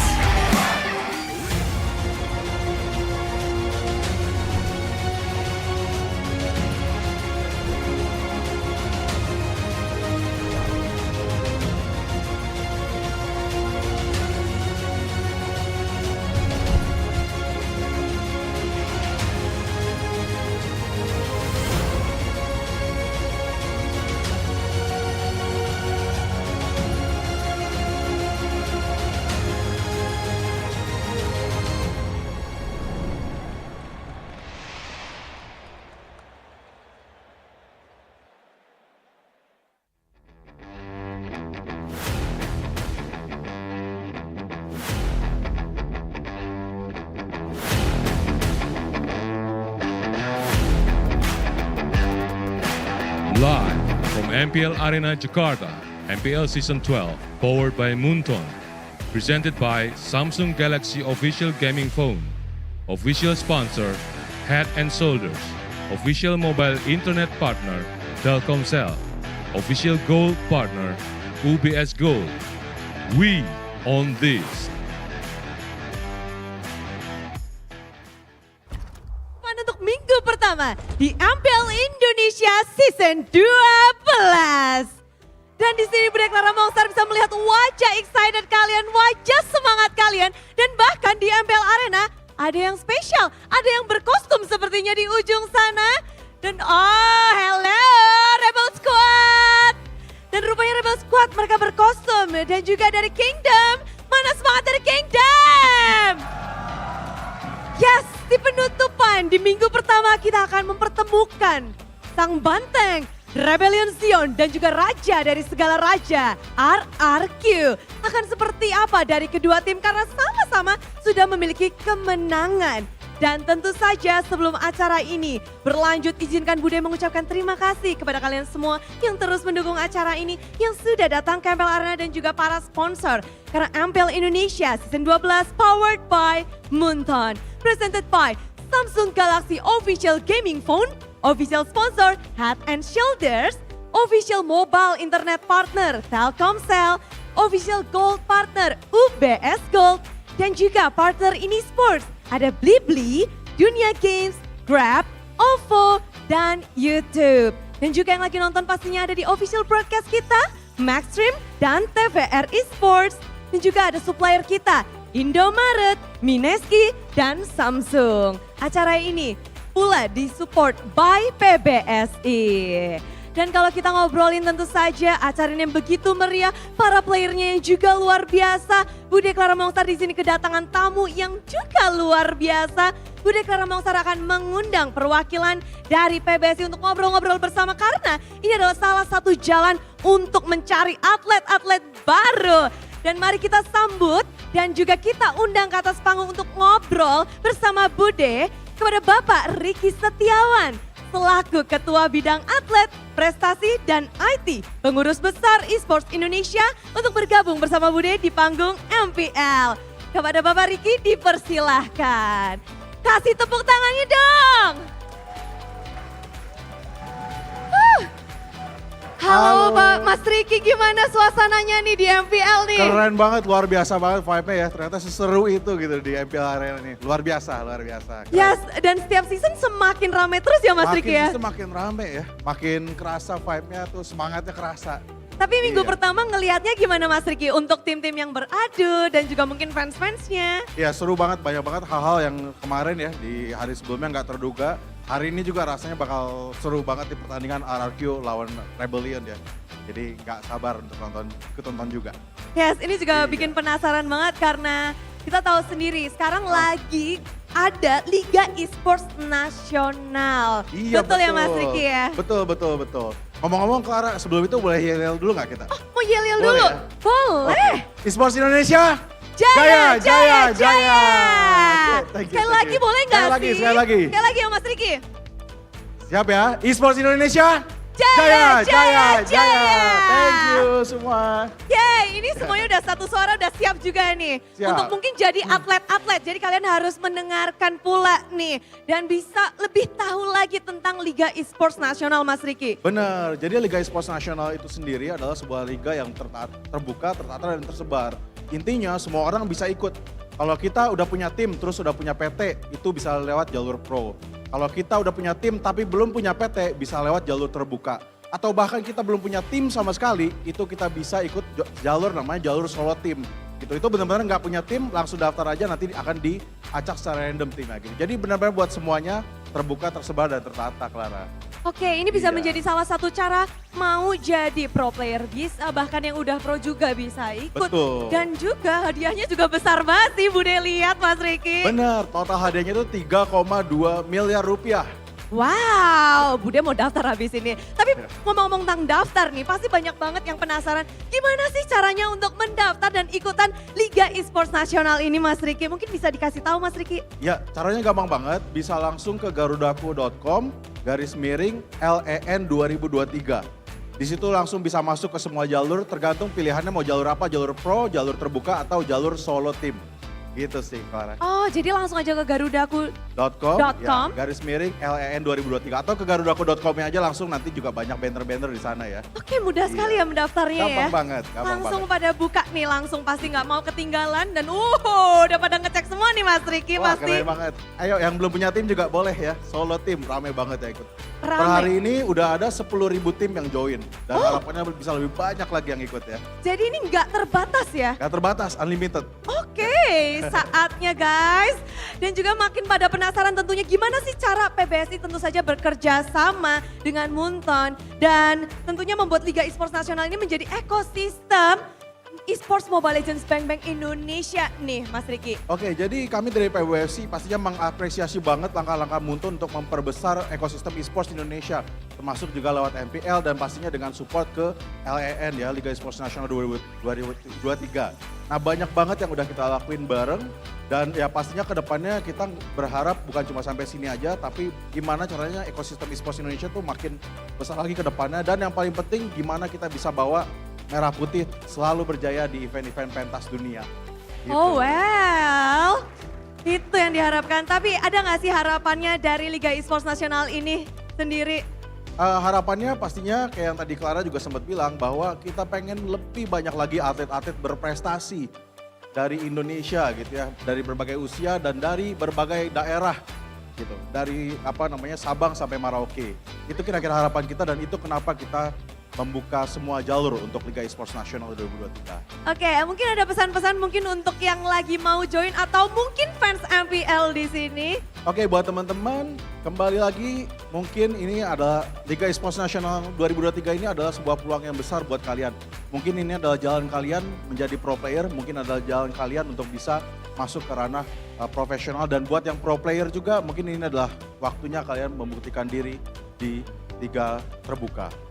Oh, ini adalah waktunya untuk kalian semua guys, sudah dibuka Dan ini pastinya sangat menarik ya. Dan ternyata di sini kita juga melihat nggak cuma ada fans dari Indonesia juga, nggak cuma ini kita bisa melihat adanya satu tim dari luar negeri, dari Kamboja. Halo Birds X-Flash, hai! Wow, mereka hadir di tengah-tengah untuk menyaksikan MPL Last Match di minggu yang pertama. Dan we will talk later, okay? I will come to you later. Tapi kita sepertinya akan memulai sebentar lagi nih Mas Riki untuk match terakhir di minggu pertama. Mungkin ada pesan-pesan untuk tim yang beradu Mas Riki. Karena RRQ dan Rebellion Zone akan beradu nih. Ya, seru banget, gak sabar nonton kalian berdua, RRQ dan Rebellion ya. Selamat berjuang ya, thank you. Selamat berjuang dan terima kasih. Kita akan langsung lemparin ke caster bareng-bareng. Mas Riki, kita teriak bareng yuk. Caster gitu ya, oke? 1, 2, 3, silakan. Caster!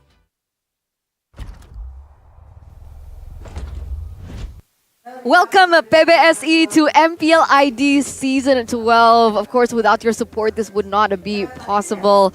And coming into this last and final match of week number 1. Look, I gotta say, time flew by super quickly. You know what? You're right. 4 days already. 8 weeks to go. How come you don't say your tag anymore, like your phrase? Boom, bang, bada bing? No, done and dusted. Oh. Because it's not done and dusted yet. We still have one match. That's true. That's true. We do still have RRQ taking on the Blue Bulls in Rebellion Zion. But of course, before they grab the win, they also need to grab some food as well as the transport to the venue, which you guys can as well enjoy with the promo code, right? Grab MPL ID, where you guys can get a 50% discount on Grab food and a 90% discount on a Grab bike and a Grab car. Again, just so much value from all of our sponsors here, so you guys need to check that out as soon as possible. And of course, there is still an opportunity for you guys to join the Grab Challenge and get yourselves some diamonds as well as MLBB Hero skins. And if you want to join that, go ahead and scan the QR code down below Mirko. Over there. Down below me. It's very easy, simple, efficient, just like RRQ yesterday up against Onyx, is it not? It was 2-1 though. It was 2-1, but it was up against the defending MSC and Season 11 champs. Now though, the epic showdown begins for 2 new rising junglers. Would you call Fursic new though? I would call him new because it's a new Fursic that's coming up into the stage. I think we've said that a million times. You're and right. His performance you know what? falls. Let's talk about the real 2 rising stars, not the distraction junglers. Let's talk about Mr. Cars as he rides his way into victory and Mr. Banana as he peels himself into victory. Both of these junglers, well, sorry, I'm too used to seeing Paquito in the jungle. Both of these XP laners are the new pillars for MPL ID for both of their respective teams. Now, both of them have actually found so much success on Paquito as well, but on different emblems. First and second stays the same, the core emblem stays the same, but that final one, that key emblem, it's Quantum Charge and Brave Smite. Banana likes to be in these fights a bit longer. Meanwhile, for Cars, he likes to be in and out real quick like that.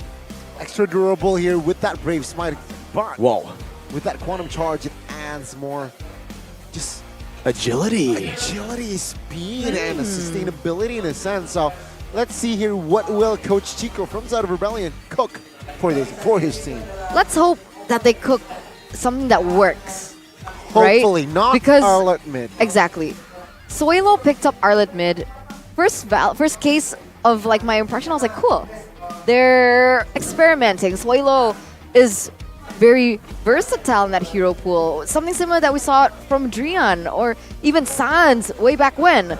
But it didn't really work. So what can work here for RRQ against the Blue Bulls? Let's take a look. Keys to victory presented to you by the Samsung Galaxy S23 Series 5G. Contest Paquito pick from Cars. Take that away from him because Cars, he loves that hero. Right, exactly, Gani. That wasn't a joke though. Maximize Banana's potential playmaking. Banana and playmaking.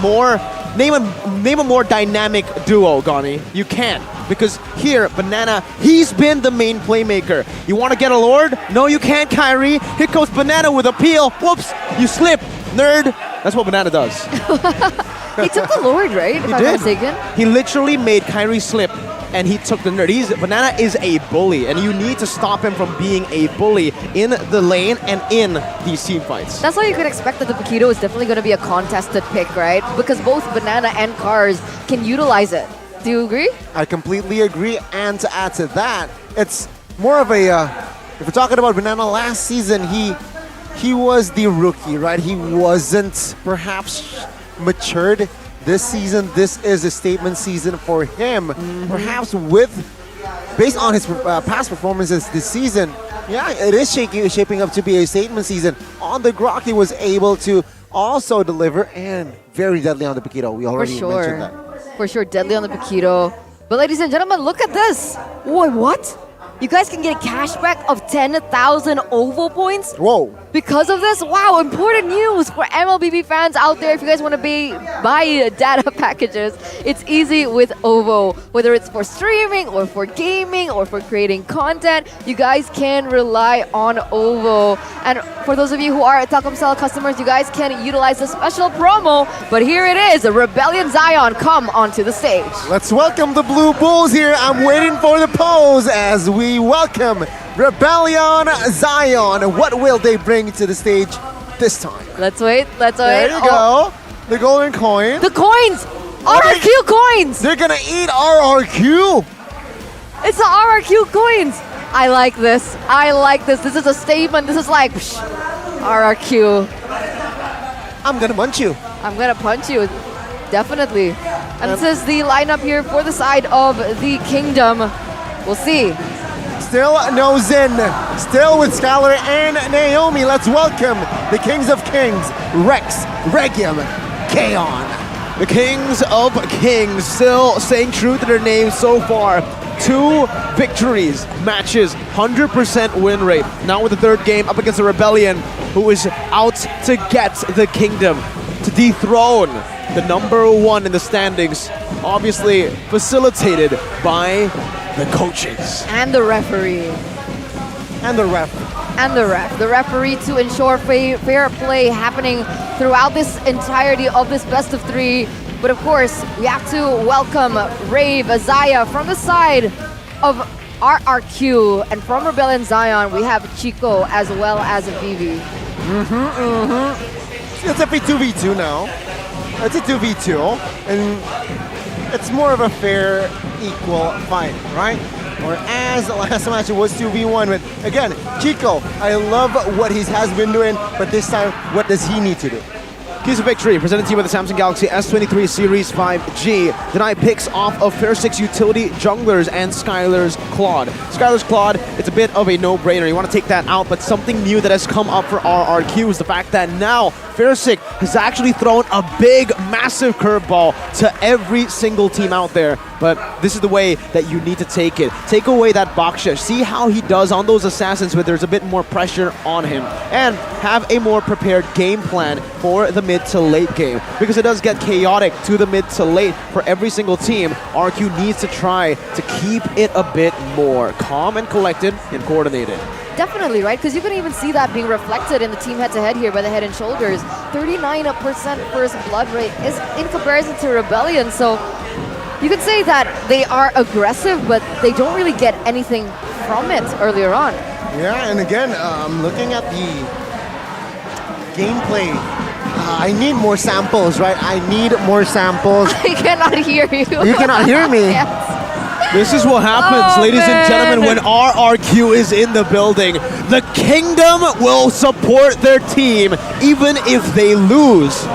That's what you call real supporters. And the crazy thing is we're sitting on the RRQ side. So the drums are literally behind us right now. I gotta fix the audio real quick.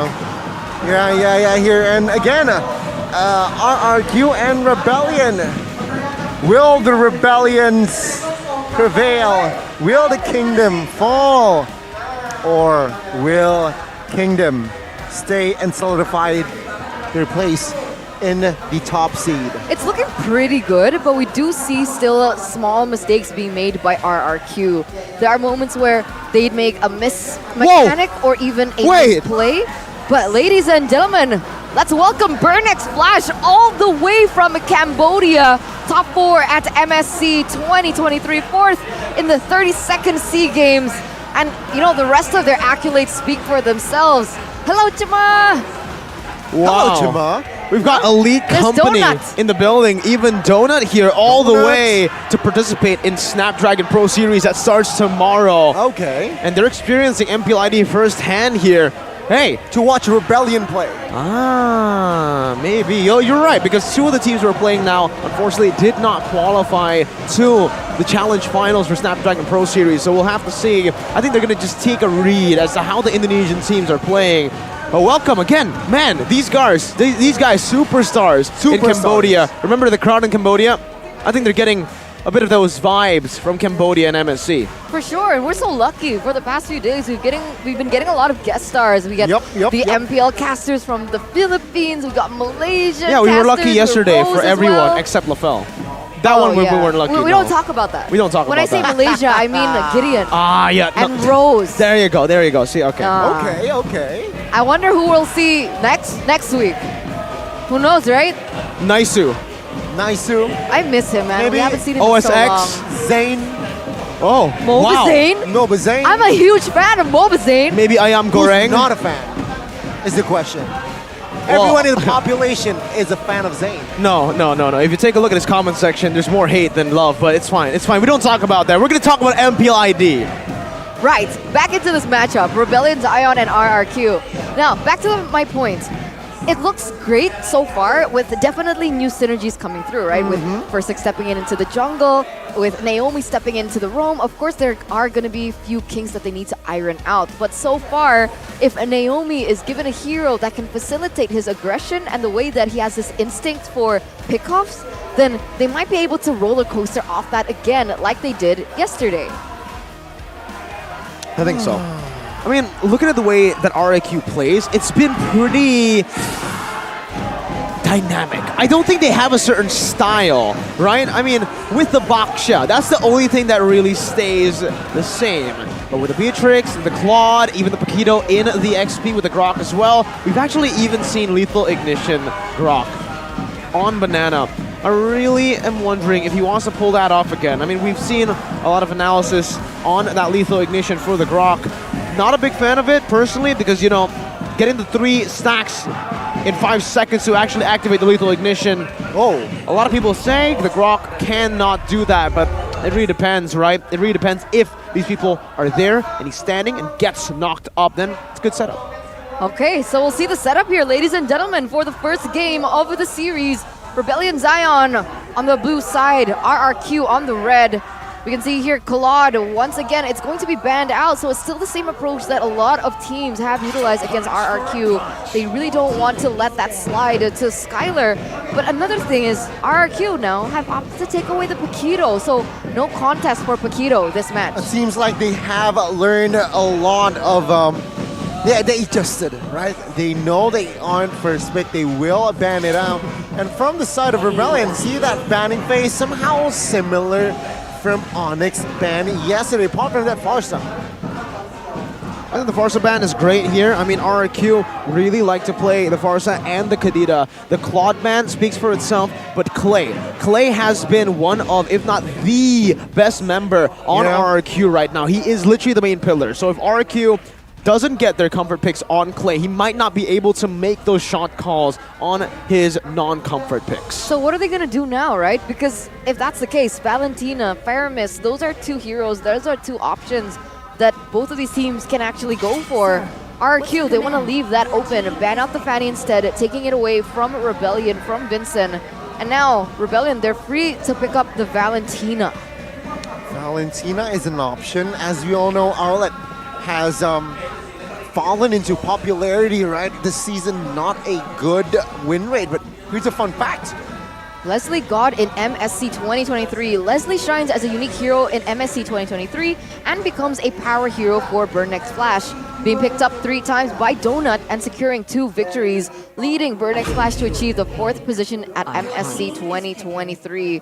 Definitely one of the star players of Burnex Flash for sure, and once again we're graced with his presence here at MPL ID.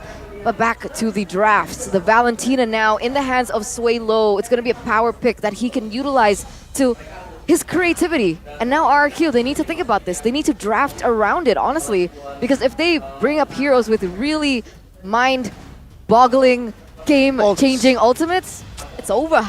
It is over, as you said. Hey, Turner. I think for RRQ, it comes down to, again, just getting the Kaja, maybe? No, oh, okay, so, hey, interesting. They go for the Baxia and the Beatrix, so they're still sticking to what has worked before. Literally, keys to victory for Rebellion Zion. Take Baxia and Beatrix and Claude away. Get them off the counter or the comfort heroes. So now it's already really good. It's going to be a Uranus answer from Rebellion Zion, and maybe they might want to take an Angela here too. Angela might work. I'm looking at the carry here. Does the carry first phase pick look good for the side of Rebellion, realizing that the Baxia, they have committed to the Baxia, so you know what? Why not just insta hard counter it here?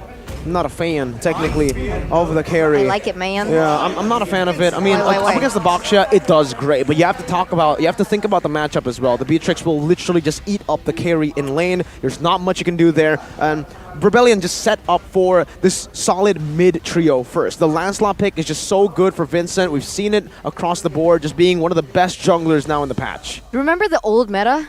Which old meta? Baxia Angela? Oh. That's definitely an option that RRQ can pick up here, and if they do, that's a lot of sustain. Wow. And for the moment, Rebellion Zion, they don't have enough damage to counter that. What about Kaja or Franco, though? Or Kufra, something for Naomi, all right. It isn't a more Naomi playstyle, right, Kufra? Perhaps, yeah, Angela, Baxia, very deadly combo. Sad that we haven't got the chance to see it in play. Second phase, though. Perhaps now, yeah, they can just ban out the carry and the the carry and the Leslie, maybe. Not a big fan of the Leslie here. I mean, looking at the Kufra and the Baxia makes sense. You can lane against the Beatrix quite well as well, but there's still 2 more picks left in our RQ slot. They can go for a lot of dive here. Maybe the Harith makes sense. I think the Harith is a good option to go and ban here, but they will just start to slow down or to take out Audi TZ's heroes, which is going to be the Atlas. They're starting with a very interesting pick. I haven't really seen a lot of Atlas games from Audi in MDL. But if we do, that's going to be so exciting. I think me and Gani are really anticipating an Atlas pick here, but Rebellion Zion, they're going to go for the Lunox takeaway, taking a counter towards the sustain coming in from the Uranus. And the cool thing is, both of these teams, they need a reliable source of damage to penetrate through both Uranus and the Baxia. With Lunox takeaway, once again, carry is still up for grabs here for Rebellion to take.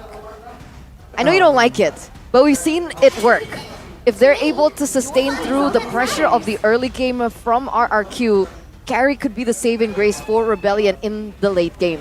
Yeah, also a department here that Rebellion needs to fix in the second phase is they need to add crowd control here. Perhaps seeing that Atlas has been banned, what are the options left here? Cho? Perhaps for Audi TZ? We've seen Lolita I'm drawing blanks here. From Audi, honestly. It's one of his power heroes as well. Do you think he might utilize that? Yeah, I think the Lolita Edith also is going to be an option for him to go for. We've seen him on that Edith a lot in the MDL. I don't know why. He just really likes that hero in the roam position. But other than that, remember, the Angela is still up for grabs. It's not the Angela Ling combo that you would expect, but Angela Lancelot Uranus is pretty scary too. Other than that, remember, Franco Kaja, both are still up for grabs. Even though it's up against a Kufra, I know, not really a good matchup against it. I think it can still work with a Lancelot that starts first. Yeah, I think Kaja here for the side of Rebellion. And here they can actually go Angela for the side of RQ. Still Angela mid for Clay. Exactly. Oh no, they went for the Esme, the counter, the anticipation. They anticipate the Angela pick. Yeah, I've been waiting for this for so long. Uranus Esmeralda back in a store for us in the meta. Miracle's making faces. He thinks it's a disgusting lane. He thinks it's so boring. It's not a lane. It's literally just 2 dudes walking around and just having fun. Melissa becomes a choice. Oh, I like this pick up against a clumped up. And I called it Edith. Man, there's a lot of AoE going on for Rebellion Zion. This is a pretty nasty composition, dudes. And for RQ, They need a mage at this point, right? I mean, the Angela would work if they have a Cho or maybe even Frederick, someone in the mid lane who can stay there. But I don't think they want to go for Angela here. If they do, it will be quite risky, but they will lack a lot of magic damage. No, Varia is an option. Faramis as well. Knowing Clay. Not Faramis though. Against a Melissa Range. and an Edith. Sicilian. Okay. Okay. Wow, this is... Wait. Sorry to cut you off there, Goni. I have a question. Does anyone from the side of RRQ have the ability to dive onto the Melissa?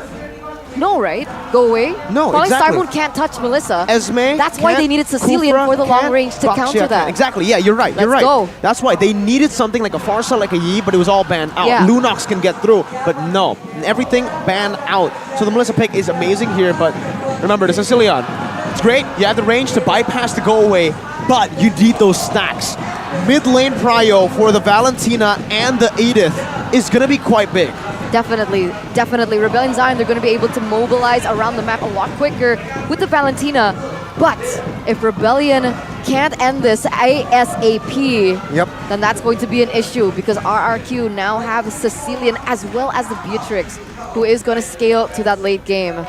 Ladies and gentlemen, let's get it. In game number 1 between Rebellion Zion and RRQ, as RRQ want to continue their win streak here at MPL ID Season 12.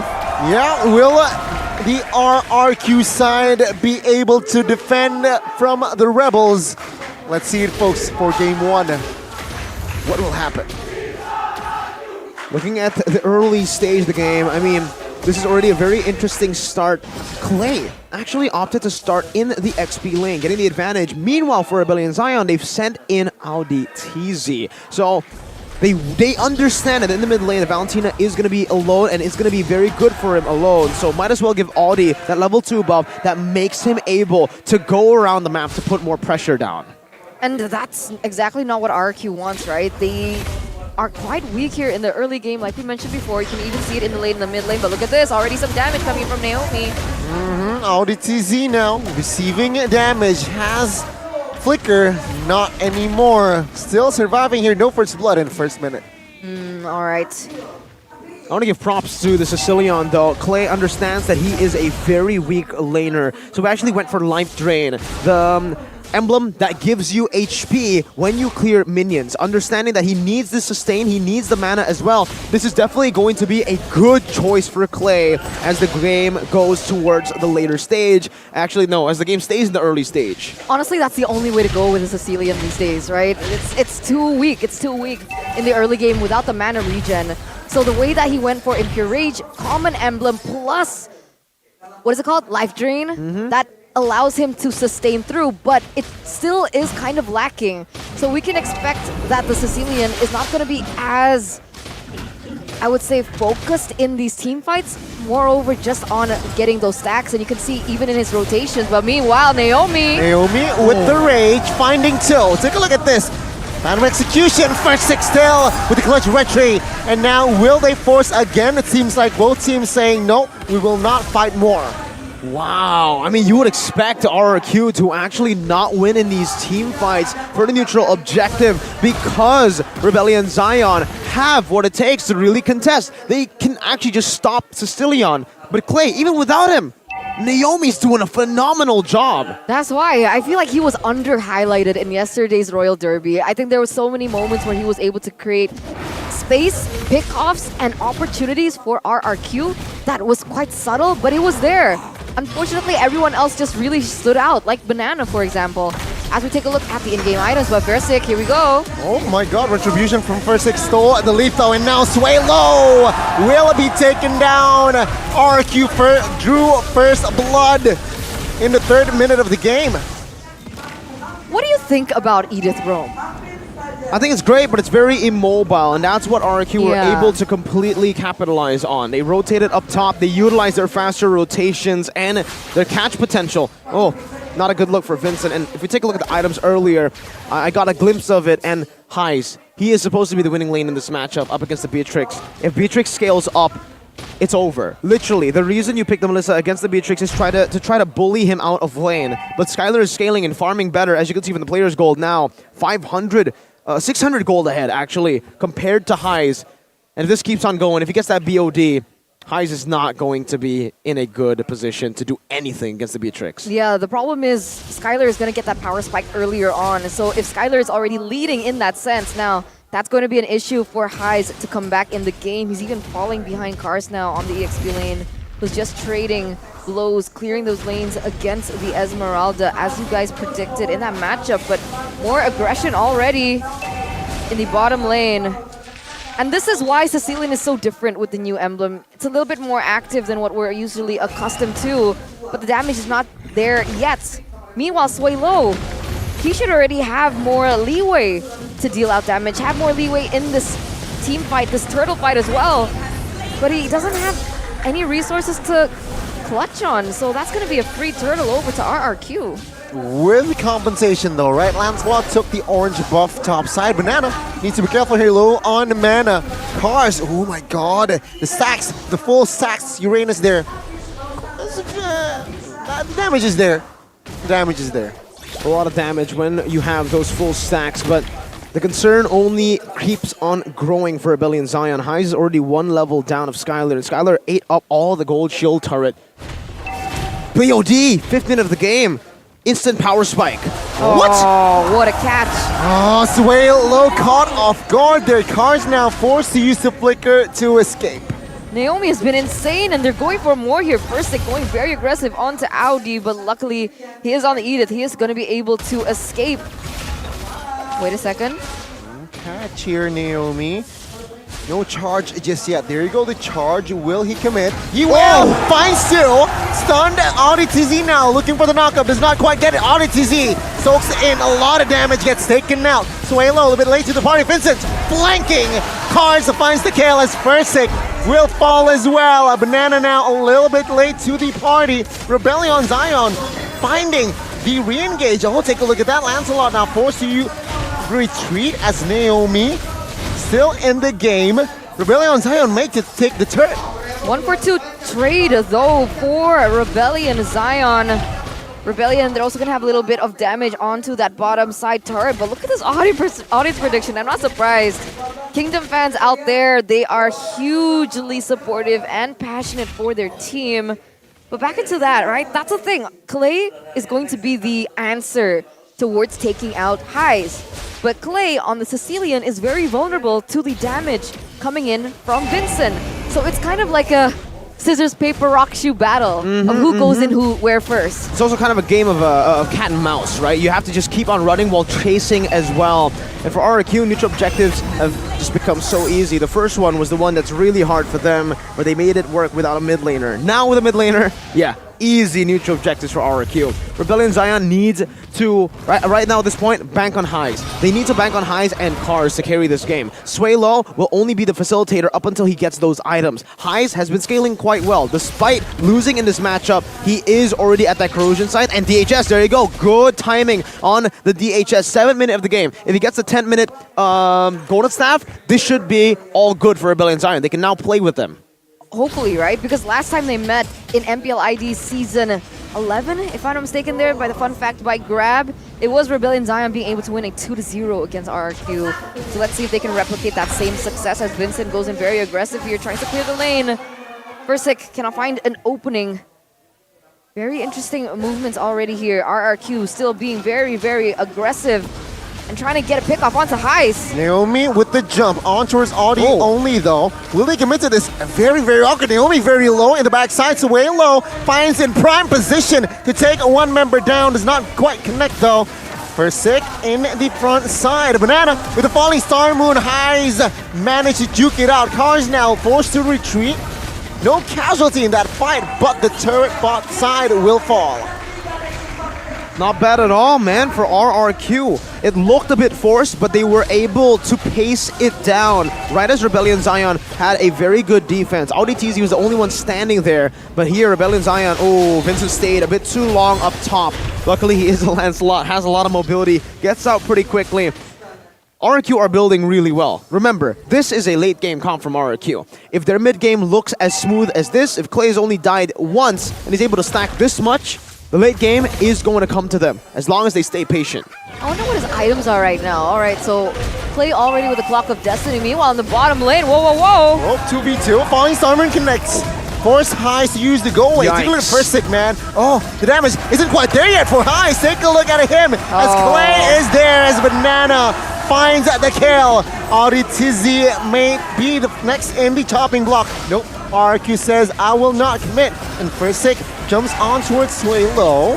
Skylar gets the mid turret. And again, a value trade for RRQ. Banana here still harassing Vincent, forcing him to use the Phantom Execution. That was perfect zoning by RRQ, honestly, allowing Clay, of all people, to get 2-1-2 already in the first 9 minutes of the game. He already has that Lightning Truncheon as well, so expect him to scale even more and expect him to have way more damage.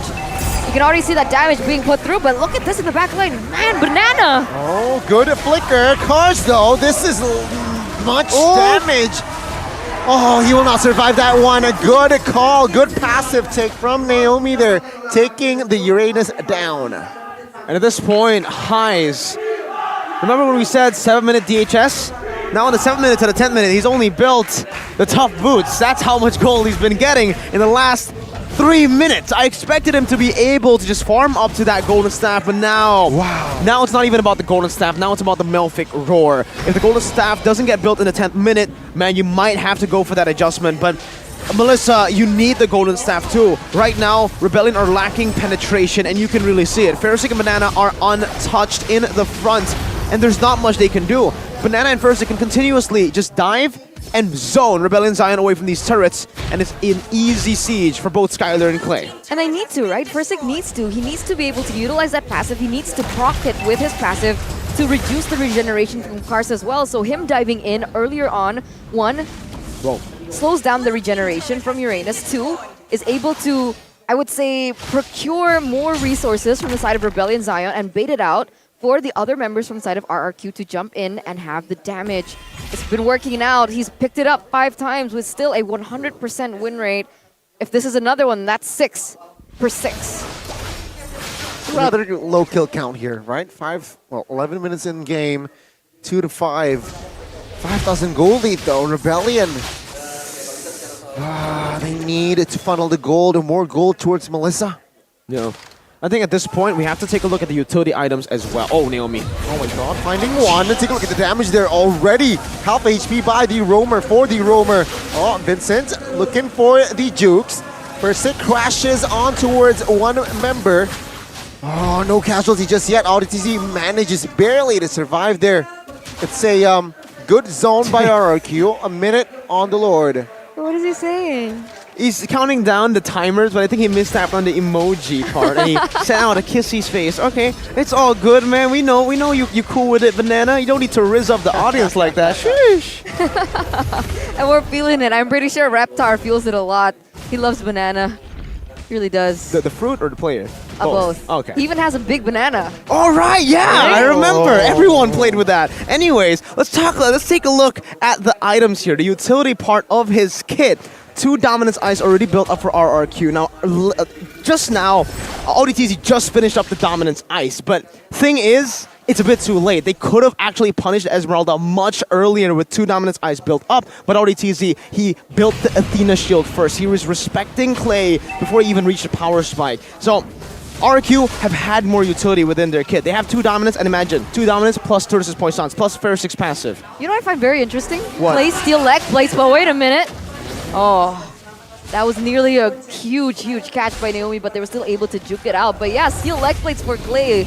Not a straightforward damage build. He goes for respect over on to Vincent for sure. Oh, fight. Oh, Naomi now terrified, low HP. Clay with the cover finds the important kill, and Skylar the backside finds another. It's a 2-for-none. RRQ 6,000 gold lead. Plus the Lord. Things are not looking good here for the Rebels. I don't see a way that Rebellion Zion can come out for this. Honestly, right now, 7,300 gold lead, and they're going for more. They have the high ground in Skylar as well as Clay. What is there to do? No, nothing here. Not looking good here. Port side of Rebellion. Base turret mid will fall. next, perhaps the top side, but no, even so, RRQ will not commit to another push. What do you think, Eterna? Because I'm thinking right now that Clay is an issue. He is a big problem. Like I said earlier, guys, the key talent here, the life drain, man. When you, when you get a kill or assist on a minion, then you get 3% HP and 1.5% mana. Say goodbye to all the problems, issues that Clay should have on a Sicilian early game, because with that, Stain is all good and you can spam those abilities. Yep, luckily for Rebellion side, only the mid is crashing towards the mid. Oh, Tickler Vincent, wow, cannot soak in that damage. He gets taken down, Falling Star Moon on towards 1. 5v4 now, top side Siege, Skylar. Yikes. Ultimate snipe, they're finding one. Naomi charging in the side, finds one, and goodbye, Audi TZ. Now, the base wide open, triple kill for Skylar as he's looking for that Maniac, gets it. RRQ finds the first points in the series. A very strong performance by RRQ. Rex Regum Kaon. Convincing, clean, template, as some might say. But that was just the gist of it. They were able to have and hold the control really well in that early game. And unfortunately, even though the Rebellion had the Valentina to kind of win it out in that mid lane to have better rotations, it still was RRQ controlling the map. And the question is why? How? Because of first stick on the Boxia that can mobilize around very, very quickly. That was just all RRQ. And like we said, oh, dude, if you win early mid on a Sicilian, God, you're not going to like what a late game Sicilian is going to bring to the table. Rebellion. Stomped. They didn't just get stomped, they got steamrolled by Mr. Banana as well. Because the Esmeralda was so active around the map, always being, I wouldn't say a threat. He was just a distraction. He was that annoying member. He is a banana. You stepped on his on the banana and you slip and you miss. And that's what happened. For sure, for sure. It's insane. It reminds me kind of like Joy, the way that Banana kind of played it, right? He goes for the back line, he distracts, like you guys mentioned. And on top of that, if we're talking about distraction, we were faced with Boxia. Boxia, it's always a constant pressure, a constant problem for highs in particular. One of the main winning conditions for Rebellion Zion, because they're banking on that matchup, they're banking on his damage. But the way that they were able to pressure him so much in that early game towards the mid lane, and then he couldn't get his farm, he couldn't get his items, and Skylar was doing that much damage already, it was like there was no hope.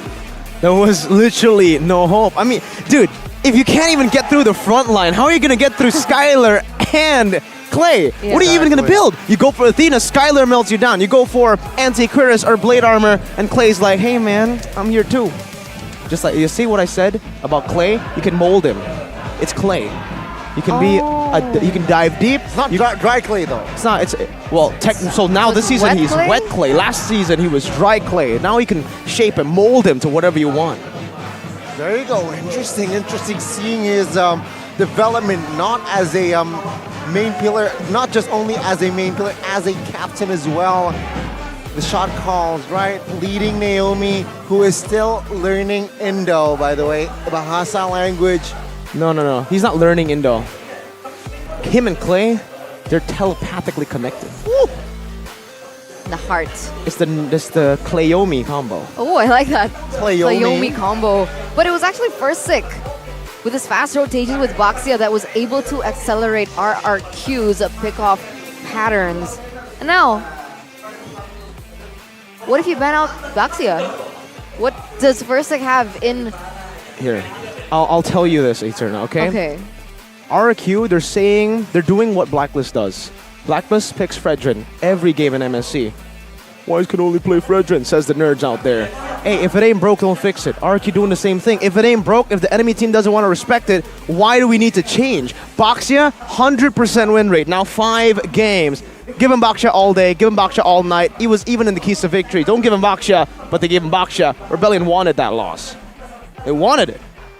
I agree. I mean, looking at the record, I think only RRQ is the only team that has pulled off the Baksha this season, and still 100%. So, yeah, either you join him by picking up the Baksha, or just ban him. Yeah, I know it's a different player to the RRQ that we saw at M3, at MSC 2 years ago, but it's giving me the same RRQ vibe, right? RRQ found a lot of success on the Franco with Bin, and as soon as it was banned out, they didn't find the same success. Exactly. So my question now is, what happens when you take away the Baxia? Is RRQ equipped with a different strategy this time? Because without the Baxia, then they have to go through a completely different strategy. There's no one that you can play in place of Baxia. No one rotates that fast.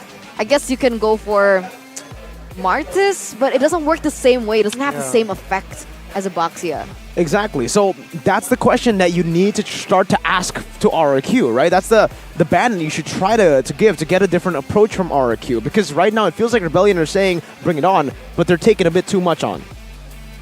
Maybe I'll take it off. Maybe they'll take it off, exactly. Take it Chico. off. Just take it off. I think he learns. He's Just like very Jackie adaptive. Chan in that movie, Karate Kid. I Take didn't it watch off. it.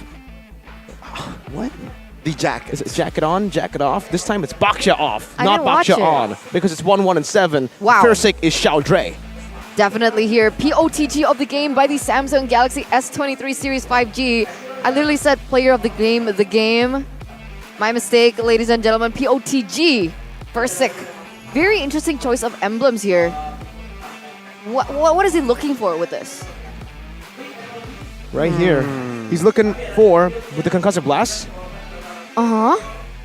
better Just everything. clear. Everything in this Fast kit. clear.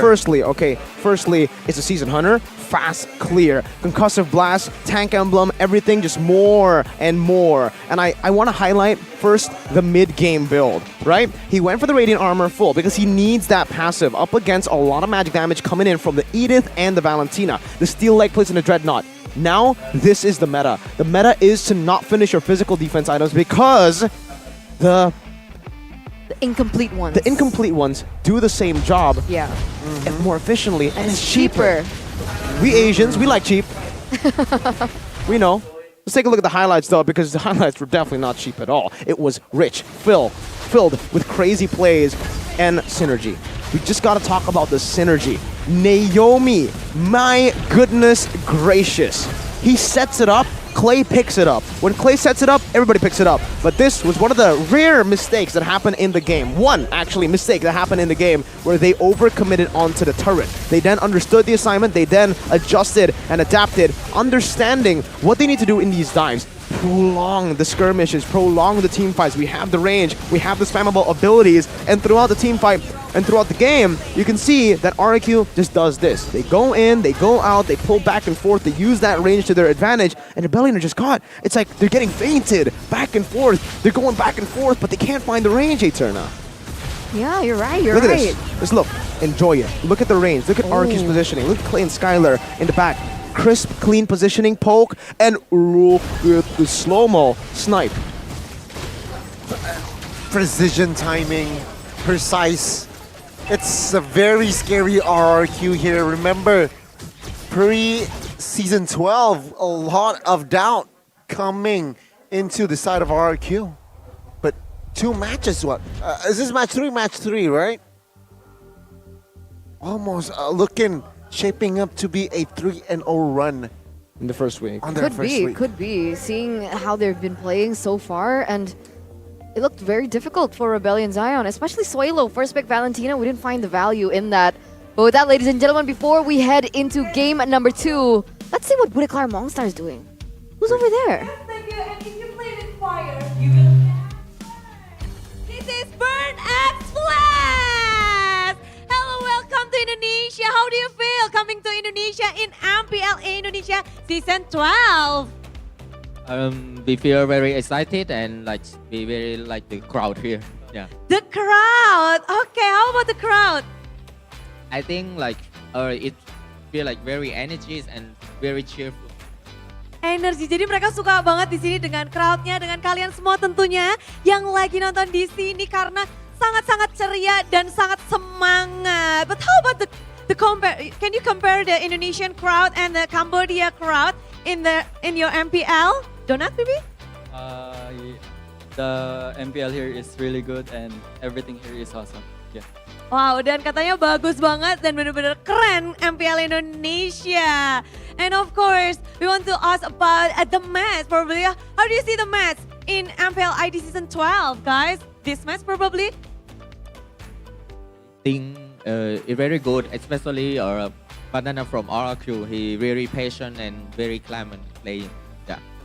Katanya di game ini keren banget dan apalagi Banana mainnya calm dan luar biasa. But we want to ask about all about the Mobile Legends Bang Bang scene in the world. Who do you think the strongest region, guys? To be honest, I think Indonesia and Philippines. Indonesia and Philippines. Yes. Sema, can you mention one name? What? One region only? Indonesia or Philippines? To be honest, Philippines. No, Sema, why Philippines? I mean, the difference of the gameplay in Indonesia is like, in Indonesia, I noticed that their gameplay is focused on the team fight and aggressive, and it's good to be watched. But in the Philippines, I think they play like focus on only objective thing. So the team fight is only an objective. So it's kind of boring if I watching MPL Philippines. But I'm enjoying to watching MPL Indo. Oke, kalau kata Sema dia bilangnya perbedaan sama Filipina Indonesia. Kalau Indonesia itu team fight-nya rame banget. Kalau Philippines memang agak membosankan, tapi bisa dibilang itu lebih gameplay yang terstrategi. Kalau Indonesia fight-nya dia bahkan seneng banget untuk nonton match-match dari tim Indonesia. But how about you, Donat? For me, I think Philippines. Philippines also. The reason? The reason is that their game, their instinct and their gameplay is good. Oke, dari gameplaynya, dari insting mereka. And you guys will face Indonesian team next in Snapdragon, right? Indonesian team, how do you think about the match will be going? The match will be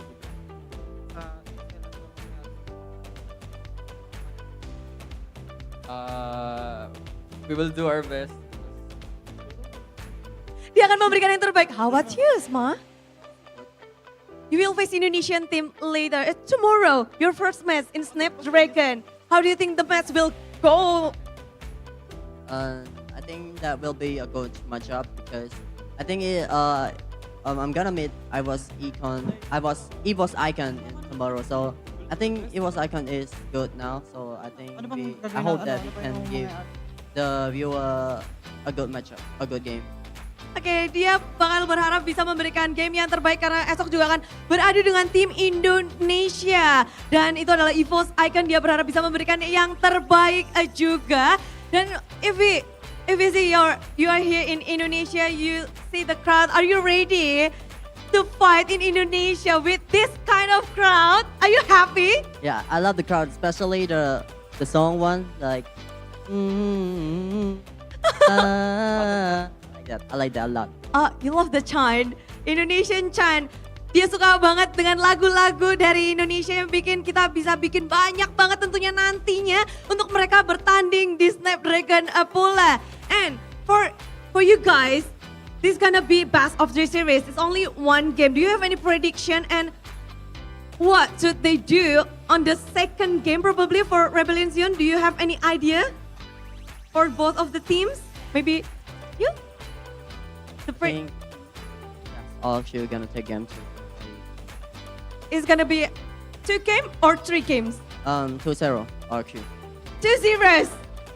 Okay. Have you seen all of the teams in MPL Indonesia? Of course. There are 9 teams. Who is the strongest team in Indonesia right now for you? Strongest team? The strongest team right now? Yes. You can mention 3 or 2 or 1. I think RRQ, right? Because they are the top one now in the ranking. RRQ.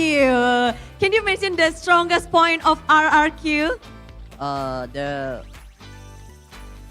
gameplay, and yeah, the gameplay just so clean and good. the gameplay. Oke. Dia mention bahwa mungkin the strongest team sekarang ini ada Rocky karena mereka ada di top. Boleh kasih tepuk tangannya dong Kingdom. Oh, well. And you guys, you're gonna fight in Indonesia. Do you have any shout out to the fans all over the world? Maybe Indonesian fans here who are watching you right now? Any message?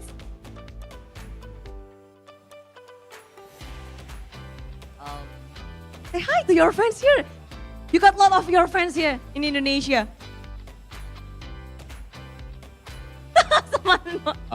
We hope that we will be having a crowd song like this in our match also from our Indonesian fans. Dia berharap mereka bakal juga untuk didukung dengan lagu-lagu kalian dari Indonesian fans. So ayo kita kasih tepuk tangan sekali untuk Bird X Blast. Dan to say thank you so much for having you. Thank you. We are happy to having you. And game yang kedua akan berlanjut tentu saja. Ini adalah Best of 3 series. RRQ dan Rebellion Series sudah bersiap. Mari kita saksikan. Inilah dia game kedua. Silakan Kasta.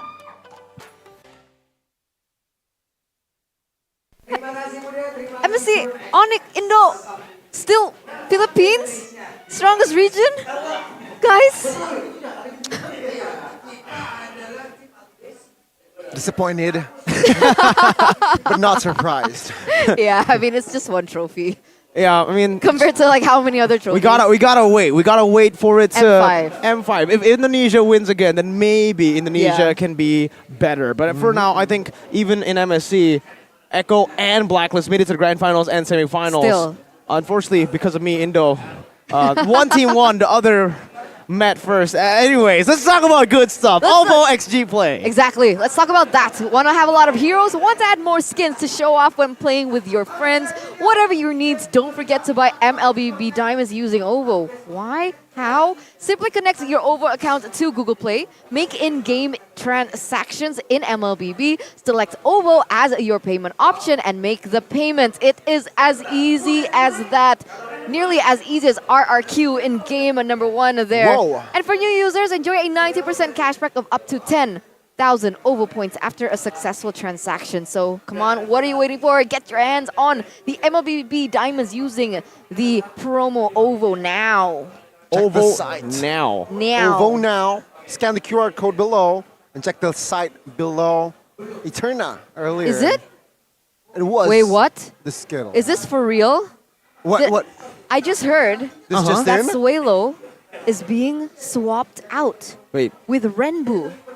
Renbu In the from mid lane. MDL. Renbu from not Renbu. Renbo. No. Renbo is in RRQ. Chipoy. Renbu. That's Chipoy. That's Chipoy. Renbu from See. MPL. Renbu. A player swap, the first one in MPL ID, ladies and gentlemen. Wow, let's see what this new rookie has to show on or in the MPL stage. Wow, Renbu. What's going on here? I gotta say, he looks kind of nervous, guys. He looks. That's just Renbu. He looks okay. That's just Really? Renbu. That's just his That's not vibe. him looking nervous? No, All it's right. like Arashi.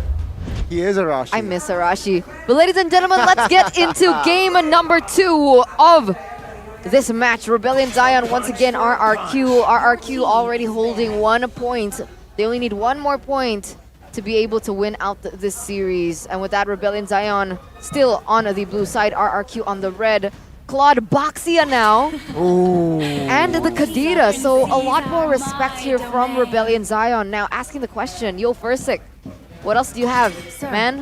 What other strategies do you have? I love it. I love it. The quick adjustment, but this leaves the Farsa open. Game 1, it was banned out. Rebellion here, what will they go for? Last time around, they opt for a Valentina first pick. Will they go for it again, or perhaps, yeah, Valentina is the way to go with Renbu though, now being the pilot. I think it's the same route, right? I mean, the real problem was the Baxia. So now that you get rid of the Baxia, going for the Valentina first pick again is already very solid. For Zaya, though, picking up the Farsa could just be an option. I think the best option for them would be to leave the Farsa for the last pick in the first phase because they already know what they're up against in the Valentina. So picking up a Beatrix here for Skylar would definitely be the optimal route. And maybe because that box has been banned out, you might want to just pick up a roamer for Naomi. Oh, Kufra? At this point, yeah. Just pick up the Kufra, pick up his power hero. I think he had a lot of Flexible, impact there. something flexible here. That's the bear. That's a Fredrin. Ooh, Miracle's favorite. Oh, but this time in the jungle, so it is not different. Like, not it's, sure. well, I think Banana's so. favorite pick, Banana's a playmaker. He ain't a Fredrin. but Banana's favorite pick in SPS was Fredrin, That's SPS. This is MPL ID. where they lost. That's a good point. Okay. Now, Uranus is going to be the choice here from the side of Rebellion Zion. Once again, Angela is going to be open, but this time there is a slight difference. Instead of the Lancelot pickup, they're going to go for the carry. Oh, the carry early here. We talked about the carry early last game. It didn't come through this time. What are they going to brew here? What's the difference? You have the Fredrin that is quite weak again. So perhaps they want to somehow also anticipate another tank from the side of RRQ. Franco, Kanja, Lolita, if they want to go up against the carry. But if they want just a safe pick that has an amazing win rate right now, Kufra. Kufra, especially on the hands of Naomi, 100% win rate still. Naomi, Kufra, 100%. Or the mage. I mean, Kaja's still open. I heavily prefer the Kufra. But like you mentioned, they're mage. They're going to go for the Farsa instead for Clay, giving carry a bit more of a hard time, honestly. Outranged, outdamaged. Rebellion Zion, they need to find a counter. But here, RQ, they can just ban out the Grok. Even the Yuzong, maybe? Why no need, because Uranus is already picked up. I don't think they need to ban the Yuzong anymore. Oh yeah, but Grok, the Grok still. For the roam position, Grok. I think go back to what they used in, or they banned in game number 1. They banned the Atlas. I think now, ban the Atlas. Never mind, actually. I think you're okay up against the Atlas. The Farsa can go for the Purify here. And the Beatrix, a bit more susceptible, but already in a good matchup. So, yep, getting out the Kaja is a solid option. Kaja and Franco, maybe. Because usually when you pick up a carry, you need someone to be able to facilitate that shred by locking people down. Usually it's the Franco and the Kaja. With the Kufra ban, it's already kind of setting up for that. Well, let's see the comment here from Vincent, the jungler from Rebellion Zion here. Dyron's departure, of course, makes an impact, but we have Kars. So we'll just focus on what we have. And so far, he's doing quite a good job, and I'm actually waiting when Dyron could play for RQ, right? Week 2. But he's in RQ, right? Oh, perfect. There you go. So coming back into the banning phase here, Kufra does get respect ban. So now it's asking questions for Naomi with Kaja, with the Kufra being taken away. Franco is still an option for you to pick up, or... Oh, it doesn't really work as well, though. I was going to say Natalia, but in this regard, I think Rebellion would profit more from the Natalia rather than RQ. Does Naomi play the Cho here is my question, right? I think so. He should, right? Cho can be an option. It's not good because remember, carry is a marksman that can rock the Purify, right? So it's very hard to draft here. Seeing a lot of roamers has been banned out, including that Arlet. Might as well just go for the Franco. Yes, you can Purify Franco, but if you can just bait out these Purifies, it's easy for the Farsa, it's easy for the Beatrix. Make him go for Purify in lane against a losing matchup already against the Beatrix and Farsa. But they go, oh, there you go. Even better! You mentioned it, Eterna. Oh my god, Naomi Natalia! Oh no! I called it, but I don't like it. Why? I like it for Rebellion better, not RRQ. Because Rebellion Zion, they still have a chance to pick up something like the Franco. Rafaela might work. Franco might work. And they can pick up a chunky build. Okay, there you go, the Martis. Not a chunky jungler, but someone that can just go kill Grok. Natalia. Grok roam, I don't mind it at all. I don't mind it at all. Yeah, I think the Grok adds vision, some dive capabilities as well, some threat as well, but oh my god, a juicy target for I like Natalia? it. No, I like it though. I mean, yeah, it's a juicy target, but it's a roaming Novaria here. You can just try to open the map up with the Astral Echo, so it stops the Natalia from doing a lot. Astral Echo isn't a constant vision. It's not constant vision. There's cooldown towards it. And most of the time, that map pressure from the Natalia is still going to be present. I personally don't like the Novaria pick. I understand why it was picked up. Yep. Too risky. But for RRQ, what do they need? They need someone that can peel. I think Yu Zhong works, literally. They have the Fredrin in the jungle, put it there, go for something that can dive. Or Terizla? Anything they can dive. Bene even, if Banana really wants to go for it. Oh my god. Completely forgot about that. The armor or the physical defense shred. Oh. I can't. If Natalia jumps onto a person who gets shredded by the Dairoth, say good night. It's GG. It's basically what we saw from the Paquito and the Dairoth combination. It could definitely work here. And what's crazy is we finally get to see Naomi on his power pick, the Natalia. I love it. I love it. He had double-digit kills in MSC 2022 with the Natalia back when he was still in Falcon. Completely dictated the game. Even at M4, when he was given to Natalia, it was quote-unquote nerf. Not a good hero, he said to me. Nice line, Naomi. You're still good, nerd. Well, ladies and gentlemen, that is going to be 10 heroes composition-wise. I like Rebellion, but I decided with RRQ. Yeah, me too, man. Technically, I don't know, we'll see. This could potentially be the last game of the series. Ladies and gentlemen, welcome to the Land of Dawn for the final match of this day. Rebellion Zion once again, RRQ, with RRQ already with 1 point. Rebellion Zion, they don't have a lot of choices here other than to win it, but the kill pressure that RRQ has brought to this game is real. Will they be able to counter it? I mean, look at the mobility from RRQ. 4 Quantum Charge. They want to run it down. Interesting. Even Versick here with the Quantum Charge, so he's already answering the concern for the Fredrin, right? Oh, a early flicker already. Naomi doing a lot. But yeah, mobility is a big concern for Fredrin. Versick says, no, not anymore, Mirko.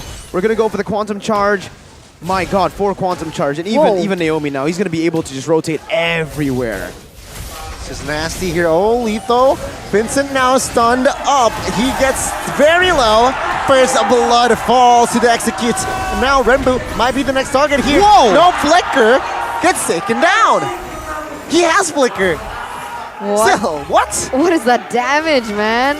I mean, we were talking about Fredrin, right? Fredrin being flexed back into the jungle. It looks like it's working out.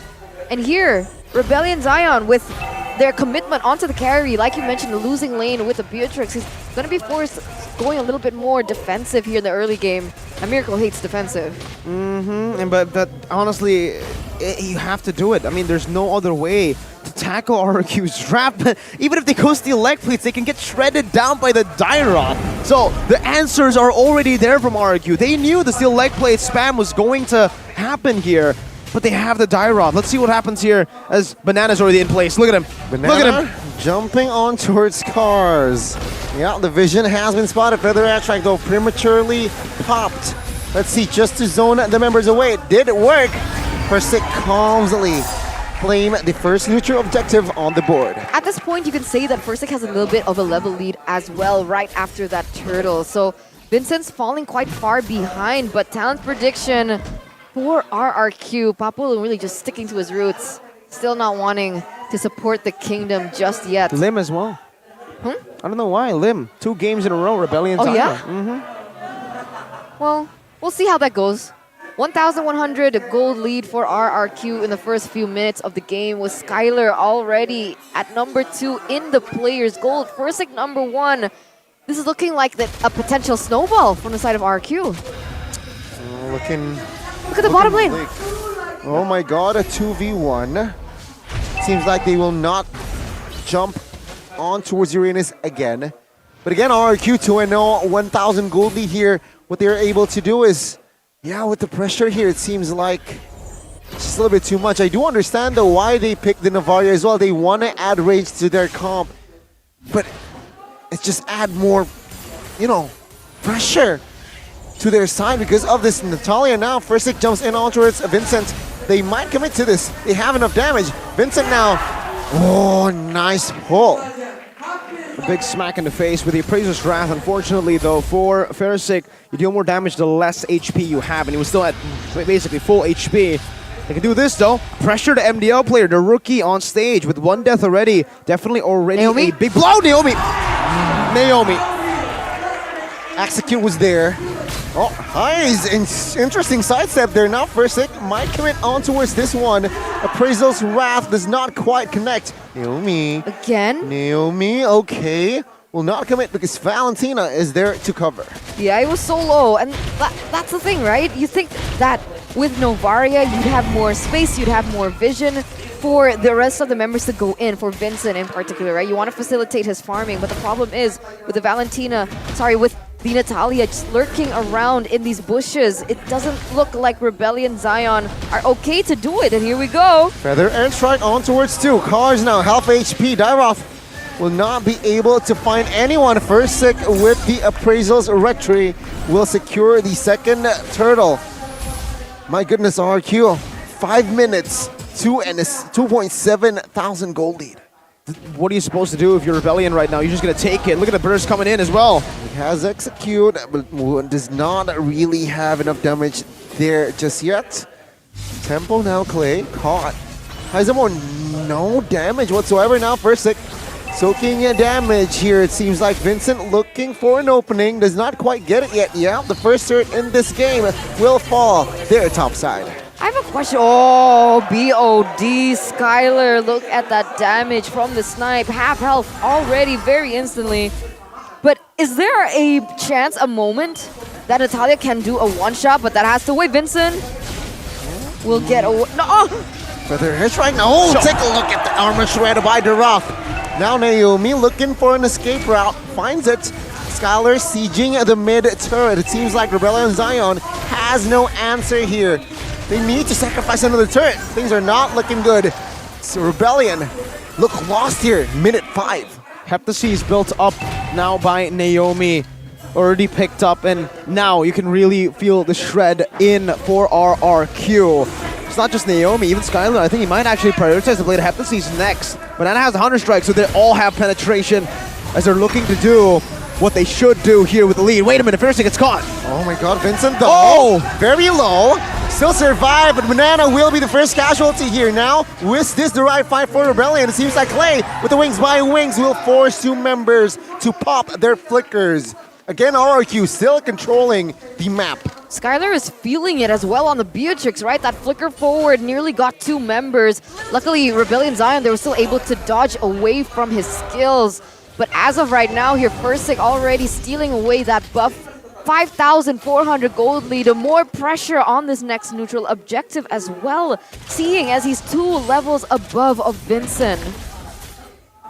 This is a disaster for Rebellion Zion. Everything going right for RRQ in the early game with a snowball comp this time. They had a late game comp last time, but now with a snowball comp, yeah, RRQ can do whatever they want. They have Rebellion caught in a very, very bad spot. At this point, Naomi's been the one who they sent over to the side. That's how powerful they are. 7 minutes in, tier 2's gone left and right. Oh, look at that.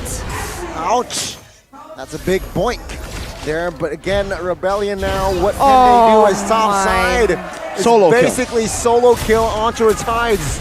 And now tier 2 mid lane will still stand. But Rebellion Zion again, what can they do? They can't. They honestly just need to turtle in their base. If they walk out just a bit, this Natalia is going to eat them up. If they go for these retries as well, I mean, first is just going to take it. You take 1 retry and I'll take your entire jungle. He has his retry up next, and that purple buff is surely going to be gone. They're most probably going to send it over to Skylar. He didn't even go for Apathy. Look at what he got. Look at this. Disgusting build on Beatrix. BOD into a Malefic Roar in the 8th minute. It's the timing that makes it disgusting. Usually, just the BOD alone, with a few shred, this guy already has the Malefic in the 8th minute. That's so much gold used. But that's how snowbally he was in that early game, so he does have the resources to go for these heavy, expensive items as well. 7,000 gold, I mean, what can you say at this point? Now, with the damage already coming through from Clay, Vincent can't even do much, look. Let's see here, mid tier 2, Banana with the flanks finding one. Oh, good counter there by Rebellion Zion. Banana overcommitted, forced to use the flicker as well and gets taken down. Oh, did you see that? What? Naomi. What did Naomi do? Malefic Roar. Oh man, no. Banana, his main usage in this game was like penetration, right? We needed shred. At this point, Naomi and Skylar are like, no worries, Banana. We don't even need you anymore to shred them down. We have a Malefic, we have a Heptasis, and another Malefic. You know what's better than one gun? Two guns. Ooh. You're right. And we can even see it reflected in the damage dealt here. Banana second, Clay first. And it brings me to the question. You said that it's not as meta as the way now for junglers to not build your full item. But with how much damage is coming in from that Feather Airstrike to zone Vincent away, is it not worth it to just go straight Athena Shield? At this point, you don't know what to build. You try to go for Athena Shield, and then what do you do against all the physical damage coming in from the others, right? They go for the orange buff. Look, one stop. Oh, that would have done even more, but it's just so hard to itemize if you're Rebellion, because you simply just don't have enough resources to really have a say. So basically just get trapped. Just the only hope that you see for Rebellion Zion is make a mistake. Yeah, they tunnel, they wait for RQ to dive, and they try their best to win in a chaotic team fight. Let's see, Feather Airstrike has been popped, cancelled. Vincent though will be able to escape and turtle back to his base. Lord marching bot side. Potentially this might be the last push. Let's see. Clay hovering in the backside. Base turret bottom lane will be the target for the Lord and the team. First Stick trying to zone the members away. Meanwhile, the mid side is their next objective. No openings for a fight just yet here. Both teams waiting for the right timing. I mean, essentially, Rebellion Zion on the defense is the best way, the best scenario for them, right? Because there's no way Naomi can go in and for a flank and pick up highs, let's say. So they should be able to clear this. They do have the high ground with Audi TZ on the Navaria, and you can see it actually go through. Another airstrike here to open things up. Perhaps from Banana here. They're trying to bank and final slash on towards two. Not final slash. It's the Mortal skill, Mortal Coil. But base turret mid side, it will fall. Oh, this might be it. For Sick low, Clay low. Banana, Cars from Cars. Take a look at this. Is this a mistake? Cars gets taken down. First Stick will fall next as Banana will be the next casualty. It's still a win for Rebellion as they're still on the manhunt. Oh! Matrix Oddity Z. Precision skill.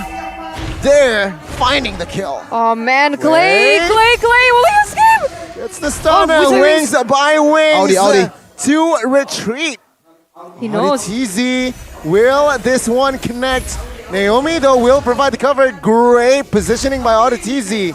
It's a reset. What I tell you, wait in the base, you have good high ground, RQ can make a mistake, and what happened? They did make a mistake. They forced it too much. They could have just frozen the waves, gone for the next Lord, but they wanted to win faster. They wanted to try to crack the space open, which they were able to do. They were able to get the mid lane base turret, but a few shutdowns. No, technically, unfortunately for Rebellion, this is a very low kill game, and there were no shutdowns given. Naomi's the only one with a bounty, and he's still alive. But RQ, they've lost a significant amount of gold. It was 8K, now down to 4K. Was there not a shutdown? No. But it fell into the hands of Audi TZ. Wait a second. We're still here.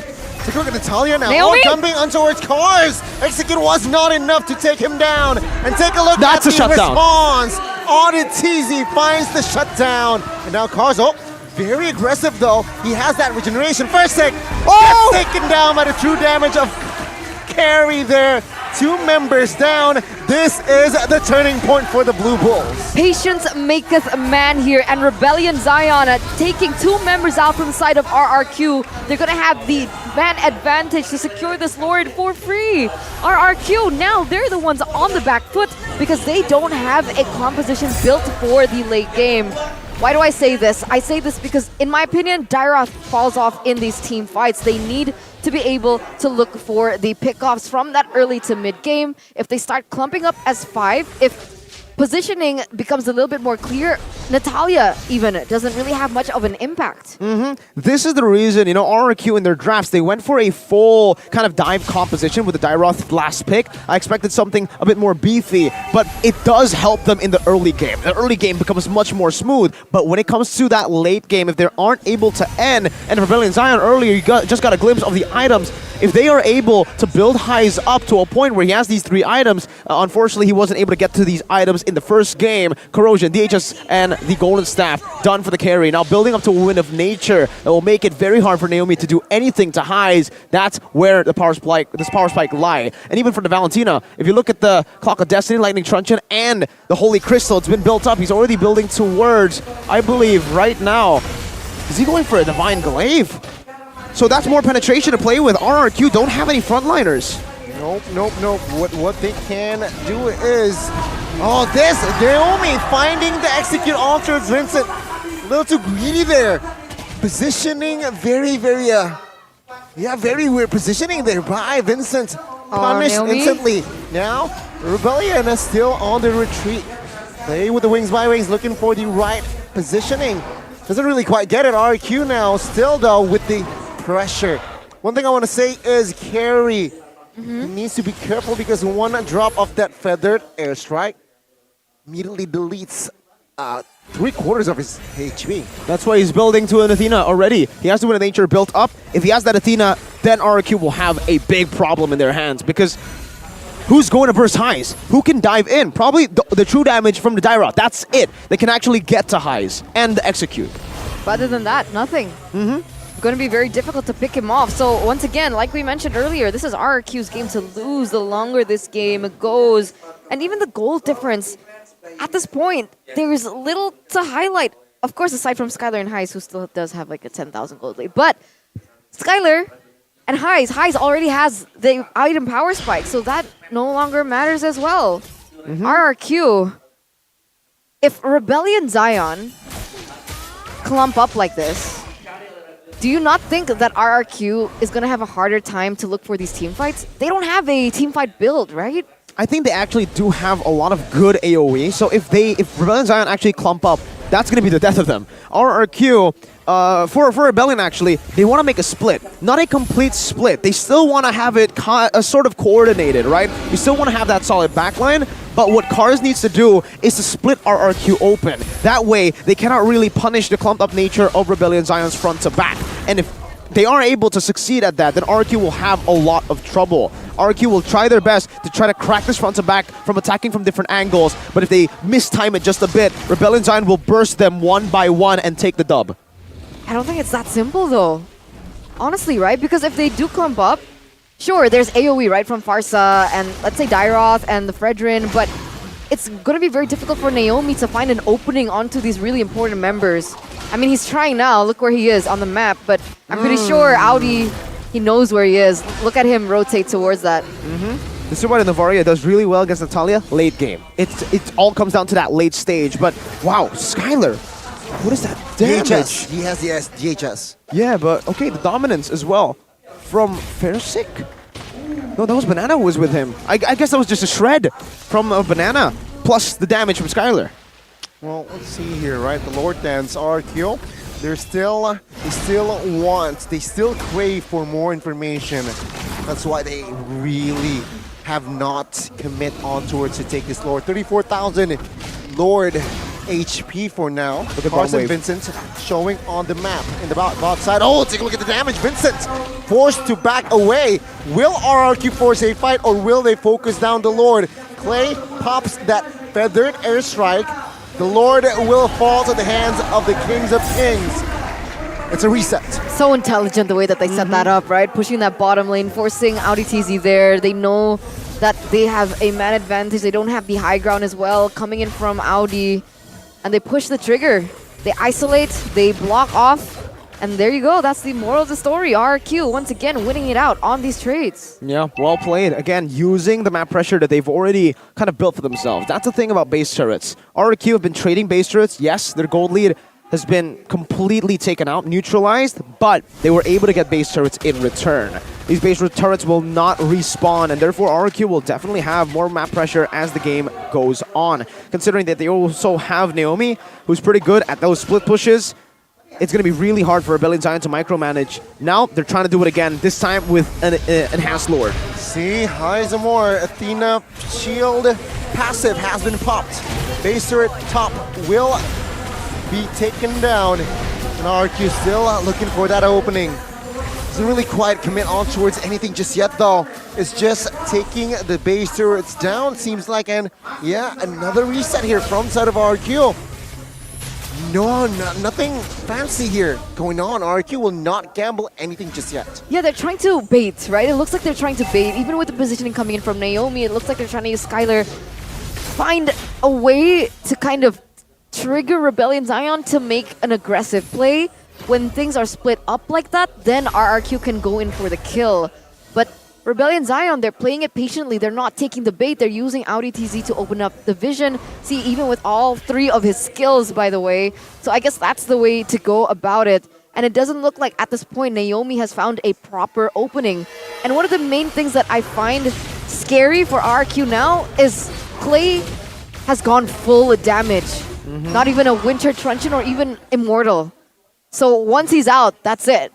He's banking on the fact that the damage carries them. I mean, that poke can really be the opening to end the game. If he gets a good feather airstrike, like you said, just I think Gani said it, one drop. Just one drop to either Audi or Highs, and they will have to back off. Even with the Athena proc, I think it will still go and shred him down. Banana's already building towards a Rose Gold Meteor now, has the Magic Blade. I think looking at the items, Fairsec as well as building towards an Athena shield. So really, everybody's already getting to a point where the gold lead is not going to matter. Both Rebellion Zion and RRQ about to be full build in a matter of minutes. 15 seconds to the next Lord here. With the base of Rebellion Zion exposed, if RRQ gets the next Lord, potentially it's GG. I wonder what the cooldown of Novaria's ultimate is. Is it quick? Is it slow? Because just now, Natalia made Audi TZ utilize it. Oh, there, it's spammable. It's super quick cooldown. It doesn't work. I thought he could like trigger it. So then they can utilize that as an advantage for them to get the Lord with the lack of vision without that ultimate, but still. It's so hard. In the later stage of the game, it gets faster. If you look at the items as well from Audi, Enchanted Talisman, is the cooldown, just full, a lot of cooldown. Even cooldown boots coming in from this man. So you're seeing a lot of cooldown. That's why it's going to be very, very fast. Already up again. Up and running here from the side of Whoa. Oh, Naomi caught low. Good Winter's Truncheon. Is that enough though? Skylar, getting jumped on. But Flicker was used there very, very safely. 0-1-3, mind you, from Skylar. Lord, 25,000 HP. Who will grab it? Oh, finds the flank. Finds the kill, and now Banana looking for the kill. Highs in the mid of everything, looking for the right positioning, but does not quite get it. Vincent claims the Lord, and is just going to be Fairsec taken down. 2 members out. Fairsec out for 15. This might be the push that Rebellion needs. Yeah, exactly. That's a Lord on the way at the top side. And I told you, Clay was building so glass cannon. He has the damage to put it on initially, but if he gets dived on by members like Renbu, it's GG without any outplay potential. Rebellion Zion, they outnumbered RRQ, and then they were able to focus on to Fairsec. Naomi finds the kill. He will be taken down though. But without Highs, do they have enough firepower to end the game? Let's see, Banana now jumps in. Base turret will be the target. But it seems like now with Clay and everybody up and running, Rebellion might not be able to penetrate. Let's see the mid side now. Renbu caught low. Banana has Immortal. Clay, no feather airstrike. Base turret mid will fall surely, but this time Rebellion Zion, again, without carry, they will not have enough firepower now. First Sec being this front line, trying to find the opening. Banana jumps on towards Cars, Rebellion Zion forced to back away. Well played. My goodness, both of these teams just going all out. And I gotta give RRQ a little bit of Skylar especially. Sold his boots for Windtalker, now sells it again for the Athena shield. He buys the Windtalker just to get more attack speed for that Bennett to clear the wave and to clear the Lord faster in that moment. I mean, we gotta give props to Naomi as well. One blunder for him costed him the Lord, but he also did just save the game with the kill onto Highs. Now looking at the itemization, man, Rose Gold Meteor already bought as well for the side of Highs. He sold his boots. You're going to see these marksmen start to go bootless because even the Beatrix has gone for that Athena. No shoes. Bootless, I like it. Bootless. Not barefoot, bootless. Bootless. Yeah, why not barefoot? Because bootless sounds funnier. Exactly. Bootless sounds funnier? It is. Oh. It does. I don't know. What are we expecting for the next few minutes here? What's a winning condition for RQ? What's a winning condition from Rebellion Zion? Okay, let's talk about it, all right? The winning condition for RRQ is to utilize the waves. They simply did not utilize the waves. They got too hasty and they started the fight. This was the fight, this was the fight after they already started it initially down below. Naomi went for a very aggressive pick that could have won or lost them the game or the fight, which ended up happening. If they just had waited for that bottom wave to crash down and they used the Lord or reset the Lord, that could have been a free one again for RRQ. Thing is, RRQ got hasty. Rebellion Zion have now kind of equalized. They'll now only have to deal with one super mini wave that is going to be slow pushing down their lane, which is the bottom side. And at this point, they've equalized map pressure. So what Naomi was able to do constantly, diving into the back, he's going to have... Oh, he's going to struggle a bit, but unless... ODTC gets taken out by Naomi. Will be traded back though. Rembo with the kill, but without ODTC now, Rebellion Zion will lack vision. Take a look at the all-in now from side of RQ, forcing Vincent to move back. It's resetted. Is this enough? It is resetted though. Take a look at the Feather and Strike. Just to zone away. Is this the right move here? Valentina and Carrie has not yet joined the party. Vincent very low. My goodness. The stun connects. First jumps in. Winner's Truncheon. RRQ now pulling the trigger. My goodness, both teams still hovering around. Cars loses his mortality. Skylar, not enough damage. Highs though. What the heck is he doing? He gets taken out. Immortal loses. And there you go. Skylar finding the kill. And this might be it. RRQ finds the double. Cars for 70. Not looking good. RRQ, they dismantled the Blue Wolves. Now they're looking for the final push that top side. Vincent, well, not enough firepower. This is it. The Kings of Kings will be able to take the Blue Bulls down. Wait a minute. Wait, I might be wrong. They're still holding on. Vincent, though, taken out. ODTC and Rainbow joining the fight now. They have Skylar. This should be enough. They've done it. They've done it. They defended. RRQ failed to execute this time. RRQ might be making a mistake here. They have to be very careful. Rainbow, he nearly gets taken down. My goodness, this is it. No, wait, The Kings of Kings swept the Blue Bulls. Got a bit confusing there, but my God, Rebellion Zion wasn't able to find the opening that he wanted. Wow, again, that defense really gave the RRQ Kingdom a heart attack at that moment. Everyone behind me just gasped as they weren't able to end. That 1 minion, 1 HP was enough for RRQ to finally end the game. After dominating the early game, that mid to late really gave them a lot of trouble because a lot of fast adjustments were made by the Rebellion Zion members. Unfortunately for Rebellion Zion, they will have to suffer a 2-0 defeat. But RRQ, they stay on top still. 100% match victories. Number 1 in the standings for week 1. And unfortunately, Rembu getting swapped in there in game number 2 wasn't the solution that they needed there. There were moments where he did make good plays, especially being able to 1v1 Clay of all the members. But other than that, unfortunately, I feel like RRQ was and had a really, really good draft there. What a game for both of these teams. Those adjustments late game really, really gave it everything. But unfortunately, we have to talk about the elephant in the room, Highs. What was going on? Oh man, That play. That flicker forward with nature. I get what they were going for. I was get dumbfounded.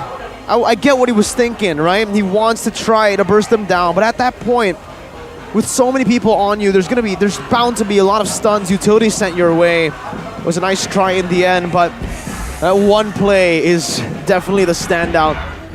I got stunned after that flicker play.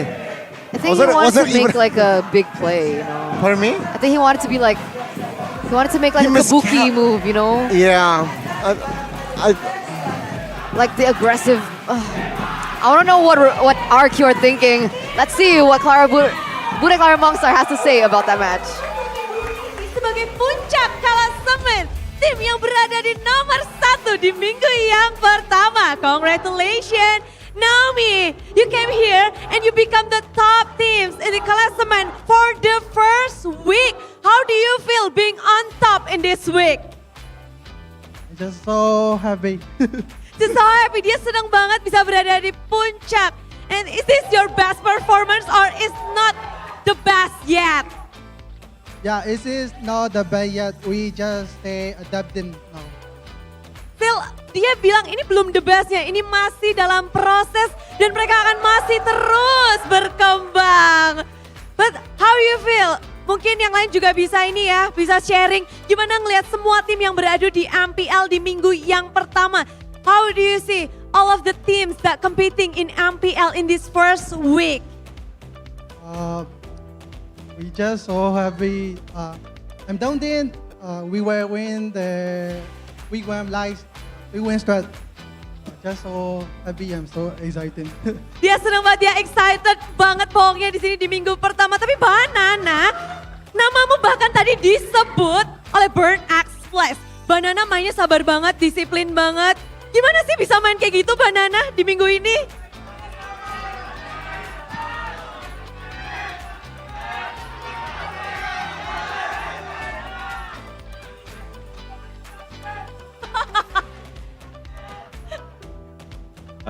Banyakin latihan sih. Ya.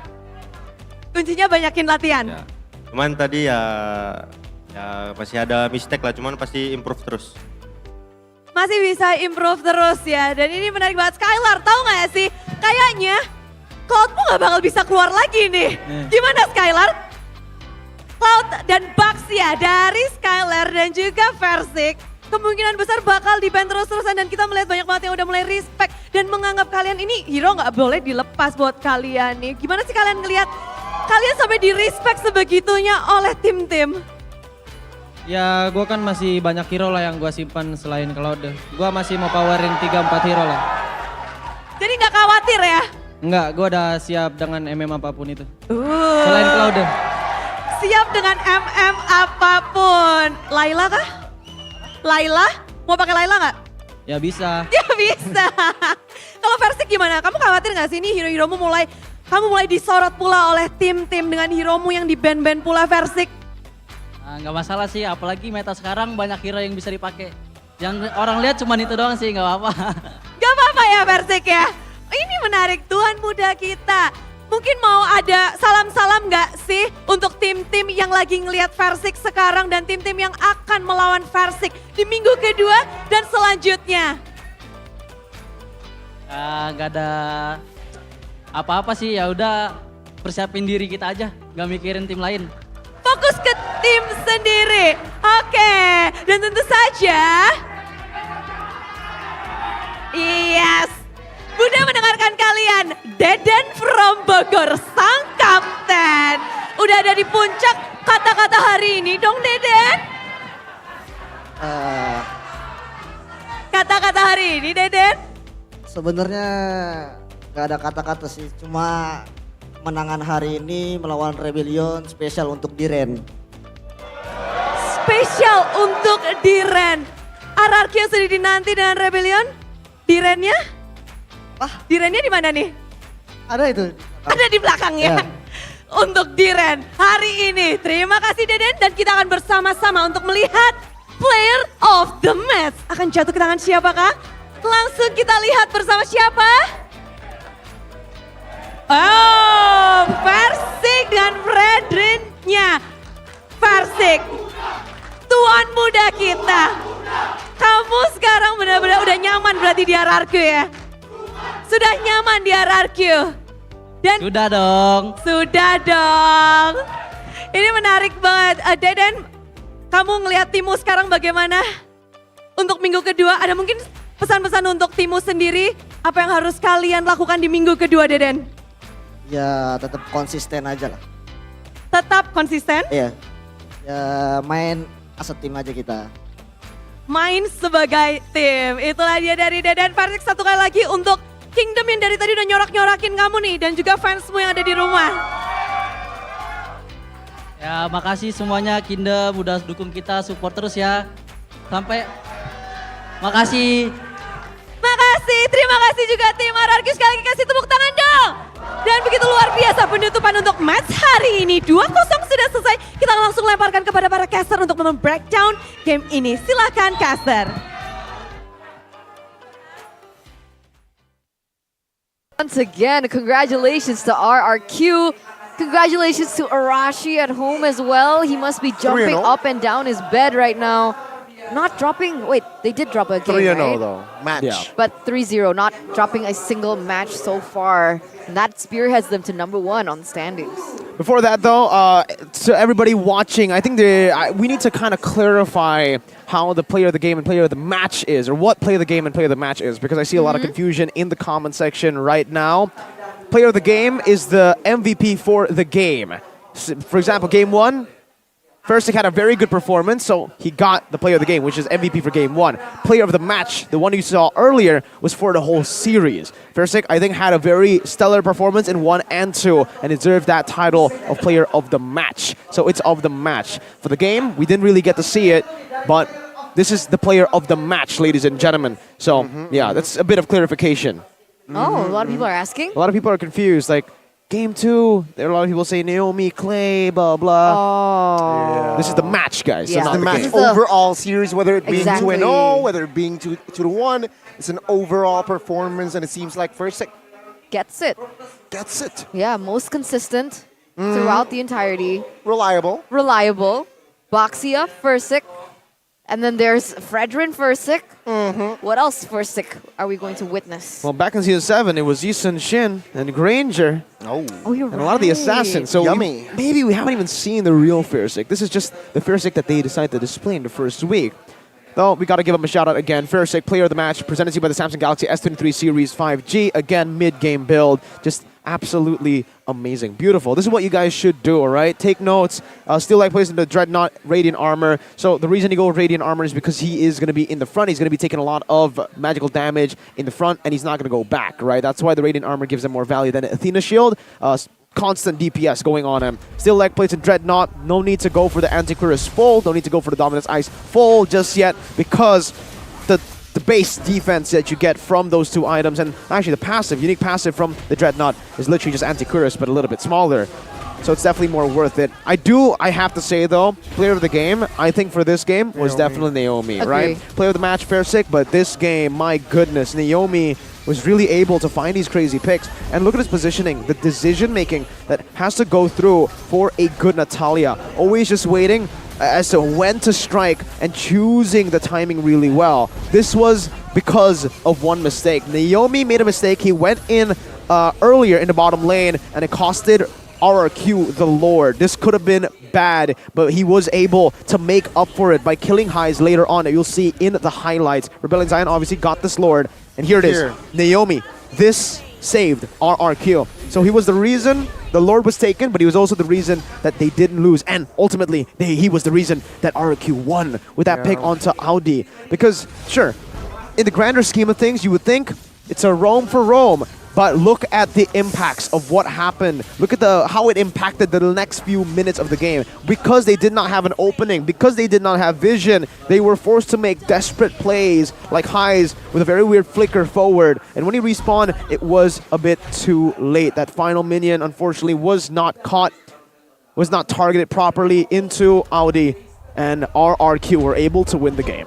And on top of that, right, other than that, the impact that Naomi had was also just constant pressure on the side lanes. And I felt like in that mid towards that late game, even if, let's say, the kill pressure wasn't as high as that early to mid, the fact that he's still able to put pressure on those side lanes forced Rebellion Zion to constantly having to solve those side lane issues was also a huge factor as to how they were able to gain control over the Lord fights as well. It's a very... I think it was brilliant. It was a very smart execution. I mean, you call it from the drafts, right? Eterna, Natalia pick. I sense a Natalia pick here. Even though you don't like it, it seems like in the hands of Naomi, piloted by Naomi, who really understands the mechanics in and out. There you go. Prove you wrong. It's a power pick. It's a power pick. It's a Cambodian special. No, it's a Myanmar special. Burmese special. I meant Burmese, man. Yes. It's okay. You got confused because Burnex Flash were in the building. True. Completely understandable. We just saw Chama. And, hey, we just saw D7. He's pretty good on that Natalia as well. I'm so but disappointed in myself right Naomi, congratulations. You are a top... You are a top Natalia for sure. One of the top players for Natalia. I think the best Natalia right now in the world. I agree. I think that was the first time I was like, Falcon, what the heck? Kill pressure, aggressive. And then finally we see Beloyski bringing it in here as well. I think last season. But this was it, 26 minutes. It was quite a long drawn game as well. Back and forth, very 50-50 at some point. But the execution from RRQ just really brought them to the top. Again, if you take a look at the items though here, Rapid Boots was built up very early from Naomi. That was the first item prio for him. And it really gave him so much to say in the early game. Completely dismantling Audi TZ and even Highs. Early on, you didn't see a lot of kills. As you can see from the kills early, there was not really a lot. But just Naomi chunking them down, chunking them low, was enough pressure to give Beatrix the power or the space needed to actually farm up. Remember that super fast Melfic roar in the 8th minute of the game. That was a very special timer for Skylar. And for Clay here, we did mention that he was going for full damage, but he opted to go for Winter Truncheon last. So there was, some respect towards the damage dealer from Rebellion Zion. Now, we got to talk about for the emblems. I honestly think for Highs as well, it's already a good emblem. It was just the micro mistakes that they were making in the game that ultimately gave RRQ the victory. Just got to give a special shout out once again to Naomi though. Really understanding, going for the Master Assassin, some more penetration into his quit, and the Quantum Charge on Natalia. Usually we see the Lethal Ignition, but I think the Quantum Charge here, you can really see the value. Rapid Boots, Quantum Charge, all over the map, in the team fight as well, back in and out very quick. And no, we got to give it to the entire RQ. 4 Quantum Charges. Yeah.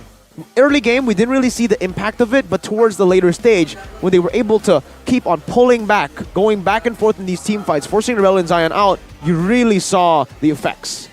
Indeed. And let's take a look at the post stat here, right? I mean, it's so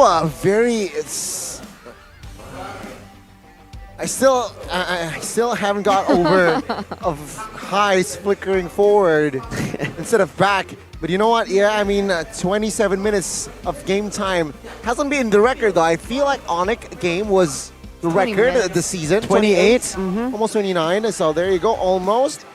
But yeah, well played by Skylar. Managed to finally towards that late game, to find the angles to be efficient. Because, what, 16 minutes in or 14 minutes in, he was 0-1 something. 0 kills. Yeah, little impact. Yeah. I'm still wondering what happened to Suelo. Why was he swapped out for Renbu? True. I think they just wanted to try something new. I think they why after watching mid-series? That's my concern as well. But I guess fortunately for Rebellion, I would say Renbu actually performed better in game number 2. I don't know though. I think mainly it was also because of the draft. I think they were given better heroes and a better matchup for game number 2. So yeah, I agree with you. Swapping players in between a series can get a bit weird. And we did definitely see that for a while, especially early game. Keys to success for RRQ though. First utility jungler becomes the pillar of RRQ's team fight utility. He's gonna be the Wise of Indonesia at this point. If he keeps on going for this, Baxia, Fredrin, right? His full utility, and Naomi gets his power hero to do ganks and pickoffs. Put him on a Kufra, put him on a Kaja, put him on a Franco, put him on a Natalia. He still performs. He will perform. That's the scary thing, right? Because in that last game, Rebellion Zion, they did their best to try and take those tanks away, those roamers away. I wouldn't say tanks, but roamers away from him. And yet he was still able to pick up something crazy like the Natalia and still make it work. So banning him out is, at this point, already not an option. It's just pick your poison. Do you want to go against the Natalia? Do you want to go against the Veramis? The Franco? Do you prefer the Kufra? Do you have a counter towards this? It's all a mind game now. And the thing is, he can also play things like the Atlas. We just have never seen it. And I think I really like what RRQ is going for now because they're limiting all their hero pools in the start of the regular season. They don't want to go crazy with a lot of creative, crazy drafts yet. You know, that's for the later weeks. Exactly. So I think Buddha Clara Mongstar is with the audience or something. I don't know. We'll see. What are you doing? What are you doing, Buddha Clara?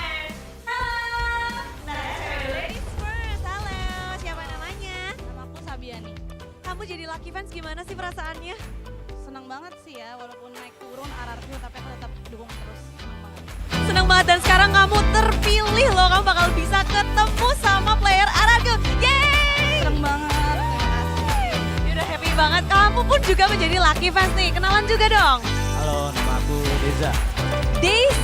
Deza, kamu akan bertemu nih sama player Rebellion. Gimana perasaannya sebagai Lucky Fans? Wah, seneng banget sih, nggak bisa diinin lah senengnya. Sampai wow banget. Wow, pokoknya wow banget ya. Tapi karena kalian berdua di sini menjadi Lucky Fans, kalian akan bertemu dengan mereka. Apa sih yang pengen kalian lakukan atau kalian sampaikan ke mereka?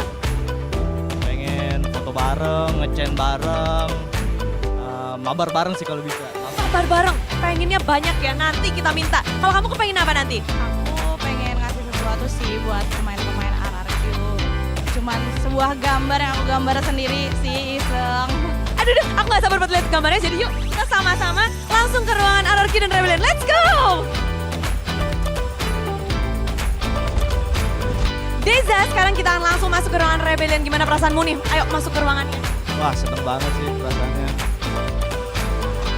Cilukpa, halo Rebellion. Ini Bude bawa langsung ya, ada satu Lucky Fans yang datang awal banget. Sini dong, sini, jangan malu-malu. Mau disapa-sapa dulu mungkin para Rebellion? Halo Bang, hai, halo semuanya. Halo, dan kemarin ketemu siapa? Hai. Hais, ayo langsung sebelahan sama Hais. Hais, aku membawa fansmu nih. Halo. Halonya halo banget, cool banget ya. Dia ngefans banget sama kamu dan kamu mau nunjukin gak sih ke Hais? Seberapa ngefansnya kamu ke Hais? Wah, ngefans banget sih sampai sering nontonin matchnya dia dah, pokoknya parah. Dia jarang banget skip untuk nonton, dia langsung datang ke MPL Arena. Hais, bagaimana perasaanmu melihat pengorbanannya sampai harus datang terus-terusan menatap wajahmu di MPL Arena? Kagum sih, speechless. Dan ada apa sih yang kepengen kamu lakuin? Ini udah ketemu sama Hais? Foto, nge-chain, mabar. Foto, nge-chain sama mabar. Banyak ya maunya ya, boleh nggak Hais? Boleh nanti mabar di stage ya. Bentar, mabar di stage siapa yang nggak main dong? Vincent gak usah main. Sen nggak apa-apa ya Sen ya. Tapi oke, dan katanya di sini juga akan langsung ngedapetin jersey yang udah ditandatanganin. Iya, buat kamu. Ini dia buat kamu. Seneng banget sih ini. Kata-kata. Dirangkul dong, dia sama ya. Oh ya ampun, dipeluk dong. Waduh, berasa abang sendiri. Oke, dia bakal nge-chain bersama-sama juga. Dan satu, mungkin kamu bisa kasih semangat untuk Rebellion. Buat Rebellion, semangat. Buat nanti lawan RRQ, semoga bisa menang dan menjuarai MPL Season 12 ini. Juara, amin. Silahkan foto-foto dan mungkin mabar-mabar. Dan itulah dia, Bude bakal langsung pindah setelah dari Rebellion ke arah tim RRQ. Let's go! Ya sekarang Sabi dan Bude akan langsung masuk ke ruangan RRQ. Gimana perasaanmu? Gak apa-apa, gak usah deg-degan. Viva RRQ, halo! di sini ada fansnya. Halo Lemon dan semuanya.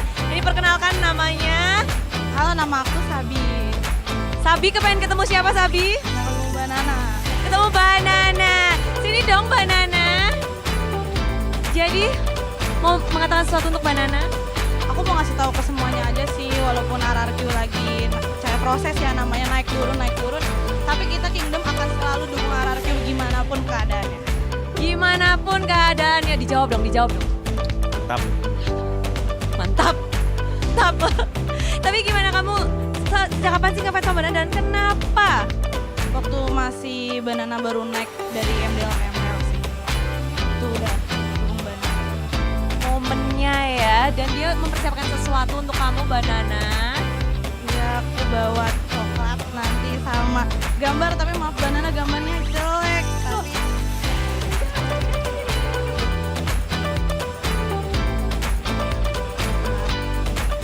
9 member. Keren banget. Wih, dan ada hadiah lain?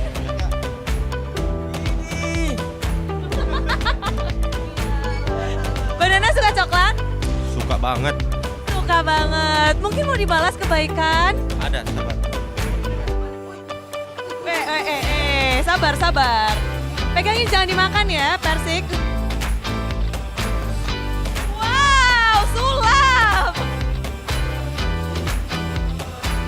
wah, terima kasih Sabi. Iya, terima kasih Banana. Dukung terus RRQ. Dan inilah dia Sabi, katanya juga tadi mau minta foto bareng ya. Silahkan berfoto-foto bersama, dan kalau kalian kepengen jadi kayak Sabi dan juga Lucky Fans lainnya, kalian langsung aja datang ke MPL 1 jam lebih awal, dan jangan lupa tentu beli tiketnya di Blibli Caster Please. Where can I get myself a signed jersey, official Oh my jersey from God. my idol? I want it now. Who's your idol? From which region? Never mind. All right, we'll cross that out for now. We'll cross Because if it's that that out. region, I got one already. All right, purple hair. Anyways, right, Gani? What'd you think? I'm down. I think. You want a jersey from Keyboy? Keyboy, who said All right, who's your idol, Gani? ML or outside of ML? ML. Oh, ML. I ain't got no idol, honestly. Oh. Not even Keyboy? Surprising. Interesting. Maybe, okay, Keyboy. Keyboy is Nah, the that's closest not. That's a forced answer. We don't take forced answers What about here, you Gani. then? Let's put you on the spot. I think my idol's actually not a player. Oh, coach? Hmm. Ooh. Aldo. Oh. That's why you have a lot of one-on-one dinners with him. It's not one-on-one. It's, It's a one-on-one. with you It's and a Gani. one-on-one. Before we came, it's a one-on-one, all right? Yeah, it was a one-on-one. You're right. Now I think about it. That's cute. That's cute. Aldo. I hope we get the opportunity to do that with our idols one day. But ladies and gentlemen, there it is. That's it. Done and dusted. Week number 1. We've gone through all 4 days. I can't calculate how many matches that was. Wait, so we have 2, 2, 3, 2, right? So Quick what's math. that? 6, 7, plus 8. Is it not 8? There was a 3 in there. I was at 8. 2, 4, 6, It's 9. 7, 8, It's 9. 9. 9. I meant 9. So with all those 9 matches happening, this is the result of it. Here are the regular season standings here Whoa. of week number 1, presented to you by the Samsung Galaxy S23 Series 5G. Ooh. RRQ on top, not dropping a single match whatsoever. Bigotron falling behind there at number 2. That's still top That's still top 2. Top 2, exactly. Yeah, Eterna with the maths and now with the reading. It's okay, Eterna. We know you're tired. That's all Espe- right. Sorry. Well, I wouldn't say you're tired, actually. I think you're just disappointed after seeing what's in the top 2 of the other see, side. I can't see. Or a fire. Also, if you can't see, I'll can't read see, it out sorry. for you. Ladies and gentlemen, Eterna is not feeling it. I think me, Gani, Arashi, maybe you and Sheffin can enjoy, a bottom 2 special in the menu. Sheffin's Geek Fam now, yeah? Yeah. Just as he joins Geek, you know who the real curse is. Maloy, if you want to, reject Sheffin, just DM him. And right now, the wild card is still Evo's Legends. We haven't seen him play this week just yet. Oh. He's gonna take it to next I week. agree. But this is the player of the week, RRQ Clay, a dead end from Bogor. BOT dubs. Clay deserved it. Why? RRQ 3 matches this week. 3-0, led none other by the captain, El Capitano, Clay. Clay, yes, El Capitano, indeed, the shot caller. Because the thing is, as a player, he would still get the player of the week, I would say. But because he's transitioned over to the shot call role, the fact that he can still perform at this level mechanically while shot calling for the team, it's really impressive. And we got to give it to Clay. He is wet Clay now, right? No longer the solid dry Clay, because you really can mold him to anything. You need someone to dive to the back line, you can go and ask him to play Kadira. If you need someone who's still safe in the back, you can still get him on the Farsa or a Yves. It all works. It all works. And it kind of brings us to when he first entered MPL ID, right? How his performance was super shaky. I think there was a lot of pressure as well coming in. And you can see the slow transition as he develops as a player. And not even just a player, but as a person as well. Still as humble as ever. And honestly, a part of me is rooting for RRQ this season. But this Because is... of Dead End. Because of Dead End. And Naomi, honestly. Yeah. Min Coco, that's his name. The Min Coco. Well, there was like a Neo Clay. You made like a duo name. It's Clayomi. Clayomi, there you go. I love my Clayomi, man. But here it is, next week's schedule. Whoa, we'll what? finally get to see Evos there on Friday. Is this real? Geeker's gonna play 2 matches in a day? Oh, you're right. Oh, all right. But we gotta give him a little bit of news, information. Oh yeah, you're right. There is going to be a short break next week because that is when ESPS ESL Challenge Finals will be happening. Miracle keeps looking at me. It's making me nervous. Miracle, stop looking. But yeah, so we're going to continue on in 2 weeks. I can't exactly remember the date of it though. I think it was 27, 26? Around 27th, I believe. Yeah, so we'll focus on SPS first next week, where we'll Tomorrow. also be casting. Oh, it starts tomorrow, you're right. So we have 3 days of group stage, and then we have 3 17th days. to 19th, break on the 20th, and then 21st, 23rd. Is the playoffs. See you. Okay? Super excited. It's going to be in Indonesia, Jakarta as well. But it's not all Indonesian teams, man. No? You just saw Burn X Flash earlier. Who else are going to be there? Eterna, Purple Hair. Echo. We have Bren.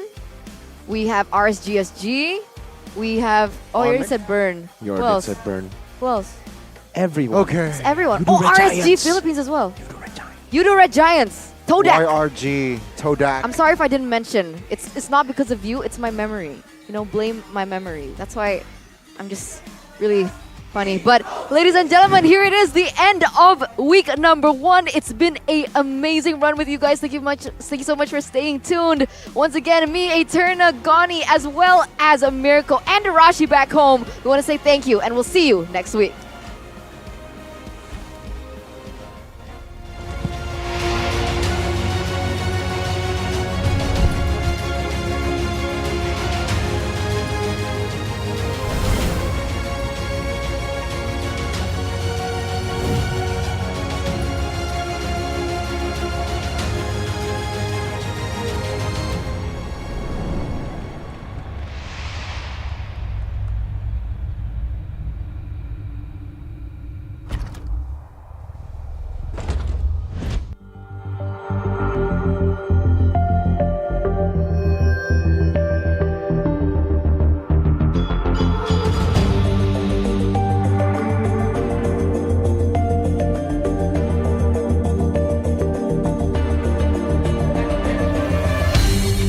Aku kan berdiri dan terus berlari, terus ke arah puncak tertinggi.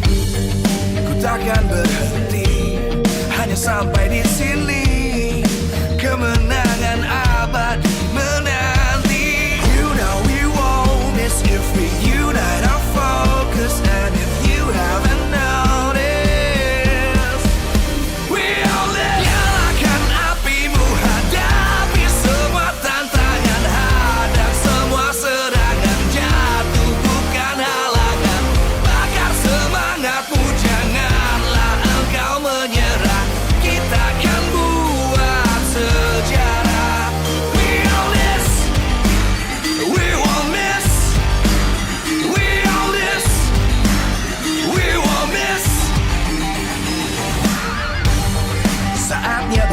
masih jalani ambisi, aku kan menyawakan hari ini. You know we won't miss if we unite our focus, and if you haven't noticed, we'll live. Nyalakan apimu, hadapi semua tantangan, hadang semua serangan, jatuh bukan halangan. Bakar semangatmu, janganlah engkau menyerah, kita akan buat sejarah. We all this, we won't miss, we all this, we won't miss, we all this.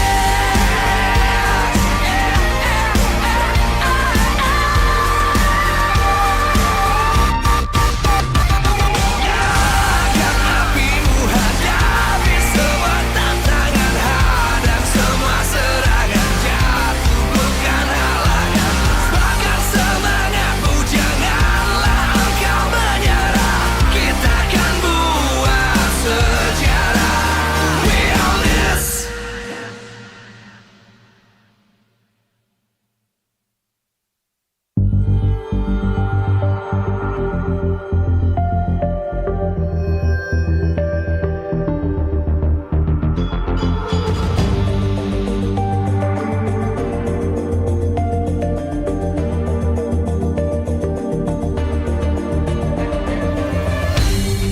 Aku kan berdiri dan terus berlari, terus ke arah puncak tertinggi.